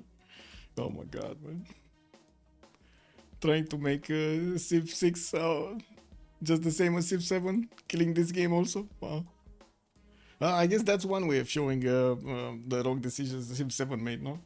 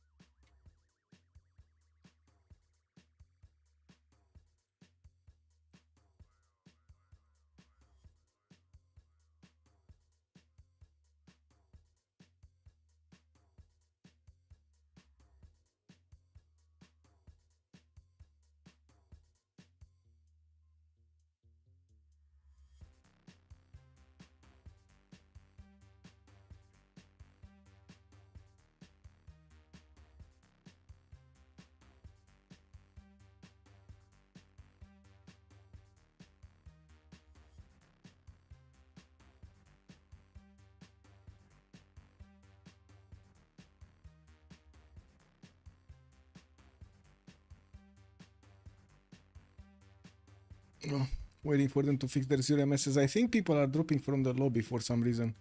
Like randomly dropping from the lobby, not their actual fault of clicking the button to disconnect. Just like it happened to me, they're just losing connection. There might be something wrong with Steam. Or maybe, I don't know. I have no idea if there are some servers from Civ.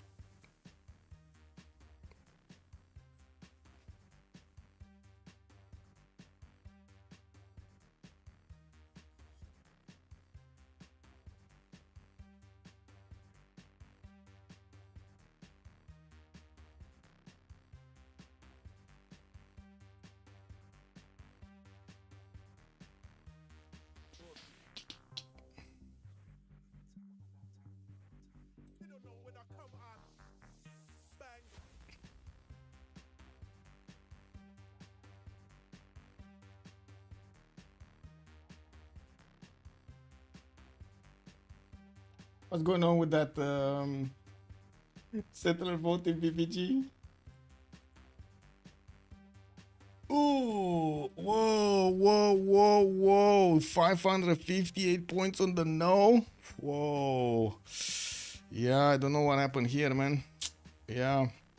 It was kind of tied earlier, but now doesn't look like it's that tight anymore.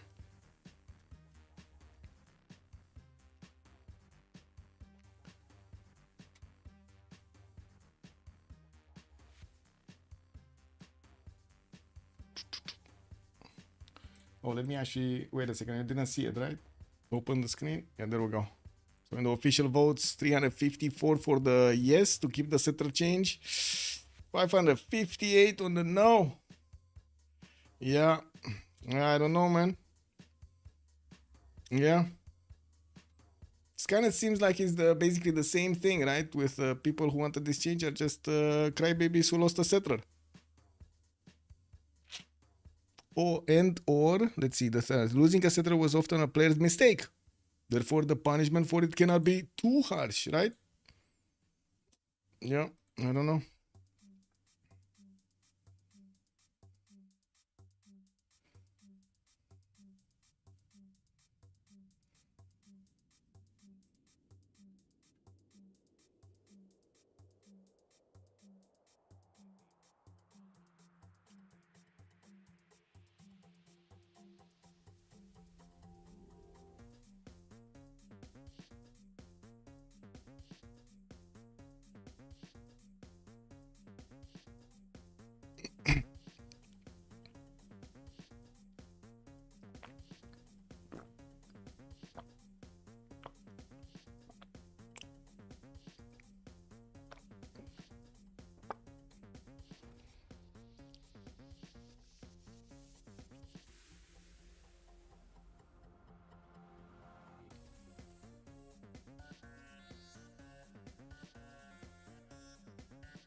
Read lobby. Somebody cannot rejoin since. Orangutan, thank you so much. Joined the round table. Welcome, sir. Look, maybe it's good for the public 6v6 person games, but not for the 4v4 competition games. Yeah, they're making it for the FFAs, which, to be honest, it's starting to become like they're crying for everything. And I gotta say, if they keep on going in like 2 years, they're not even gonna have units. They're just gonna have cities and click buttons, basically. That's it. And they're not gonna do anything because by that point, nobody's gonna play the game anymore. It's gonna be useless. Like taking out all of the fun factors out of the game is just has one single conclusion.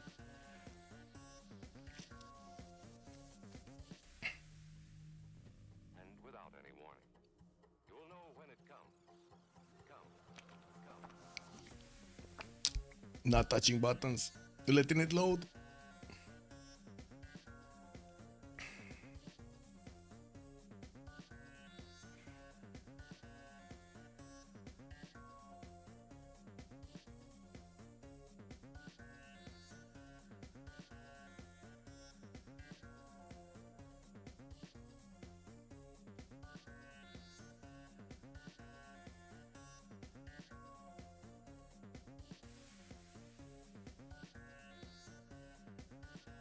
Really hope. Don't touch buttons. Don't touch buttons, Athena.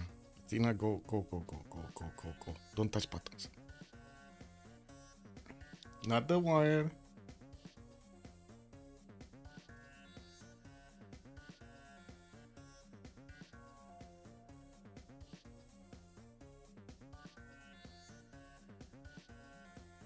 Now we're gonna need to wait until the game actually loads.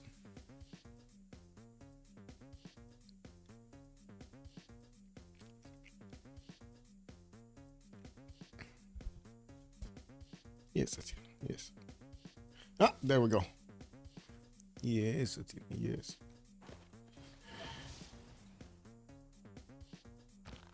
Okay, so back to the same turn. Observation balloons. These calves are gonna get attacked by the Indian troops, and I'm pretty sure some of them are gonna get to go. Oh my God, Athena! She just put her paw in my drink. Gonna need to get another one. 1 second.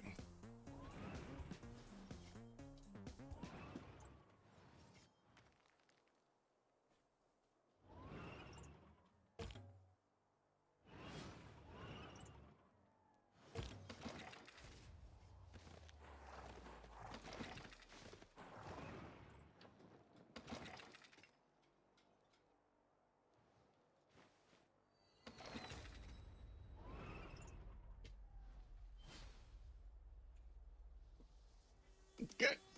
So, fine. Sorry. Athena things. Okay. More tanks are coming around. Hard build from GR2. Turning them is going to be pretty good. He doesn't have that many in Kama, so he's not going to get extra production towards these. But he does manage to get 589 throughout his cities here. I do have to point out he's actually two turning tanks, just normal tanks. The tank armies are getting 410 from the city of Birmingham, and we do need to also take a look at what's going on here with Gran Colombia managing to get his tanks just as Norway. We're going to need to see if Norway is finally going to get to counter push into this properly.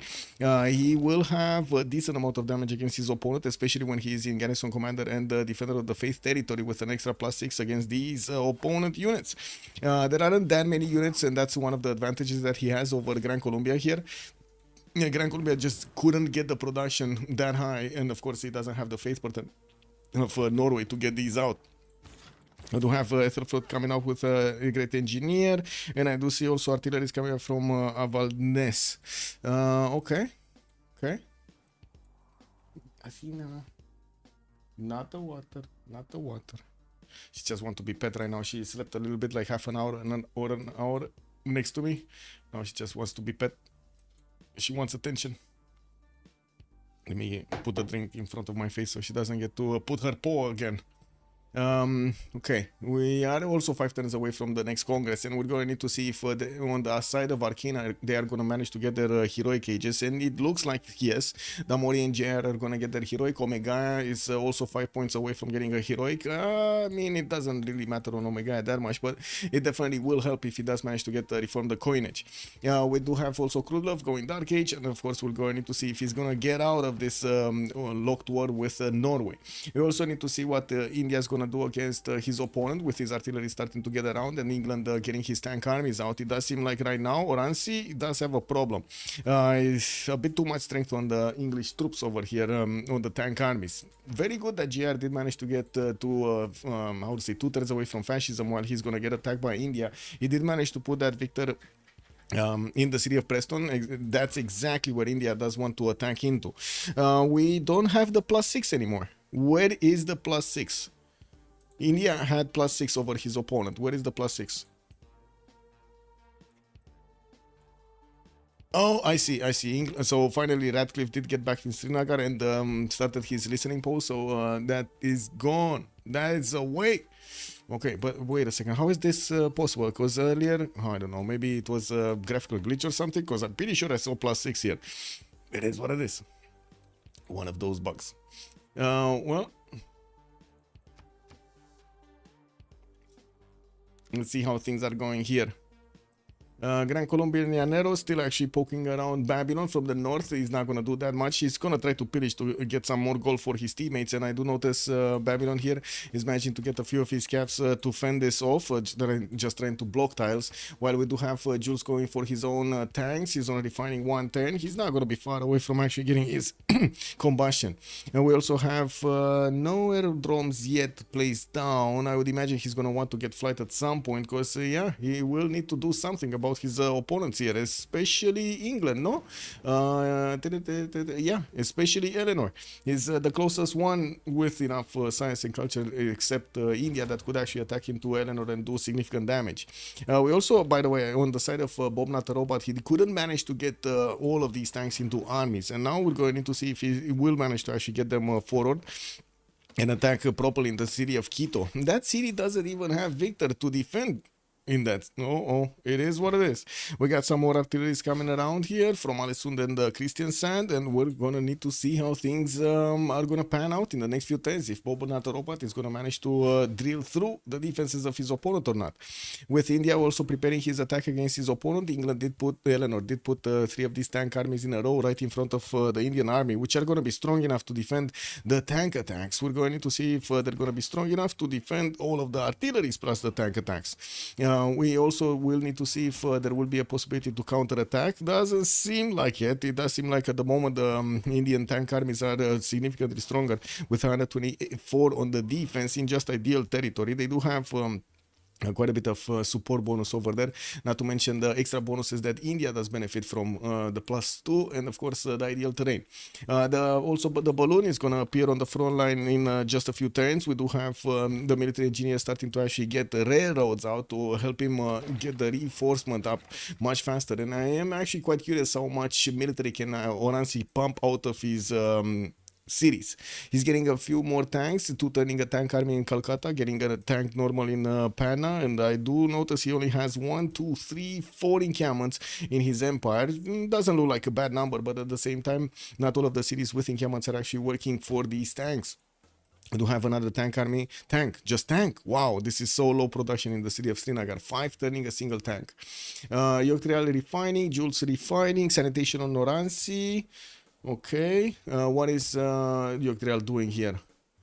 So we do have a few of these Cree units just running around. Might actually get into the borders to steal a few builders. He does know, Spain does know about these Cav armies coming towards him, and we're going to need to see him try to defend, no? He's getting 80 crews. Whoa, wait a second. Did he just buy that out? Because I'm pretty sure he has foreign ministry. Yeah, he does have foreign ministry. Did he? Oh, wow. Okay, well, he's turning another one of these 80 crews and sending one of his frigate armadas, which does do a lot of damage against the camps. He can two-shot them quite easily. Did India not get Terracotta? His spy should be a level 3. I think he did. Wait a second. He did get. I don't think he actually spent the time to stop the spy and promote it. That's different. Let me actually take a look over here. Yeah, he's still listening post in 8 turns finished of listening post. I don't think he actually, he paused, because you need to pause the mission and actually get the promotion and then re-establish the mission. Oh, I don't think he did it. Also, Elephant Guy, good evening, sir. And yes, there is no difference between a level 3 and a level 2 spy. It is what it is. Good evening, sir, by the way. Yeah.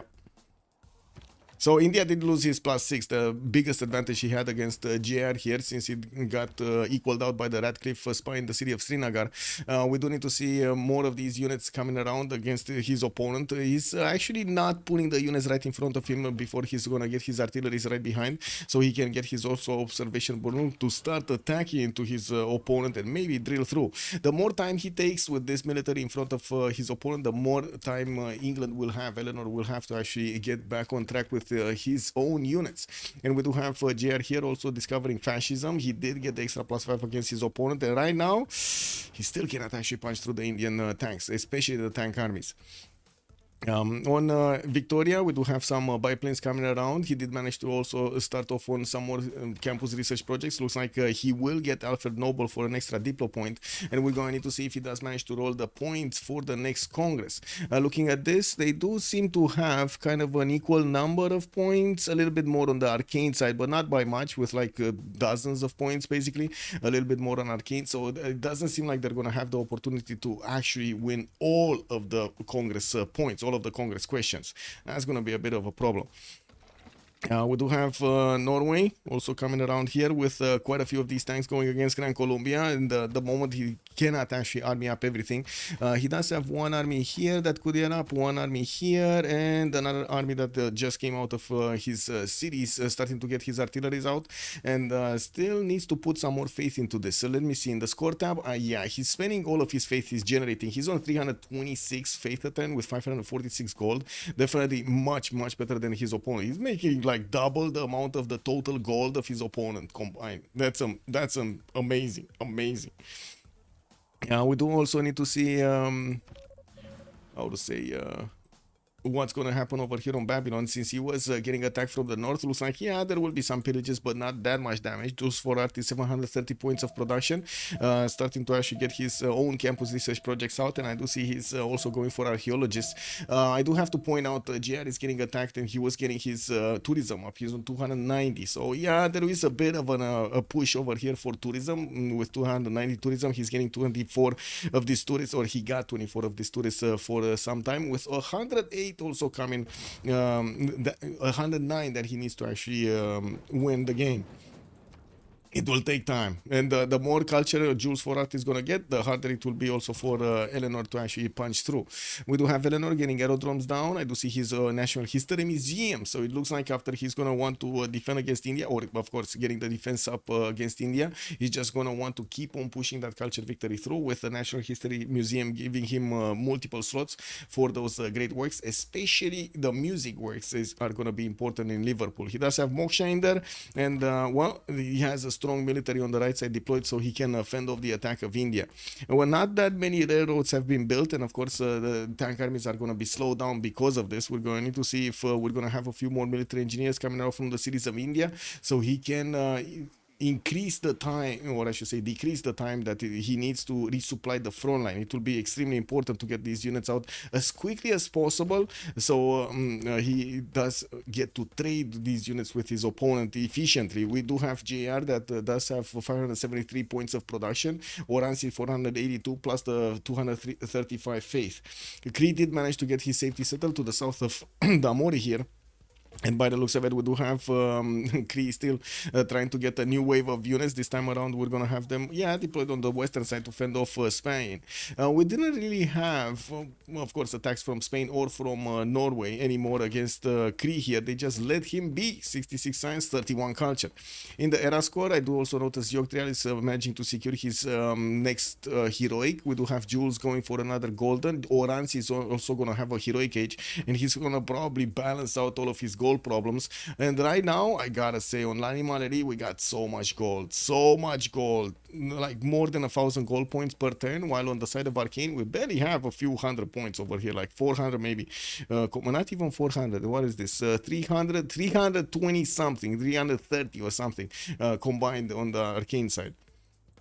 Yeah, we also see more campus projects coming in from Damoni. Okay, let's come back to this. Still no movement, just India fortified his units in front of his opponent, not moving. He's not moving.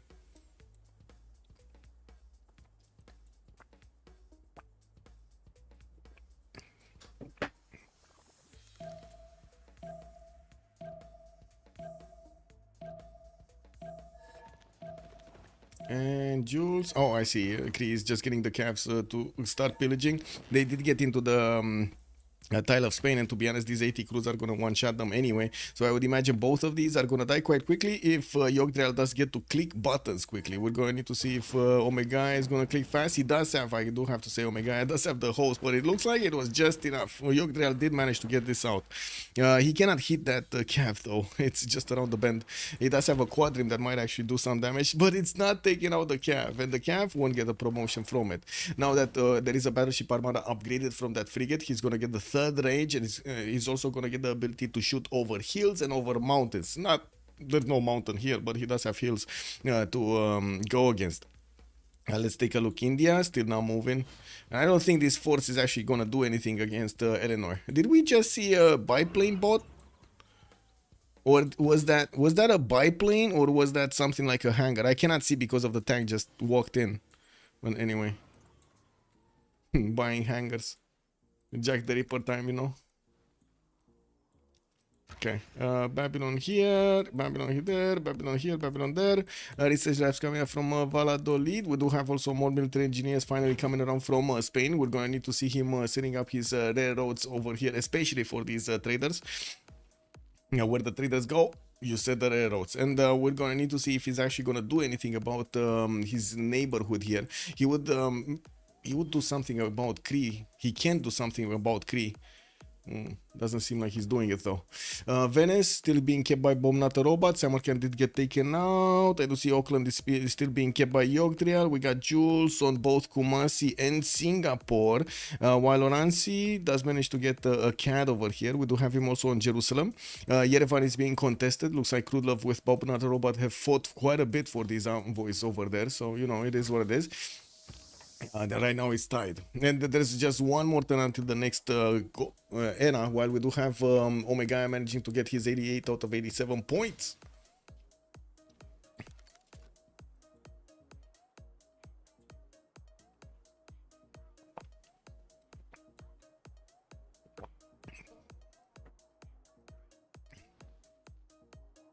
Okay, finally, counterattack from Norway. When Gran Colombia thought he has the advantage. Krudlov is trying desperately to get to his helicopters here, and we're going to need to see if that's actually going to save his military. We do have the artillery starting to get into the range of attacking the tanks, and yeah, he doesn't have He doesn't have right now one of those balloons for the extra range, but he does manage to get the great generals on the front line with, of course, the military engineers building up the pathways. He does have, wait a second, it's Jose de San Martin that's available for him to get to use. Gran Colombia also did manage to get his mobilization out and does have one tank army, just one single tank army. More commercial hub investments coming out, and of course we're gonna need to see how much Bob the robot is gonna manage to get out of this. If he's gonna get, yeah, he can two-shot these Yanero cores with his tank armies quite quickly. That's not gonna be funny for Gran Colombia. Artilleries are already starting to attack into Quito. He does have two tank armies right next to the city center, so he can definitely push right after the walls are down and take that city away from Gran Colombia, even if Gran Colombia has so much military next to it. On the side of India, I don't think he's pushing. I don't think he can get anyone. Like, even, yeah, he had a good idea, but the timing, he kept on delaying. He had the money, he had the opportunity, but he kept on delaying, and I think he delayed like 5 turns. That was just enough. That was more than enough, actually, for Eleanor to manage to get to fascism, to manage to get to his tanks, and just upgrade them as soon as the India was coming out with these units. That's quite unfortunate here. It looks like Oransi got smelled out. They knew what he was doing. He got smelled out. Yeah. Let's see. Also here, looks like one of the Yanoro cores did get pushed back. No, it got destroyed, actually, not pushed back. It got demolished. And all of these Norwegian artillery armies are just gonna start eating through the Krudlovian territory. They're gonna get closer to Eleanor from the western side and also to the north side of England. This is gonna be dangerous, actually, for both of their seamers. At the moment, Damori is getting his aerodromes out. This is gonna be the infrastructure for the Air Force, and we're gonna see a lot more of these units. A lot more of those fighters and of course maybe some bombers coming out from him. He does have 1227 points of production, which are going to help him build stuff very quickly. What he doesn't have is a lot of encampments to actually give him some bonus points of production there. Well, not that he needs it anymore. And we do have him with only a few units. So 2 biplanes. He has like a few light infantries here and there, 1 Corsair, 1 Caravel, and that's about it. This doesn't seem like it's gonna be one of those, well, not at the moment, big defenses. And especially on the Gran Colombia side, you do see how slow he's actually getting his tanks out. Trying to also get some more commercial hub investments. What is this? Okay. Wait, are we getting to Mary? We might get to Mary Catherine Goddard, actually. So that's probably why he wants to get there, right? Okay, Victoria did get this. Robert Goddard did get picked up by Babylon. And we got a pause. Okay. So just going being this. Recon. And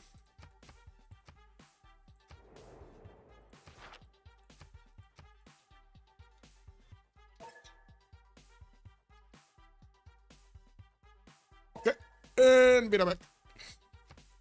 Be right back.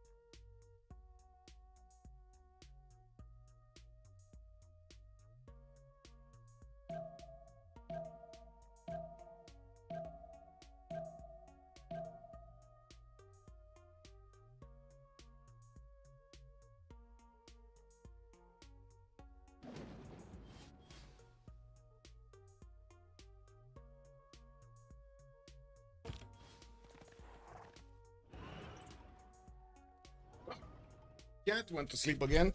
Oh man, the cat, man, the cat. Anyway, let's actually see what's going on. Blaze Cat Games, good evening, sir. Realistic settler getting sent back is still a huge blow. It's obviously not nearly as bad as before, but in teamers you still kind of have to escort settlers. Of course, you need. I mean, we just saw it today. You just saw it today. What does happen, no? I don't know. I guess it is what it is, man. Civic is getting pussified. Oh, and Quito is getting attacked. We do have a lot of damage being done to that city center, and it looks like it's gonna be taken out soon, which I think is fine because people were mostly losing etc. from failed shift enter rather than poor play. I mean, I've seen it happen myself, and it's not shift enter, my friend. It's not shift enter. It's just, it is what it is. In lower skill lobbies, sure, it was due to poor play, but in those games you don't want people at CC turn 15. Score settlers. So what? Wait. So wait, you're trying to fix bad gameplay and not learning from mistakes by not allowing them to do them. That sounds like the worst things ever, man. Incredible.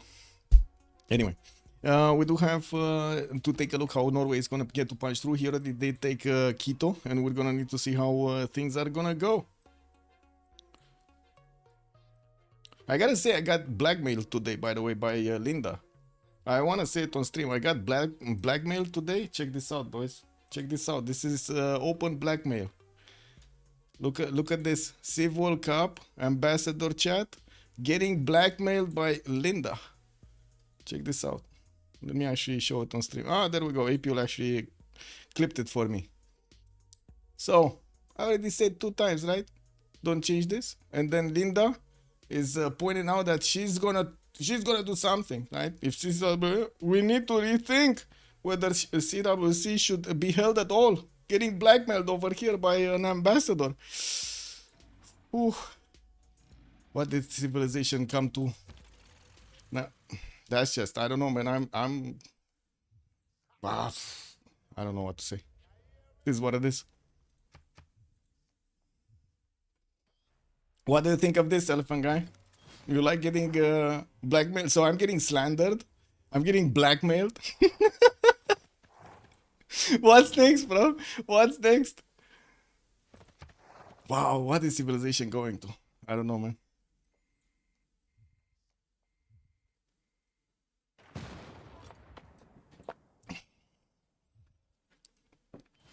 Yep. Yes, they lose better than the anime Rima because they have essentially lost a player 10-15. Lots to learn there. There is lots to learn. Do not move settlers without escorts or vision. Maybe guys should have waited 2 turns to build a slinger or not scout. Well, not waited 2 turns. They should have already knew the picture. How is it that the experienced players don't have this problem? I'm just saying, how is it?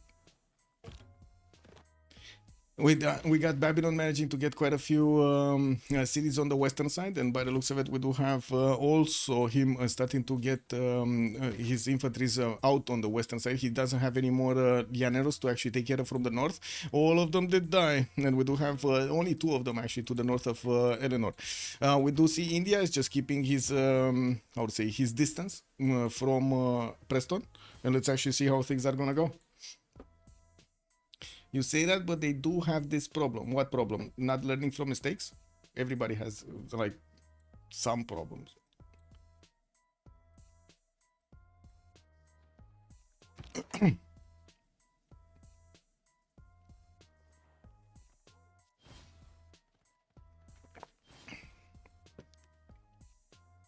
Oh, what happened in the Congress?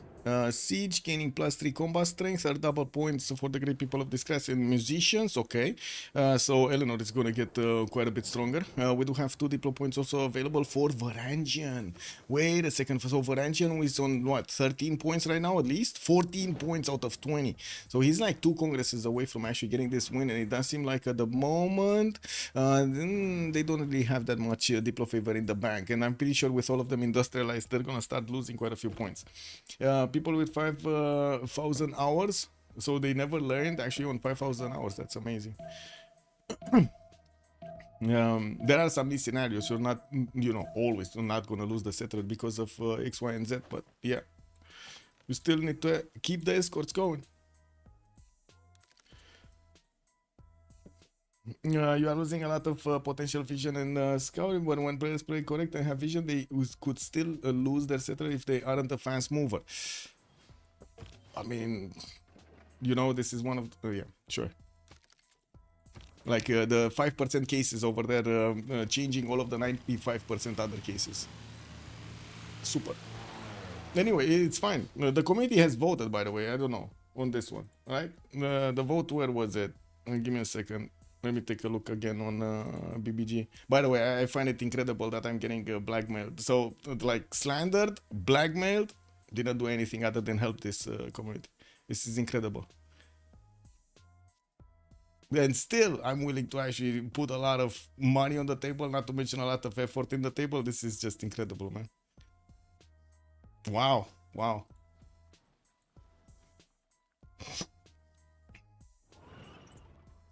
That's the thing, who's gonna suffer more? The casual players, which don't matter anyway? What? What do you mean? That's Blaze gets game saying. Oh wait, I was wanting to show you this, right? Official votes. I don't know, man.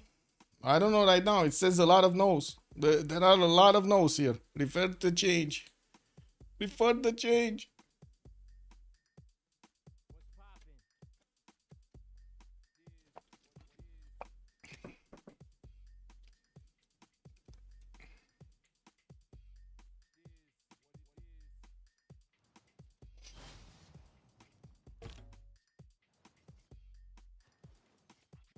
I guess right now we're getting to that point when, you know, the community starts to be like a shawarma. You get some spices in, you get some of those jalapenos, you know, that sting over there. CivFR versus on CivFR 1. Yeah, kick W. I don't know. I have no idea what. Honestly, I don't care at all about Gerson. Like nothing. After that, I didn't care before. I have no idea what he did do with me. Like I had no fault in what he did over there. And then for some reason, I'm still the one getting slandered. And then for some reason,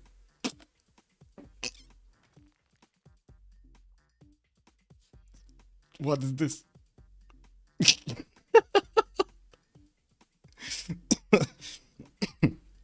Death threats. Whoa. Whoa, whoa, whoa.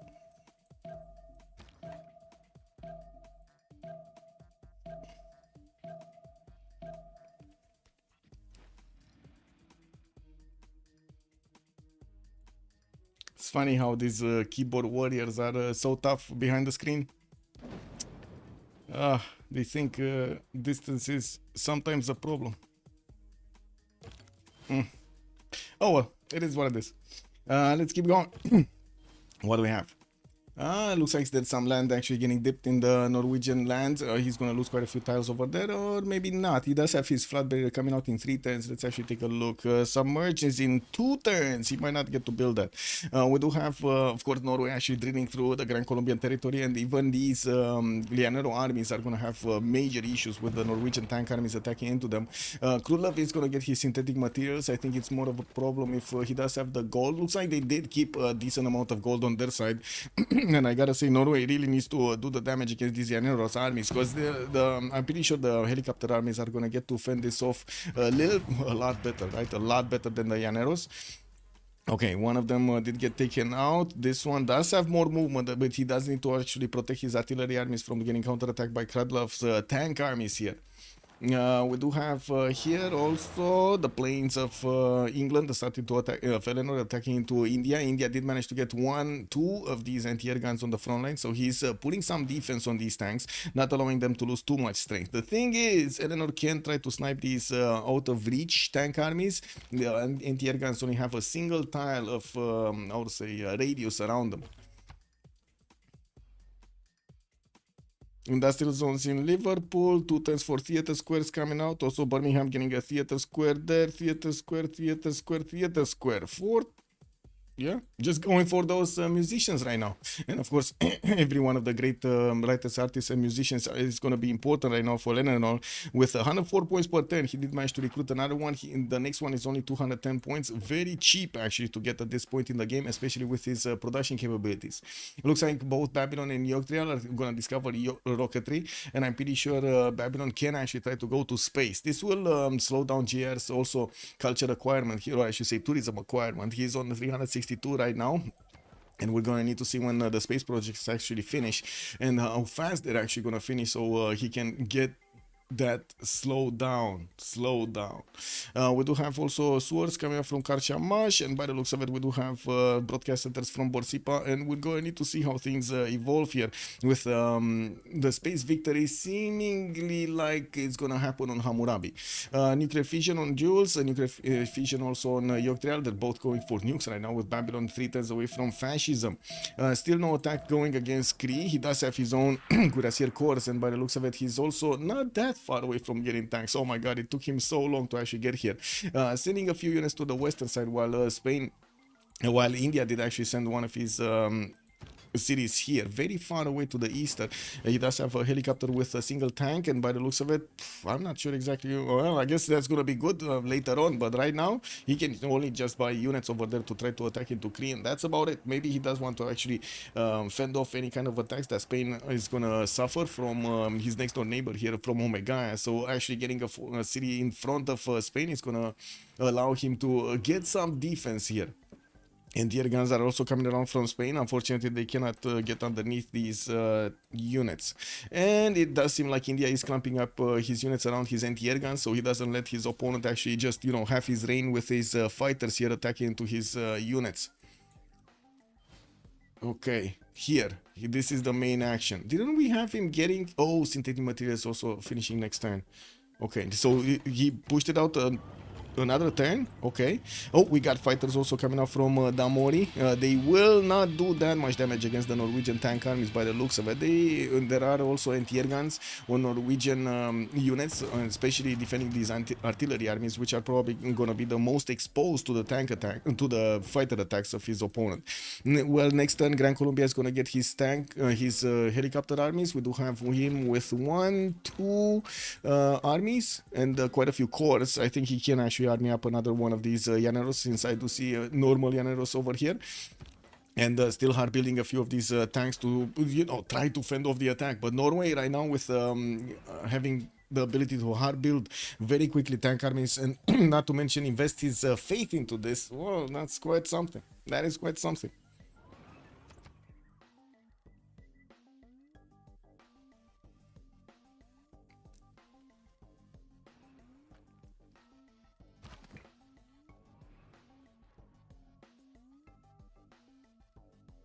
Okay, Military Academy Bogota. Maracaibo is gonna get another military academy.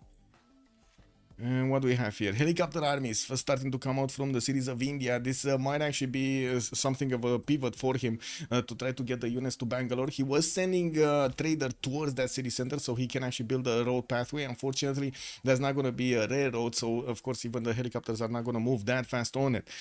He's going to need military engineers, and he does have 2 of them. They were building up the pathways towards Babylon so he can actually get more gold per turn. Since we did get into that new era, Damori did go for his heroic age, 523 points of gold on his side, while JR still doesn't have a lot of gold. He does have Reform the Coinage, but only 68 points of gold. Omega 98, and yeah, I mean, that does help, right? And we do have Krudlov on 40. On the other side, we still have 500 on Jules, 400 on Yogtrial, 161 on Bobnat Robot, and Orasi is 24 on India. He's at least, I mean, he's positive, no? Very good that he's positive.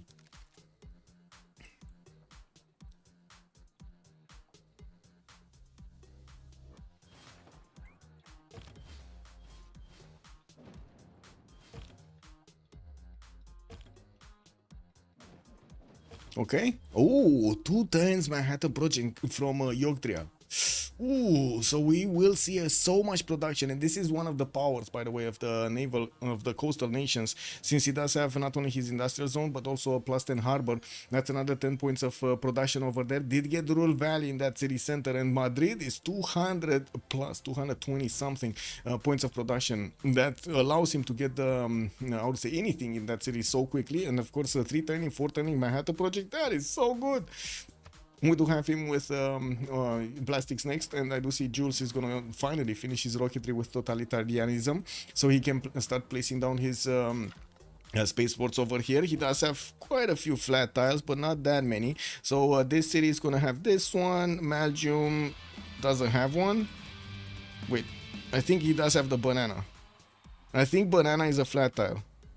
Yes, banana is a flat tile, so he can put it out there. Mashka Shapir does have this tile, so yeah, there are quite a few flat tiles that he could actually use. Even this one over here, and from what I do see in the north, this one Borsipa doesn't have anywhere to place it, and I do see in the east side there's gonna be a flat tile here for Karshamash to get it out. Well, we do have also Damori trying to get his nuclear fission, and from what I do notice, yeah, even with the helicopters, it does seem like the tank armies of Norway are still doing the damage, especially helped out by these artilleries to do the initial attacks, and then followed up with all of those other ones.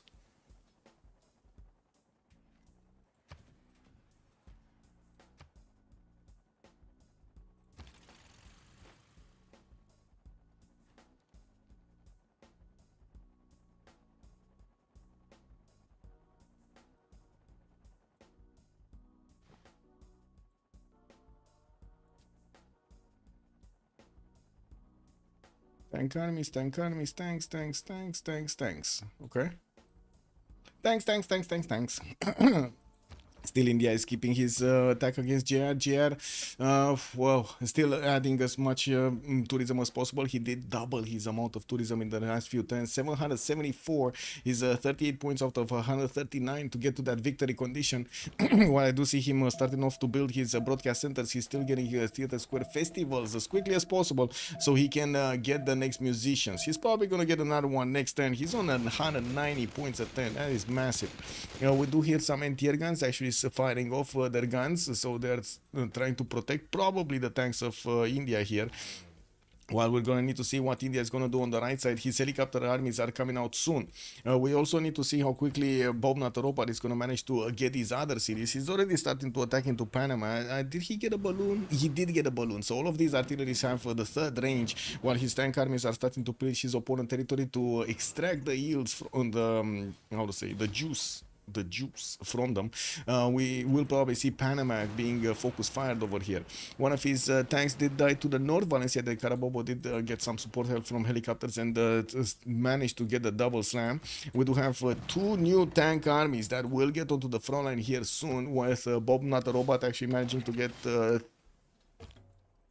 236. He dropped a little bit in his faith pattern with only 400 points of production. Well, anyway, his artilleries are starting to take out the city centers here, especially with steel walls. It's kind of hard to actually go through all of this defense, and right now we're going to need to see how things evolve.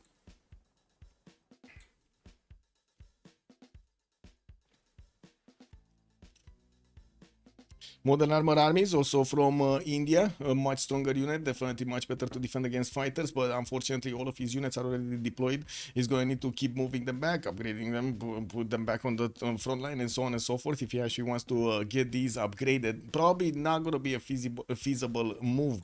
The other, I guess he could actually try to get a city center here, a bit too close to English territory, because, you know, Eleanor does apply quite a bit of loyalty pressure over his opponent here.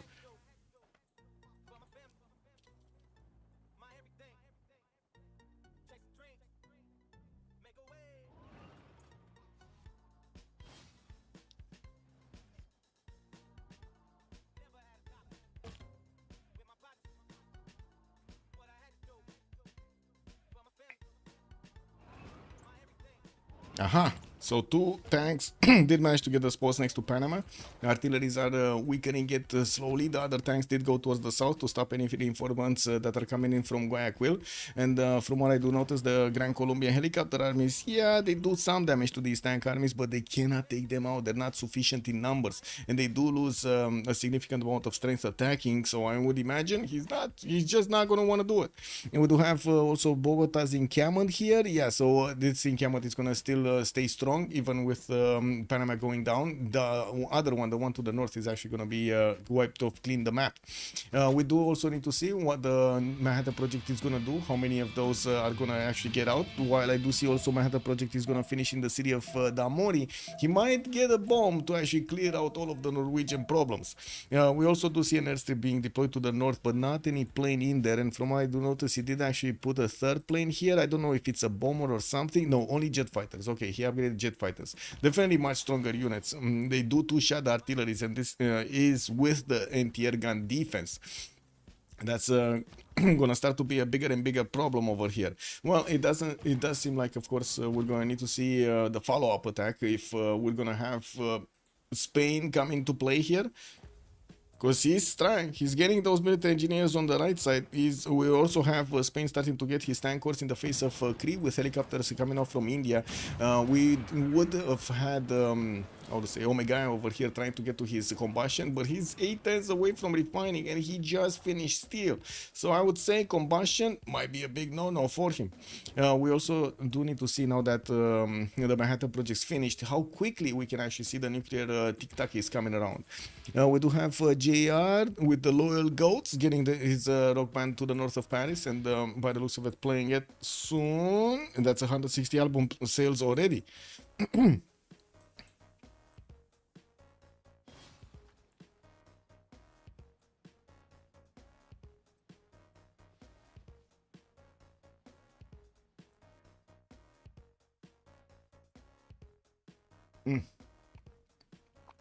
Move this in. There we go.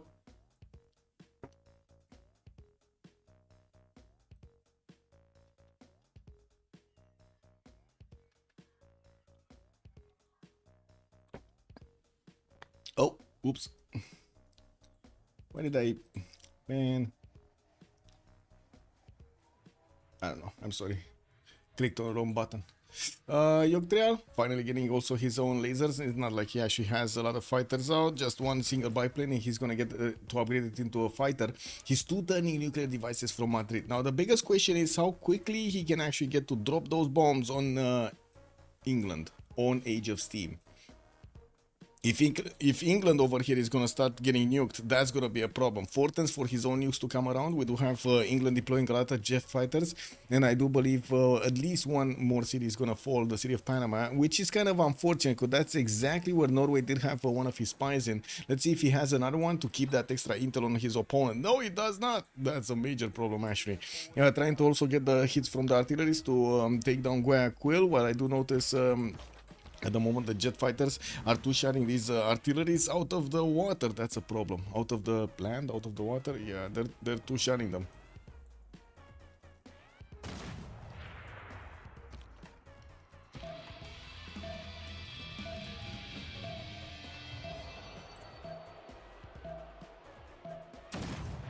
Okay, City of Panama is dying next turn. And I'm actually curious if he's gonna keep on going to the right side, because it does seem like he can take out these two cities, and even it's gonna be quite an advantage for him to actually liberate the city of Samarkand because of that extra Diplo favor that he's gonna get, the extra 100.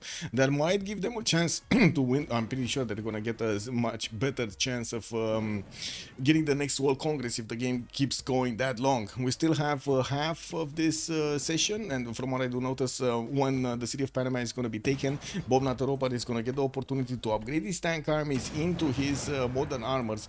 Oh no, he did not choose to use it. That's a problem, because modern armors are actually much better suited to actually handle these jet fighters. Unfortunately, they're not as strong as you might think when it comes down to how to say, because you don't have the general for them. That's the major problem. They're information era, and Samori Tuere is just modern atomic. They need to get so many more points to actually get to those information era ones.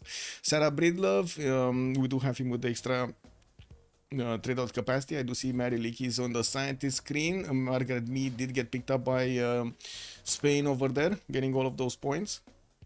And quite a few nuclear devices coming around. Wait a second, Spain actually delayed this by 1 turn. Oh, he lost production. No. Onasi is going to get also his own rocketry while he's still attacking forces in the face of JR. He cannot push through.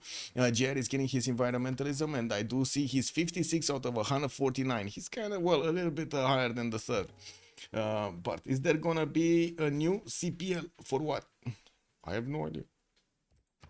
Why would there need to be a new CPL? That's the question.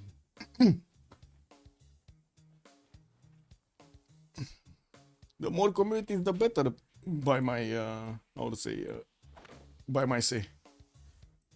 I always said that, like, years and years, 4 or 5 years, we helped out multiple other communities with, like, helped out in general, like the community, the players from the communities, especially the one that did have quite a bit of talent, like in modding or making the, how to say, the bots and so on and so forth. So many, so many.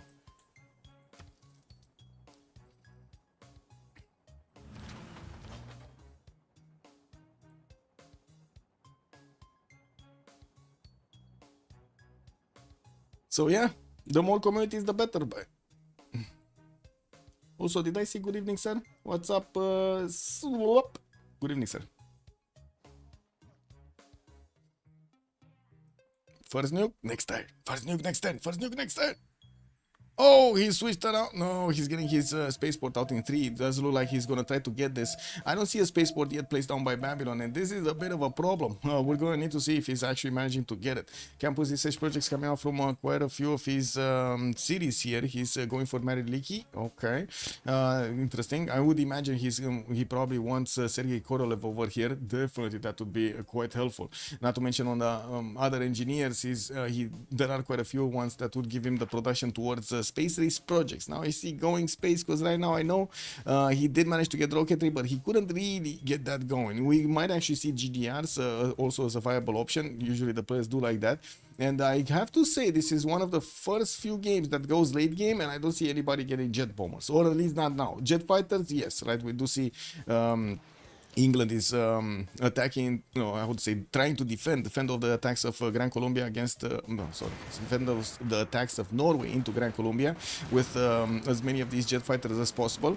Gran Colombia is counter-attacking, and unfortunately, since Norway did not to spend the time to get these modern armors upgraded from his tanks, he might actually lose quite a few of these before he's gonna do the final damage against the city of Guayaquil. There are still 2 tanks, one of them normal one, and yeah, I do see he's starting to attack into this. He already has the shots. Balloon is still there. We do have third artillery that cannot get through. That's a problem. That is a problem. And I do see a tank army from Gran Colombia did manage to take that one weak tank of Norway out.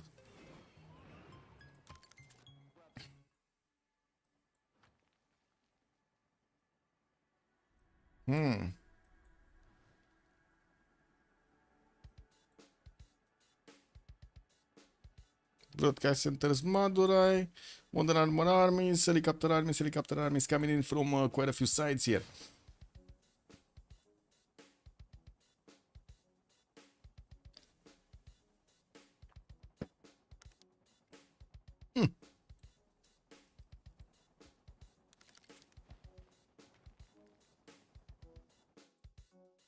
Let's see. Oh, England actually buying out a few more of these rock bands and sending them. How much faith is he's on? 71 faith at 10 hero, 400 science and the 800 culture on JR. Nuclear devices, multiple nuclear devices coming around from Yogdrial. And he did manage to get one, right? Yeah, he does have one in the chamber. I don't see him having a deployable device like, something like bomber over here in the city. In the front, it does have military engineers that, yeah, will get to actually put down missile silos, but they do need to be in his borders. So it doesn't seem like at the moment he's actually gonna get that much damage done against his opponent. He's actually trying to get into the borders of Kree with just tank armies, while Omega is desperately trying to get to his own, to his own tanks. Doesn't seem like that's gonna happen anytime soon. He's still 6 turns away from refining. We also need to see how Damori is gonna try to play this out with his spaceport coming out next turn. He does have enough production in the other series to keep on building nuclear bombs, and I'm pretty sure he's also going to try to get his GDRs out. Combined arms finishing next turn. And Space Race also coming out in 2 with he's getting composites in 2 with Suffrage in 1. Never mind, I was watching Eleanor's text over there. Some tank armies are also getting 3 turns in the city of Plymouth. This is an insane amount of production coming out from Damori, and this is what I was meaning of Age of Steam. Late game Age of Steam, if played correctly, is amazing. 1500 points of defense. We do have the jet fighters, the Air Force of Damori, managing to do a lot of damage, significant damage to Guayaquil, but that city still goes down and it's getting raised before Gran Colombia actually does anything. Woof. Well, now we might actually see the retreat over here of Norway. He did manage to do significant damage against Krudlov, putting him down to 116 science, only 6 gold a turn. And since we're halfway through this era, we're going to need to see if we're going to have Norway, Bonatoroban managing to get his resupplies up. Looks like he's 1 turn away from getting another modern armor army. And there are still a few units here, but not very strong ones. And of course, the helicopter armies do have a problem just attacking into a single modern armor, especially in the borders of Victor. And with also a need for a few more of these anti-air guns, we're going to need to see if they will start to spend the gold to get these.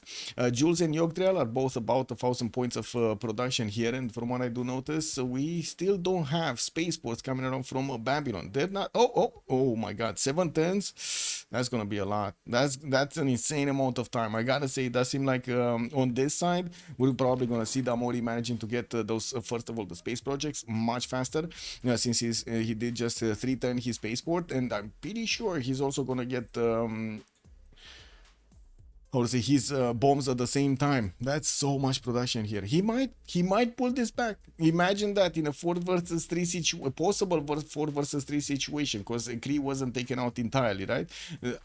They might win this. They might win. There still is a very, very, very, very strong chance they might win this. 70 tourists on JR out of 152, and I gotta say, this is exactly going against whatever opinions everybody had, that oh my God, they lose settler and they just reset the game over there. This example right here is exactly how you can get the win still, right? Amazing. On rich islands also. So in an environment that you would expect, the teams that do have more players simming to be better than the teams that have less players simming, because rich islands, you don't get to poke each other that much, don't get to be slowed down that much. Amazing. That's just amazing. Same day, man. This is same day. Wow, it looks like a scenario. We do have also jet fighters being deployed over here by Yogdrial on the front line. India did manage to get a few of these tanks to start attacking into the Kree military, and we do need to see his opponent. And I'm pretty sure it's not the Kree cities that he's actually gonna target. It's gonna be here somewhere, right in the English territory, if he can get there. Now, England will have his own nukes, and we're going to need to see how he's going to try to use them, since he did deploy his jet fighters to the north. Oh my God, unfortunately, this airstrip got switched. He switched sides. He needs to put down another one.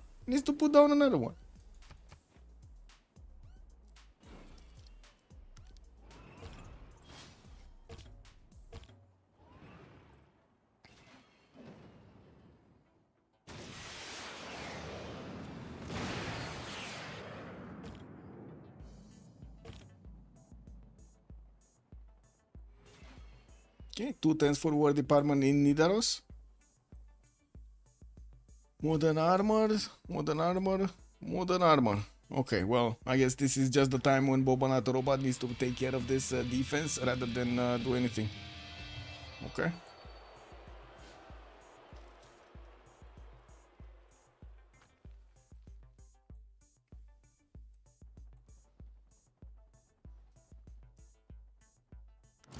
Two tens for us. Oh, that's much better production here. Two tens for a space from Madrid. That's the city with Rural Valley. That's the city that was getting that Manhattan in 3 tens also. And but he's still a bit away from Damori. We will probably see Damori starting off on his projects. He's getting his satellites next turn with Cold War also coming up in 2. Getting quite a few of these nuclear devices finished. He already has 2 in the bank here, and I do have to say they will start to eat at his gold per 10. And we do have still Yogtrial managing to get 660 gold, while Damori is only on 400. The Jules on 600, and we do have a Bobnato Robot on 300 also. Launcher satellite Paris. Submarines. Looks like he might actually be looking to get one of these beep boops down in the water over there, so he can actually throw those nukes at anybody coming against him. Babylon still trying to get that. No, not even working on the spaceport. He saw 7 turns and he's like, nope, I'm not doing that, man. That's a long time. That's a long time.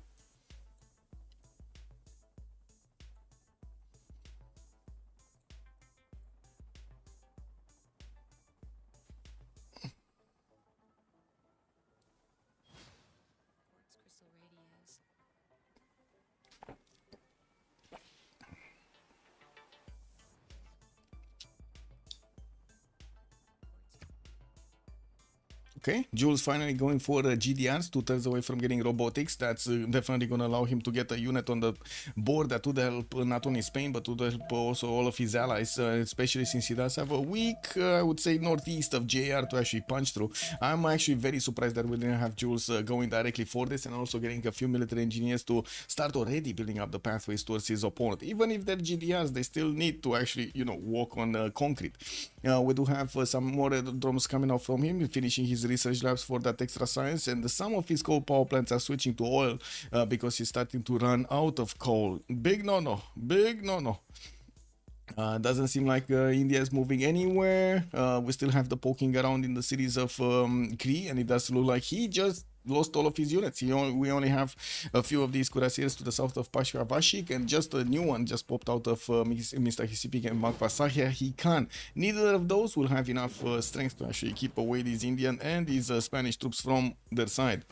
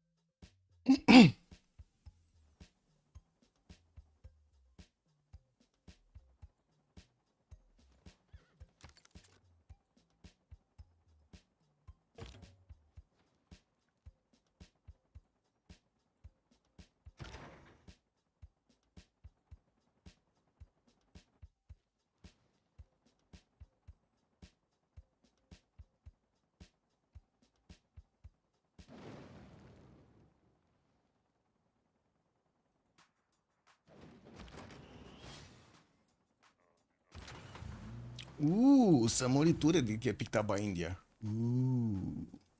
Let's see. So India is still keeping his clump of rocks over here next to the cities of England. A lot of times just sat for nothing. We do need to see also the first spaceport. Okay, that's 5 turns away from finishing. Did we have? We did have him right starting off on his satellites, and it looks like right now he's switching towards moon landing on the city of Paris. Well, we got missile cruisers over here in the city of York, and also why so silent? I was reading something from the ambassador chat. Responding to a general over there about the question with the pregame bans.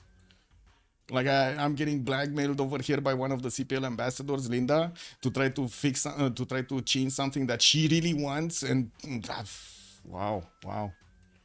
She's trying to actually tell me that she's basically we're not gonna have the CWC if that change is not happening. We're not gonna. We need to rethink the CWC. Yeah, we need to rethink if it's happening. Yeah. Jules, 3,000 gold. Well, let's actually see. He didn't buy anything right now. Oh, GDRs are soon gonna come out. We got Yogdrial also getting his robotics coming around from Spain. And let's actually see. 2 turns for Earth satellite. Finally, Spain is managing to get that spaceport out and started off with the projects. And taking a look at this, what do we have? JR 92 out of 173. 173. Wow.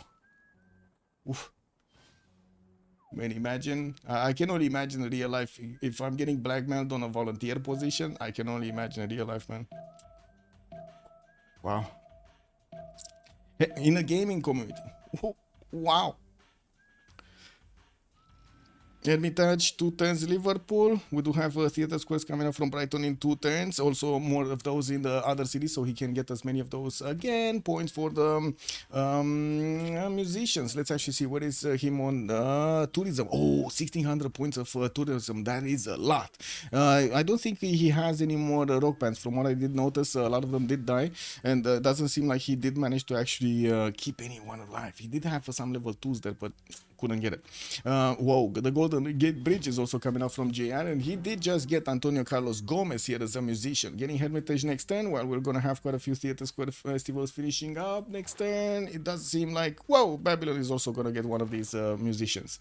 What do we have? First GDR is gonna take a while. We got 5 turns. I'm pretty sure he's gonna need to buy one. And again, looks like he did get the roads here. They're gonna try to go directly against JR, but it seems like they're gonna go through India's how to say choke points. Not here. He's not gonna go here.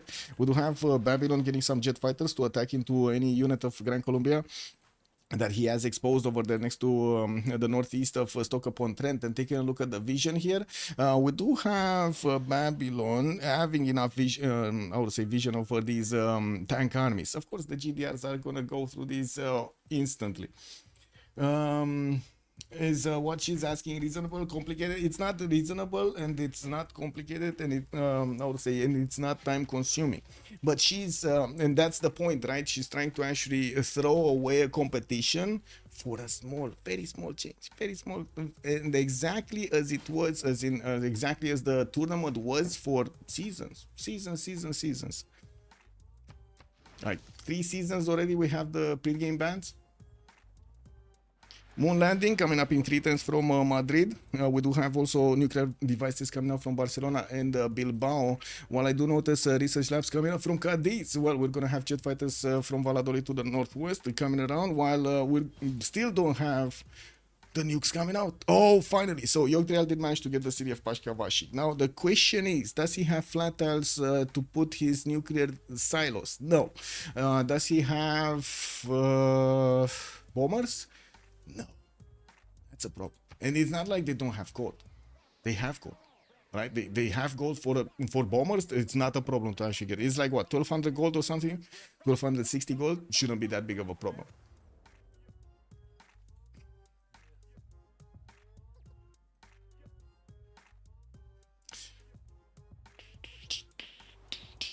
Oh, also, not changing has a direct impact on the data, while changing it will demolish the data that we're gathering from the CWC.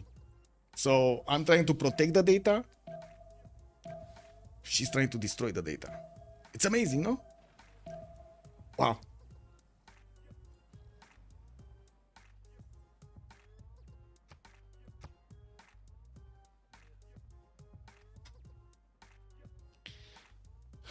Helicopter armies coming out here, more from Gran Colombia. We'll do have Norway right now getting his modern armors right next to the city of Stavanger, and by the looks of it, he's not moving forward anymore. Let's actually take a look if we do have GDRs being bought. I believe they did spend a lot of gold. So yeah, there we go. 3 GDRs are already coming around from Babylon to get into the borders of England. There are enough fighters here. 1, 2, 3, 4. Oh, nukes.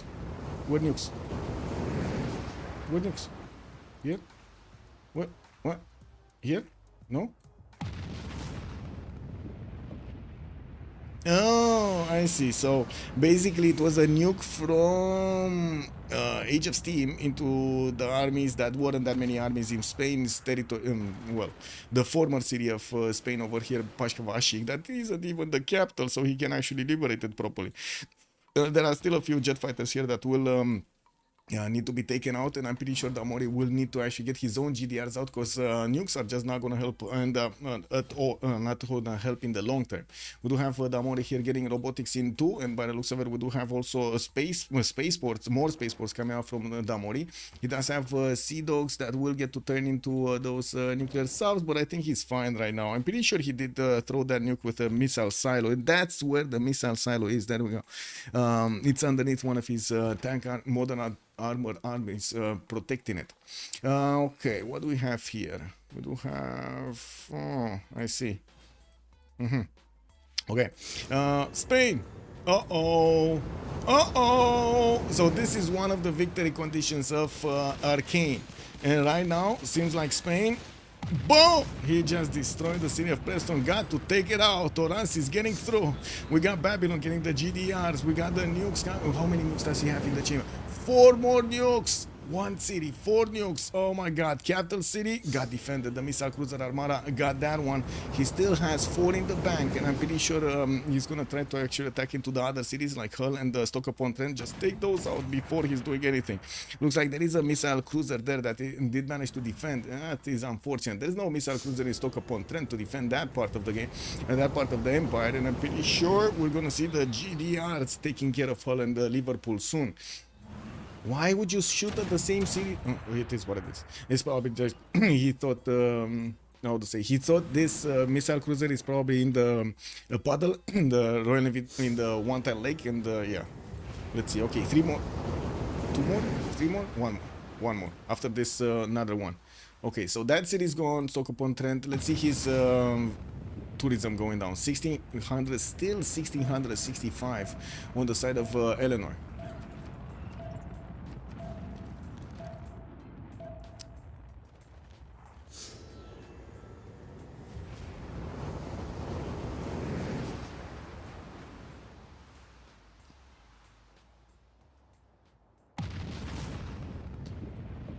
Are these bombs here? Yeah. So he destroyed the jet fighters. Okay. 1 more nuke remaining on Damori, and he's just a baby nuke. It's just a baby nuke. York Trial is gonna get another settler on the front line, and we're gonna need to see if he does manage to actually get his own GDRs out. He does have the technology. I do see some of them are getting into the build queues. Well, you do see 372 turns. Oh my god, we're gonna grow old over here. Like, we're really gonna grow old. Can you imagine 5 minutes a turn and 372 turns to actually get there? It's incredible. Just incredible. multiple spaceports still coming around. I'm pretty sure he did get the second project, right? So let's see. Diplo points, we got 14 out of 24, Bob Not a Robot. In the science screen, we do have both Yogdrial and Amori managing to get the second projects out. Moon landing on the science victory screen. Let's actually take a look if he did manage to get some of these scientists with the production. No, he did not. And there's no one here. Where's the nuclear one? What? Here? Another one. Oh, in Birmingham. He got that city also. Oh, JR down to 1452 tourism. Not that big of a change. I gotta say, he lost like 2 cities. Not that big of a change. I do see also Damori did manage to send 2 of his GDRs on the right side. They're baby GDRs, not even the first promotion they're on them. While Jules Forart is getting his GDRs to the northwest of Oran here. I do see 3 of them are gonna start chewing through the cities of England quite quickly. There isn't that much of a unit that England can actually help defend this, and taking a look at his text, he's barely getting his chemistry out. He did manage to get 381 science and of course focused everything he could on the culture, especially on those tourism points. Is he down? No, he's still 1452.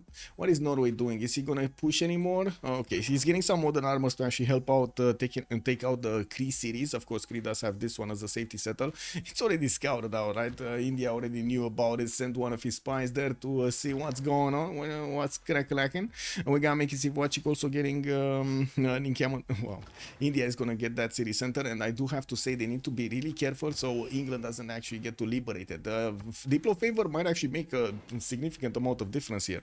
We also do need to see if Spain is going to manage to actually get some GDRs on the table here. They do manage to get 3,100 gold on Hammurabi. That's going to be significant if he does manage to get one of those GDRs. Do we have GDRs on the western side for England? No. No, he does not have them. He only sent like the 2 ones that he had, he sent on the right side to help defend his ally over here, Eleanor, from being taken out. And from what I do notice, we do have also 3 tens for Mars colony coming out from the city of Paris.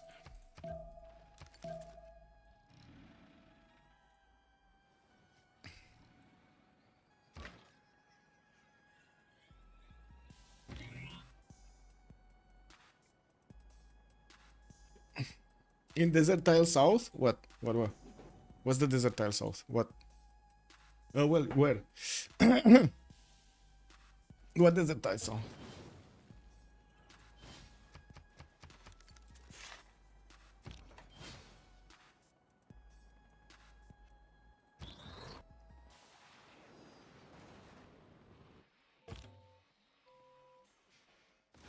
South, no. Base? What about the desert tile in the south?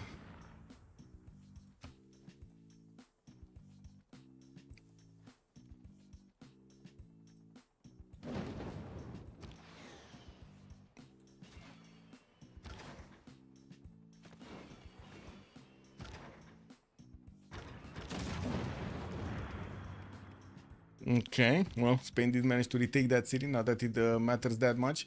Is gonna need to clean up or at least try to get around all of this radiation. We also do see Norway is gonna manage to take Mr. Hisipik, while he's also gonna get a lot more units on the front line. JR, let me see, culture 124 out of 197, and he keeps on gathering these. He did manage to get those rock bands to keep on well, singing in the cities of England. And I do also have to point out Damori is getting his Mars colony. I gotta say, this game is so close, even with the settler snatch from the beginning. This is insane. Amazing. Spy coming up from Sunderland. We do have more spaceports coming out from Sheffield and Manchester here, so he can get those last projects through. He really needs to get a lot more, probably like 5 of them, to actually get those projects in good enough time. While Babylon is barely 1 turn away from getting his own spaceport, he's finally finishing his initial GDRs that he put into the production queue, so he's gonna have like 2 of them coming out next turn, with another 2 of them coming out the turn thereafter, and another 2 of them coming up in the 3rd turn. Amazing. Actually, wait, 3 of them coming up in 2 turns. Ooh, that's gonna be a lot of GDRs here from Babylon. We do have him also getting those GDRs in the borders soon of England. And I do want to ask, did Spain manage to get more of these nukes? No, we still have Namori with 2 of them. And looking at the build queues here of Spain, we're going to have 2 more nukes next turn, 3 more nukes, 4 nukes, 4 more nukes next turn, 4 nukes. 5 nukes next turn. I really hope this city is not going to flip. He has a single turn. This city is rebelling in 2 turns. He has a single turn to actually attack into his opponent and try to take more cities here. And that's a bit of a problem. I think the only thing that he can do is actually take these out, like take the units out out of the range of the missile cruiser armada, like for example hit on the Great Writer, drill a hole over there so the GDRs of Babylon can actually get next to the city center and start attacking into it. This one is not going to be taken out, especially the GDRs are going to help out over there with the anti-air defense. And I do see Birmingham at the moment did not get taken because there is no unit next to it that could actually take successfully that city. I'm a bit surprised we don't see some of those helicopters actually coming around from Babylon to help out with this. Okay, level 2 GDRs also on Babylon. We do have him pillaging the jet fighter location, the aerodrome over here. And I do see he doesn't really care about the English GDRs. Not that much. Not that much.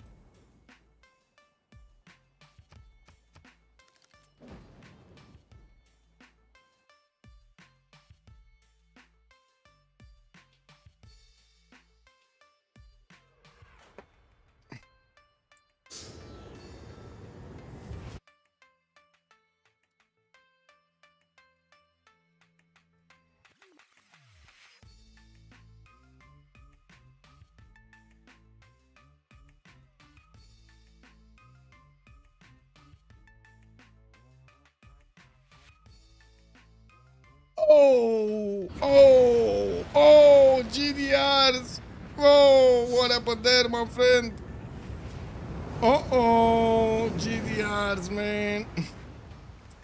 Well, Newcastle upon time is also getting attacked. And boom, that city's gone. JR 1424. He's still not losing cities yet. There is an Indian helicopter army that's trying to figure out how to get there, and it looks like, well, there's gonna be just a nuclear device allowing him to get out. I do have to say this city is gonna flip next turn. Oh no, he's still 2 turns away. Whoa! Oh, he plugged in Victor over there to try to slow it down a little bit. While I do have to say also Babylon did manage to get these units very close to the borders of England. He's still a bit away from actually getting there. And another, whoa, another one. Where do we have this one? So 110 Mars Colony, that's going to be the 3rd project, right? The 3rd project coming out from Damori. He needs to defend his west against nukes. He needs to, and soon to be GDRs. He needs to defend his east also from GDRs. And of course, all of these units that are going to come out from both India and Spain, not to mention the nukes.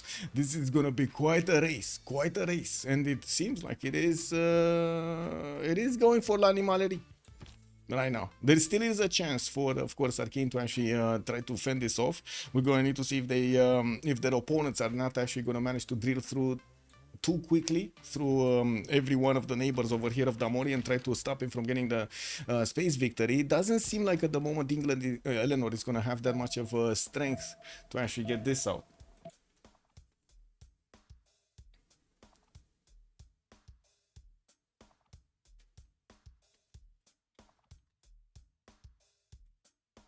Let's put our living stereo stylus in this groove.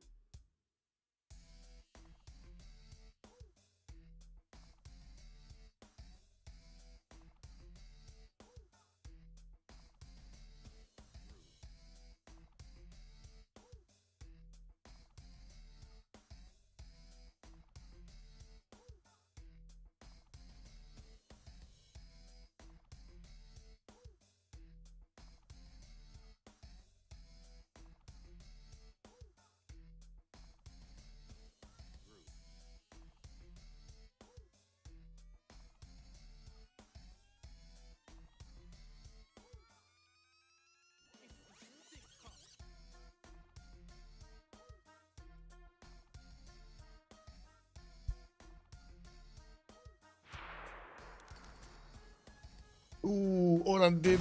Oh, flip. unfortunate. Not that much population. It still will flip in 2 turns. This city is just gonna be kept on being retaken. We do have finally the Babylonian GTRs getting next to the city of Liverpool to start eating into that strength, and by the looks of it, we're also gonna see GTRs next to the city of Hull. These cities did survive because of the missile cruiser armadas actually trying to fend off the attacks. And by the looks of it, I do see more safety settlers coming out from England. JR is going to try to stay alive here. He did still keep his tourism per turn, but couldn't actually manage to get his... this is his passive tourism. His rock bands, I believe there was still one more, but I don't see it anymore. It might have actually played and died. I don't see it anymore. It's definitely not here. Anyway, is that another nuke? Must be here. Oh yeah, there we go. Oh, that's a lot of modern armors. 5 of them just got wiped off. Clean the map here.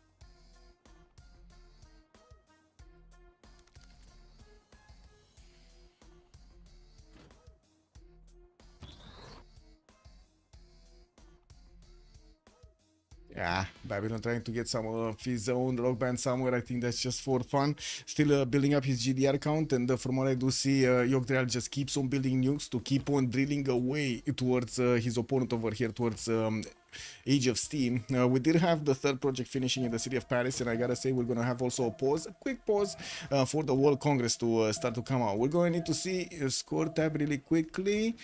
Oh, they didn't. Oh my God, they didn't split. They didn't split. Oh no, they didn't split. Oh well, I guess it is what it is. Let's actually go for faith over here. Nuclear. Man.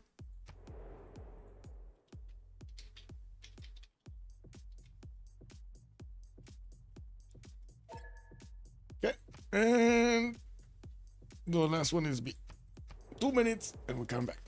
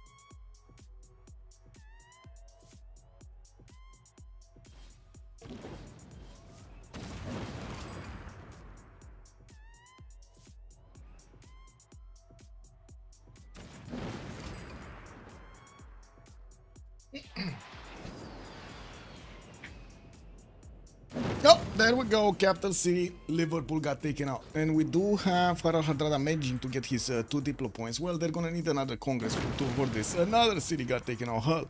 We might see if, over here, Damori not have enough time and overproduction to actually get everything out. He's trying to get his defenses up rather than actually going for the space victory.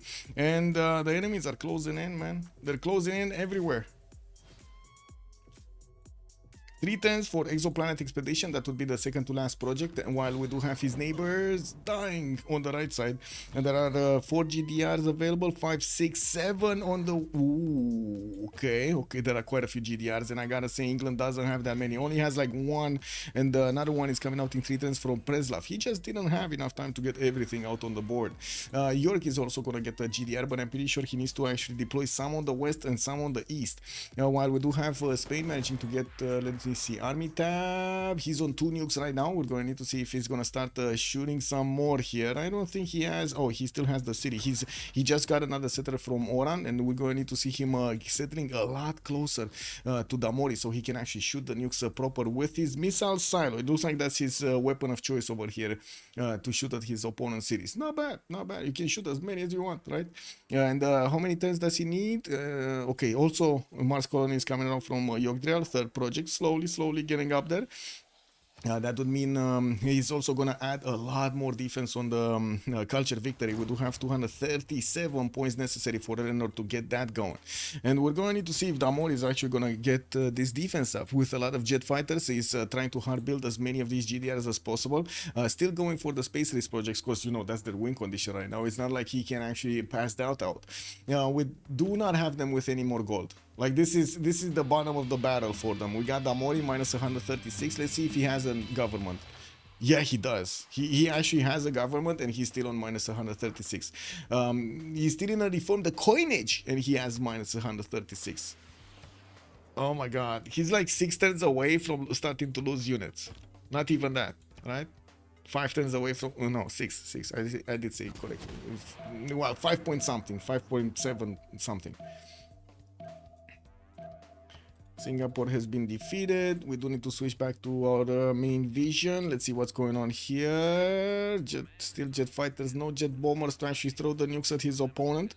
We do have missile cruisers everywhere to try to fend off attacks from silos. And of course, we're going to need to see if the GDRs of Babylon are going to be quick to take out the English ones. They're still level 2s though. And looking at the text, we do have, okay, Damori getting telecommunications, environmentalism. Going to get those nuclear submarines. Gran Colombia also coming in to try to help fend this off. While we do have possibility for also Babylon to try to take out Birmingham here, it looks like JR is trying to stay alive as much as he can with as many settlers as he possibly can. Taking out Birmingham soon, the second GDR is going to finish that city center, also lowering that amount of tourism down to 140. This is no more culture victory. No more culture victory from Arcane.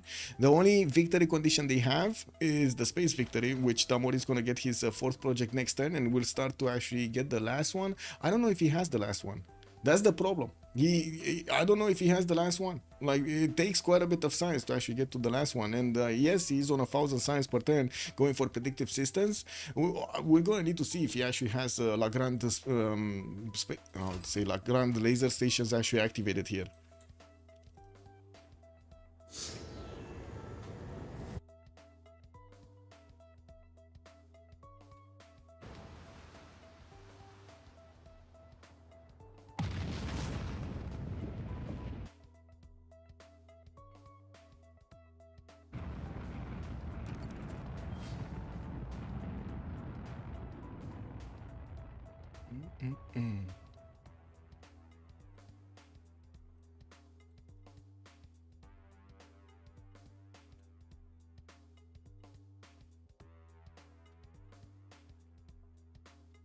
All right, let me actually copy paste something here.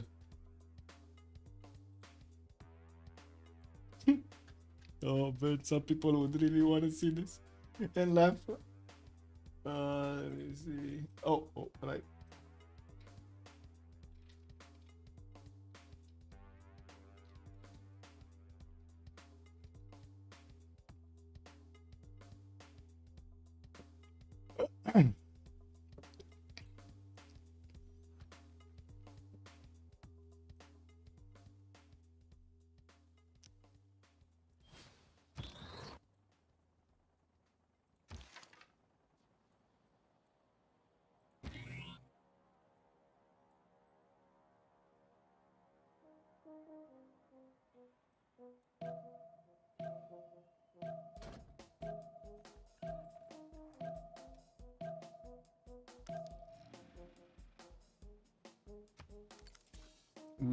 No more water.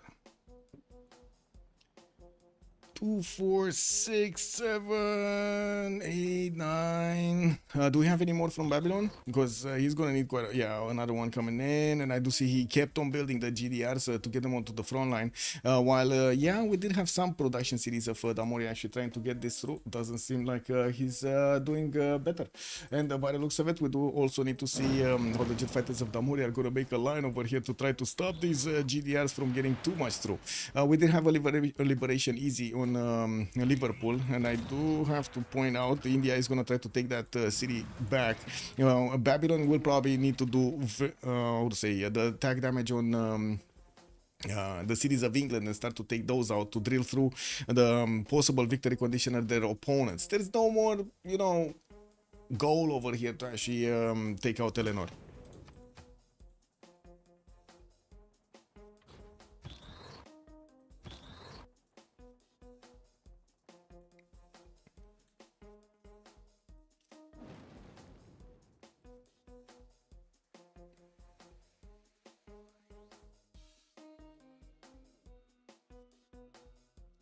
Modern armor armies, helicopter armies, helicopter. Well, India still needs to get some units out, but it doesn't seem like he's pushing through. Oh, more nukes. Where? Here? No? Where are the nukes? Where did the nukes go? Or was that just a nuclear submarine actually shooting? Because I didn't see any splash. I didn't hear any splash. I did hear a splash right now. Where is the splash? Wait a second. Oh, no. Okay. There's nothing here, nothing there, nothing there. Doesn't look like there's anything here. Anything in the lands? No? No? There's nothing here. Here? No? I don't know where that nuke dropped, honestly. Okay, so we got 5 GDRs against 3 GDRs, both of them actually level 2s. We do have another one, a 5th one coming out from Preslav next turn, and still Leeds will need to get one. You see, okay, he's 1173 gold. You see, oh, finally, he's back to positive. Increased Tundra. I did take a look. Oh, this one? You think this one? Oh, I see. So I thought it would actually hit the city, but it looks like it hit the military that was coming from the city of Pipikisis. Got it. Thank you. Makes sense. Total sense.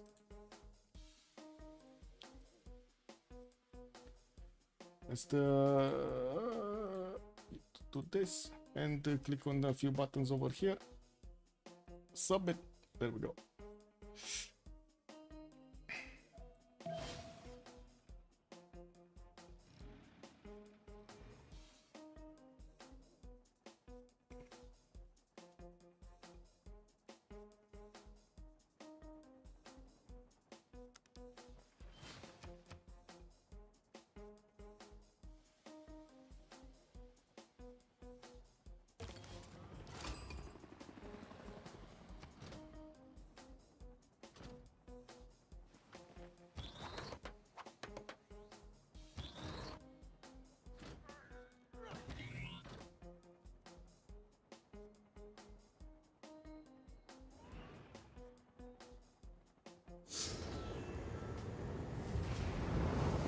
Okay, let's see Spain.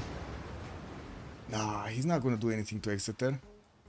Yeah, there's way too many GD. I have no idea why he even tried. Like, the only city that he can possibly attack is Leeds, actually. And I think that's too far away.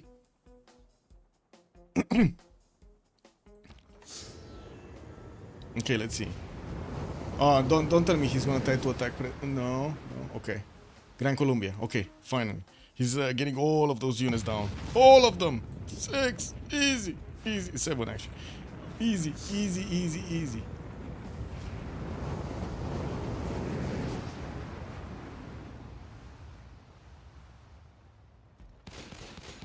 Ooh, that is another city of Eleanor, but it didn't really do anything. Right there, it didn't really do anything.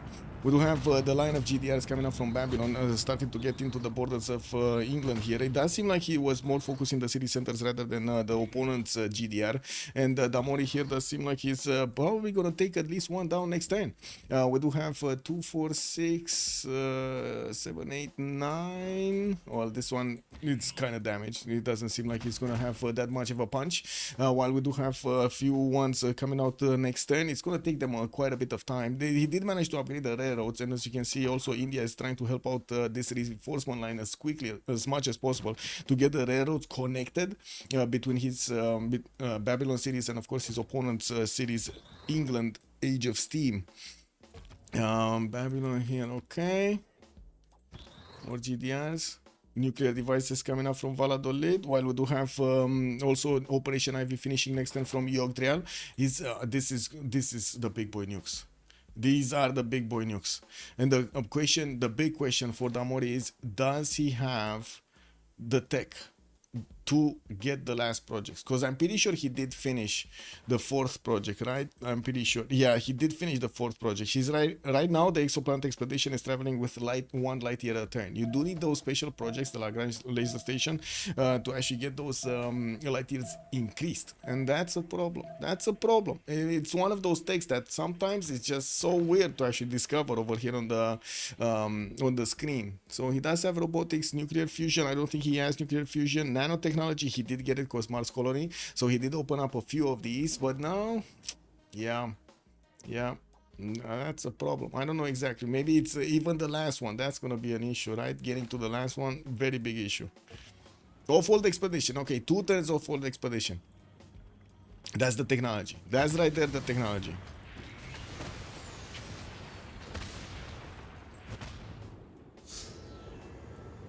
Oh, he exposed the city of Preslav. Oh my god. He actually exposed the city of Preslav. Does Spain have a nuke? Yes, 2 nukes. So like if you hit the city of Preslav on the commercial, it will take out the city center defenses. What are those other nukes, by the way? Oh, here. Never mind. He's actually cleaning up from the left side as well as on the right side. I think that's a bit too much even for Damori. Yeah, I really think that's a bit too much, don't you think?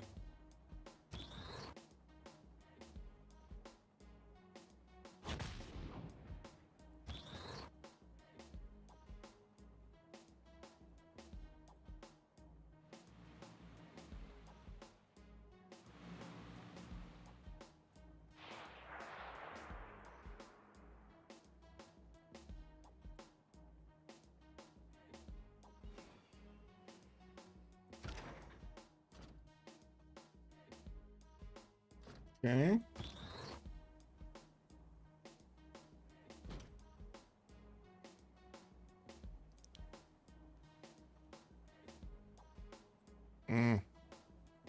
Anyway, let's see. Big boy news 2 turns. Thermo nuke in 2 turns. Now this one does have 2 tiles radius, right, of attack, and this is gonna be massive. Like if he can actually get one through, it can do so much damage to the GDRs. So much damage.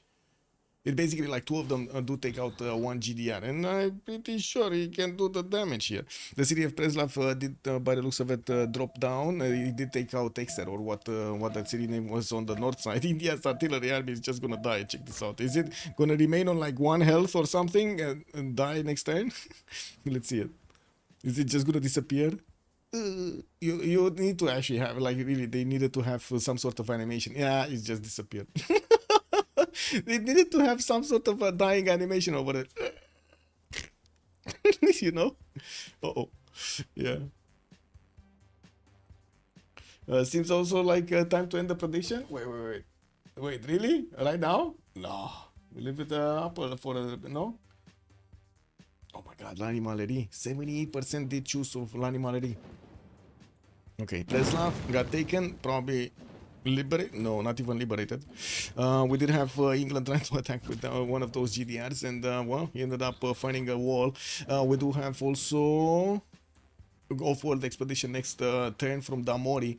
While there are a few nuclear devices getting out from him, it does seem like since he's getting nuked in his main cities right now, he's starting to drop significantly in production. 925, and we do have his GDR deploying in Paris, so he can try to get some anti-air defense alongside those missile cruisers. While I do have to say, Norway is coming in with a big invasion army. Modern armor armies coming up from the northwest, while we do have east side a lot of GDRs fighting GDRs, and of course we're gonna see those nukes starting to fly. Now I think the question will be, where will Spain want to drop this big boy nuke? That's the question I have, and I do see he's gonna get another one at least. Yeah, another one. So one small nuke and one big boy nuke next turn.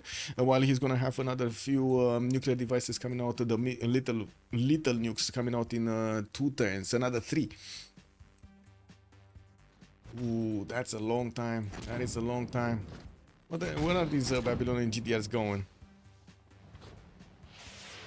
I think he's exposing them a bit too much. Anyway, both of them did manage to get the next level. Of course, the shields on the GDRs. We do have level 3s on one side, level 4s on Babylon.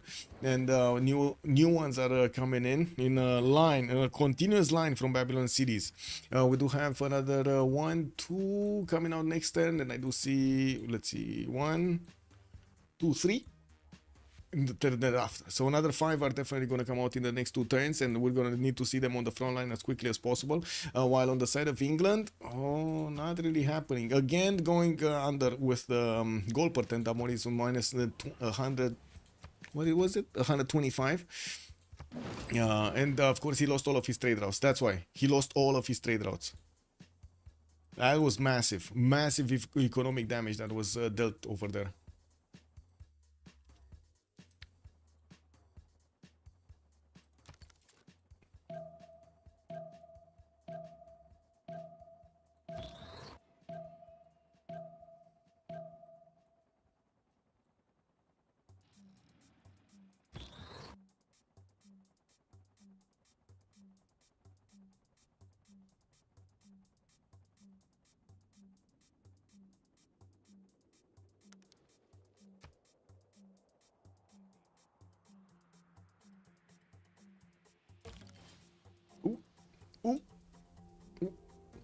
Low oil on Norway. That's a bit of a problem.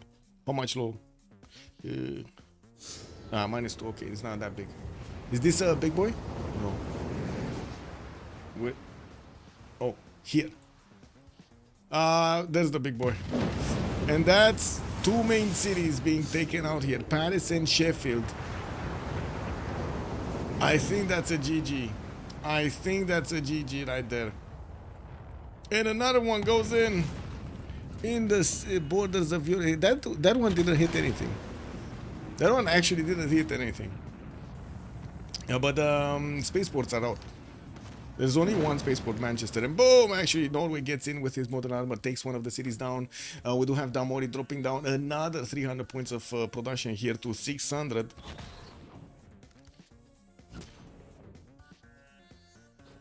He's still trying. He's still trying. Lagrange laser station, man. Man.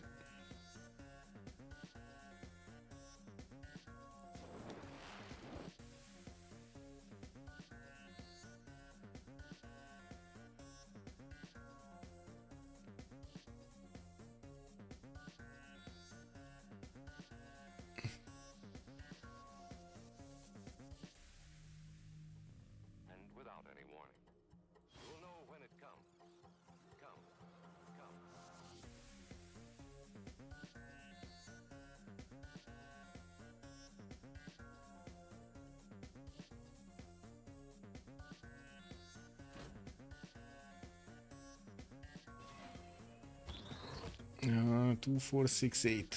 Okay, 8 more GDRs starting to get into the borders of Damori.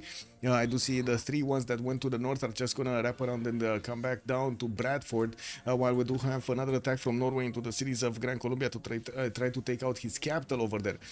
We did have these Norwegian units also try to get to the city of Paris, but it does seem like the GDRs are there and they're keeping these units away from getting too close.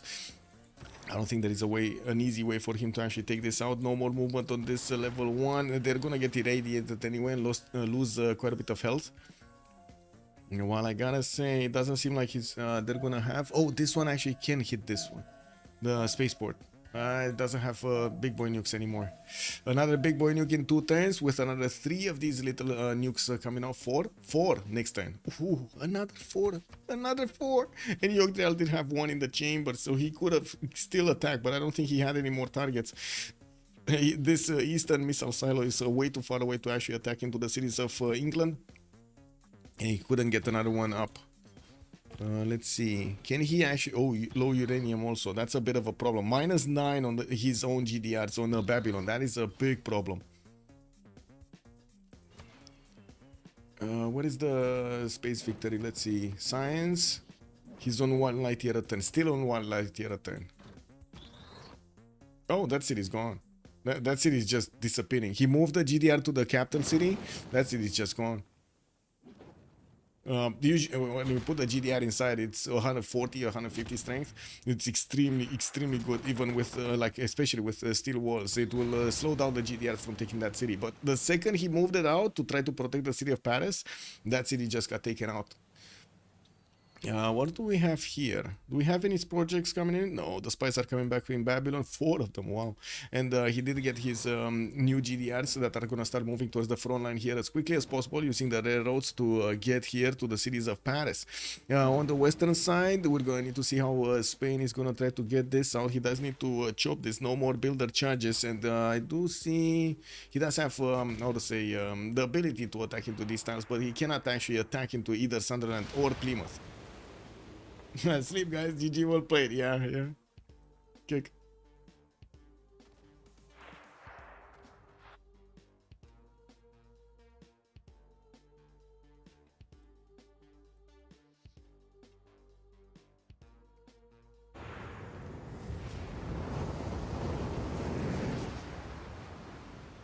Oh, he's trying. Nah, intercepted. The GDRs there are just too good. Too many, too good next to the city of Paris. He really needs to get the big boy nukes like these ones. And I think he will take out like 2 of these GDRs. If he hits the 1-1 tile over here, he's going to take out 2 GDRs with the big boy nuke. Allowing, of course, the Babylonian units to get right next to it and take out the city of Paris right afterwards. He might actually want to jump. He would really... Well, not in nuke range. Where is it? Here. So he would need to jump to be here and then move next turn right after the nuke on the city of Paris. There is a jet fighter here, but it's not going to do anything. Did he get the first project out? As in the first Lagrange? No, still 1 light year.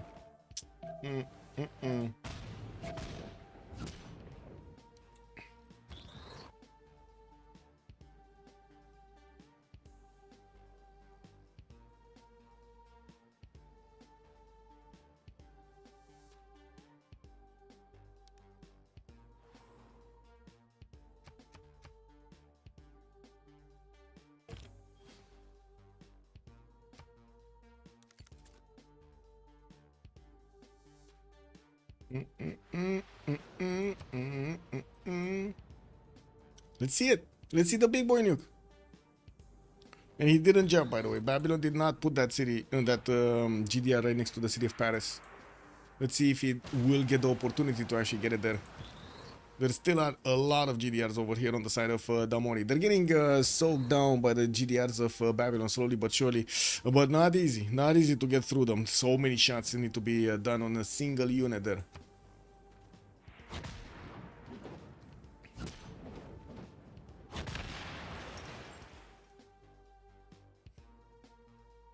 Wait, did he just expend his ammunition on a single tank? Well, I guess that was a unit he couldn't take out, you know. At least that. He's doing damage. He's doing damage.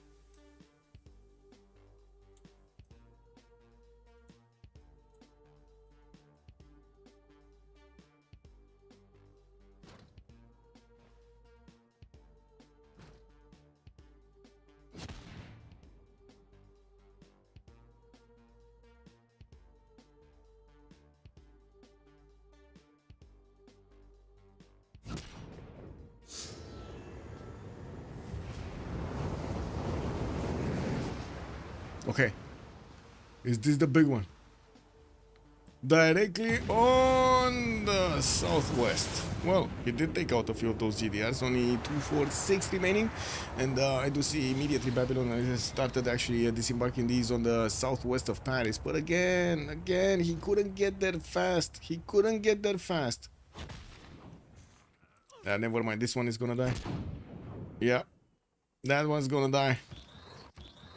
He doesn't have movement on others to actually get there, and we might actually see him try to shift enter this unit. Oh, there's a plane there. Never mind, there's a plane. That's blocking the tile, basically. Not really helping. GDS going to Manchester. I do have to point out Manchester is the only city right now with a spaceport that is actually doing projects. And if he takes this one down, it's over. Like there's no way there's gonna be a space victory anymore.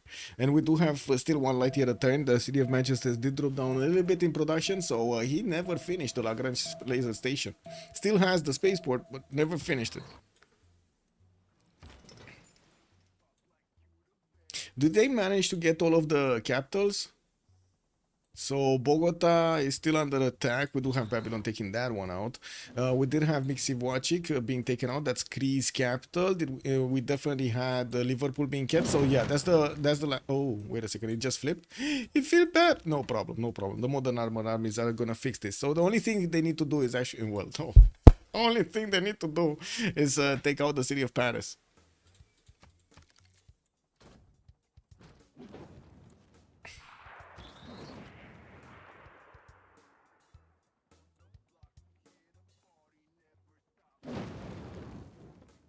I want some water, but I don't want to miss the end. Like, I'm feeling it's just in a few seconds now, you know? Oh, he's getting 2 light years a turn. He did manage to get that new project. Not gonna help him though, but still, he did it. What's the military engineer and why is he not putting a space missile silo here? Ah, there we go. There we go. Missile silo, army tab. 4 of these nukes are still available. He cannot shoot anyone with them. He cannot shoot. Like, there's no way he's gonna get to do anything because how to say, anti-air missiles, cruisers everywhere. Oh wait, he can. He can take out Plymouth. This missile cruiser for some reason got out of the city, and the city is not protected anymore. Lol.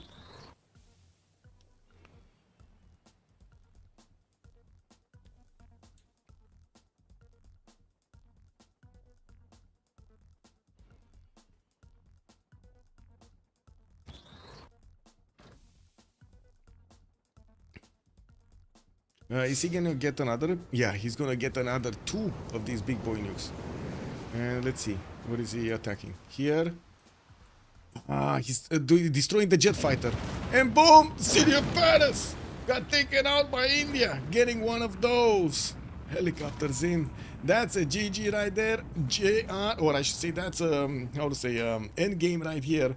Managing to get a domination over their opponents. Big one, amazing. Oh my god, that was such a great game. And look at that. Look at that. Even with a settler snatch at the beginning and basically like one player that couldn't do that much, they were so competitive. Incredible. Incredible. Let's actually go and take a look at a bit of a post-game chat here.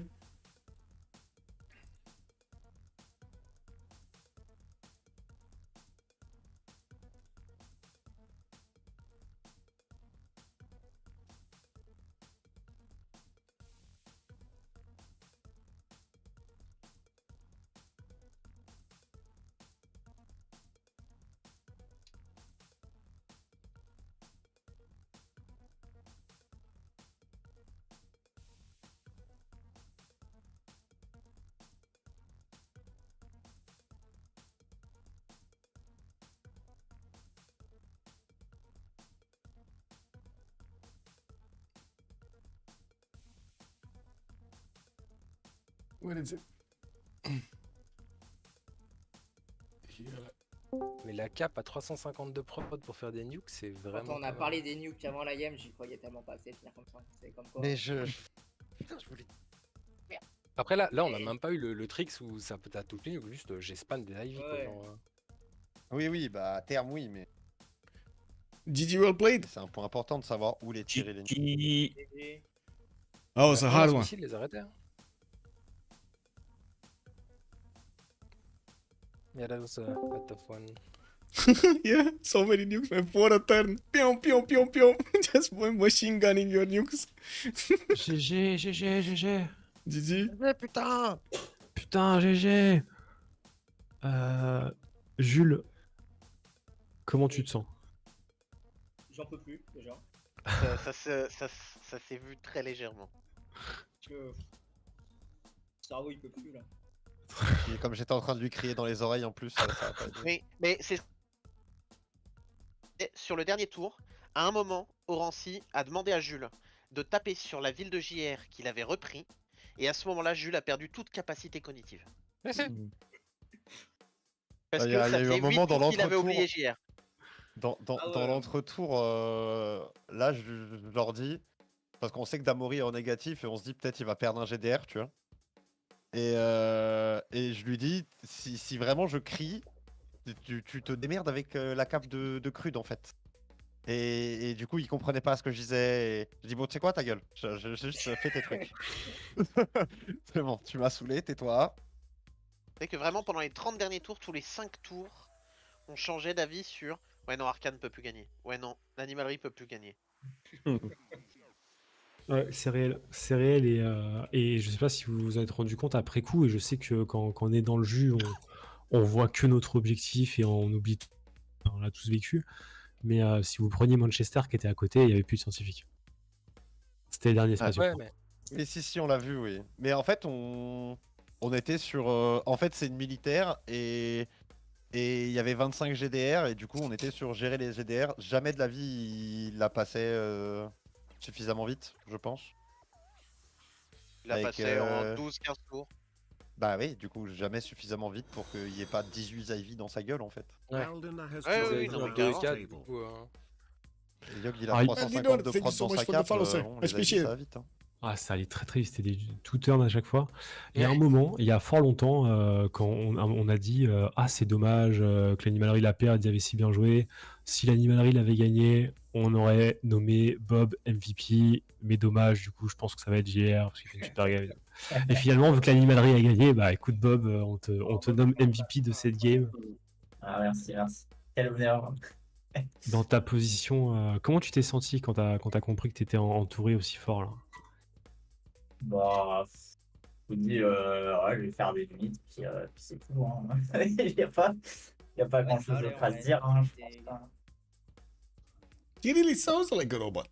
J'ai essayé de faire un truc sur les CS aussi, j'ai un peu merdé. Enfin, ouais, j'ai forcé des réactions, mais j'aurais pu mettre encore plus de pression, je pense, avec les berserk et tout. Ouais, avec les levées. Ouais.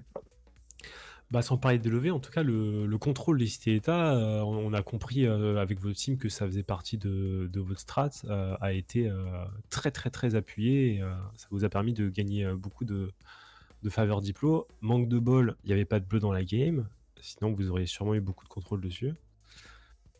J'ai entendu dire que vous avez eu un training hier et que vous auriez aimé pick Mali.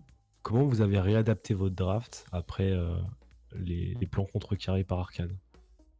Déjà Yog a fait une dépression. Les En deux vrai, premiers bans, j'ai pas aimé. en vrai, on sait que Arcane connaissent beaucoup nos strats. Déjà parce qu'on parle beaucoup avec eux, que j'ai joué avec plusieurs joueurs pendant longtemps. Donc on se doutait que le Mali allait être ban malgré le fait qu'on le joue beaucoup. Enfin, entre autres parce qu'on le joue beaucoup, on savait qu'il allait être ban. Donc on a juste pris des pics forts sur lesquels on était à l'aise et voilà. Et Et le pareil fait de... pour les Byzance, on savait qu'ils allaient nous les ban parce que dès qu'il y a Byzance Open, je joue Byzance. Et du coup, bah, j'ai pris Chandragupta. Et les Chandragupta, je crois que c'est le premier de la saison en D1 qu'on voit là, depuis son nerf très violent du patch d'avant. c'était vraiment dans votre idée de faire une draft autour des religions avec Chandragupta ou juste ça s'est emboîté comme ça Non, il y avait une vraie idée, hein. Il y avait une vraie idée. En fait, je leur ai toujours dit que Chandragupta c'était une très bonne alternative à Byzance sur la map. Parce que ok, t'as pas le scaling à taxis plus 6, plus 8, machin, mais t'as plus 3 de base, t'as plus 1 PM. Le PM sur la map, on sait ce que ça donne. Ouais. On a vu dans le patch bêta d'aujourd'hui, par exemple. Et du coup, on l'a juste pris et ils ont que des cibles qui peuvent me faire des religions facilement. Mais comme ce qu'on aurait fait avec une Théodora ou un Basile, tu vois. Okay, guys, I'm gonna stop it here. Do need to get some sleep. Have a great one. Thank you so much for joining me, and I do hope you enjoyed the show with us tonight on the Rich Highlands map. Hopefully, we're gonna see each other in the next ones, and have a great evening. Bye, bye, bye. Thank you so much for the subs. Much appreciated for the help, and of course, your questions over here in chat. Bye, bye.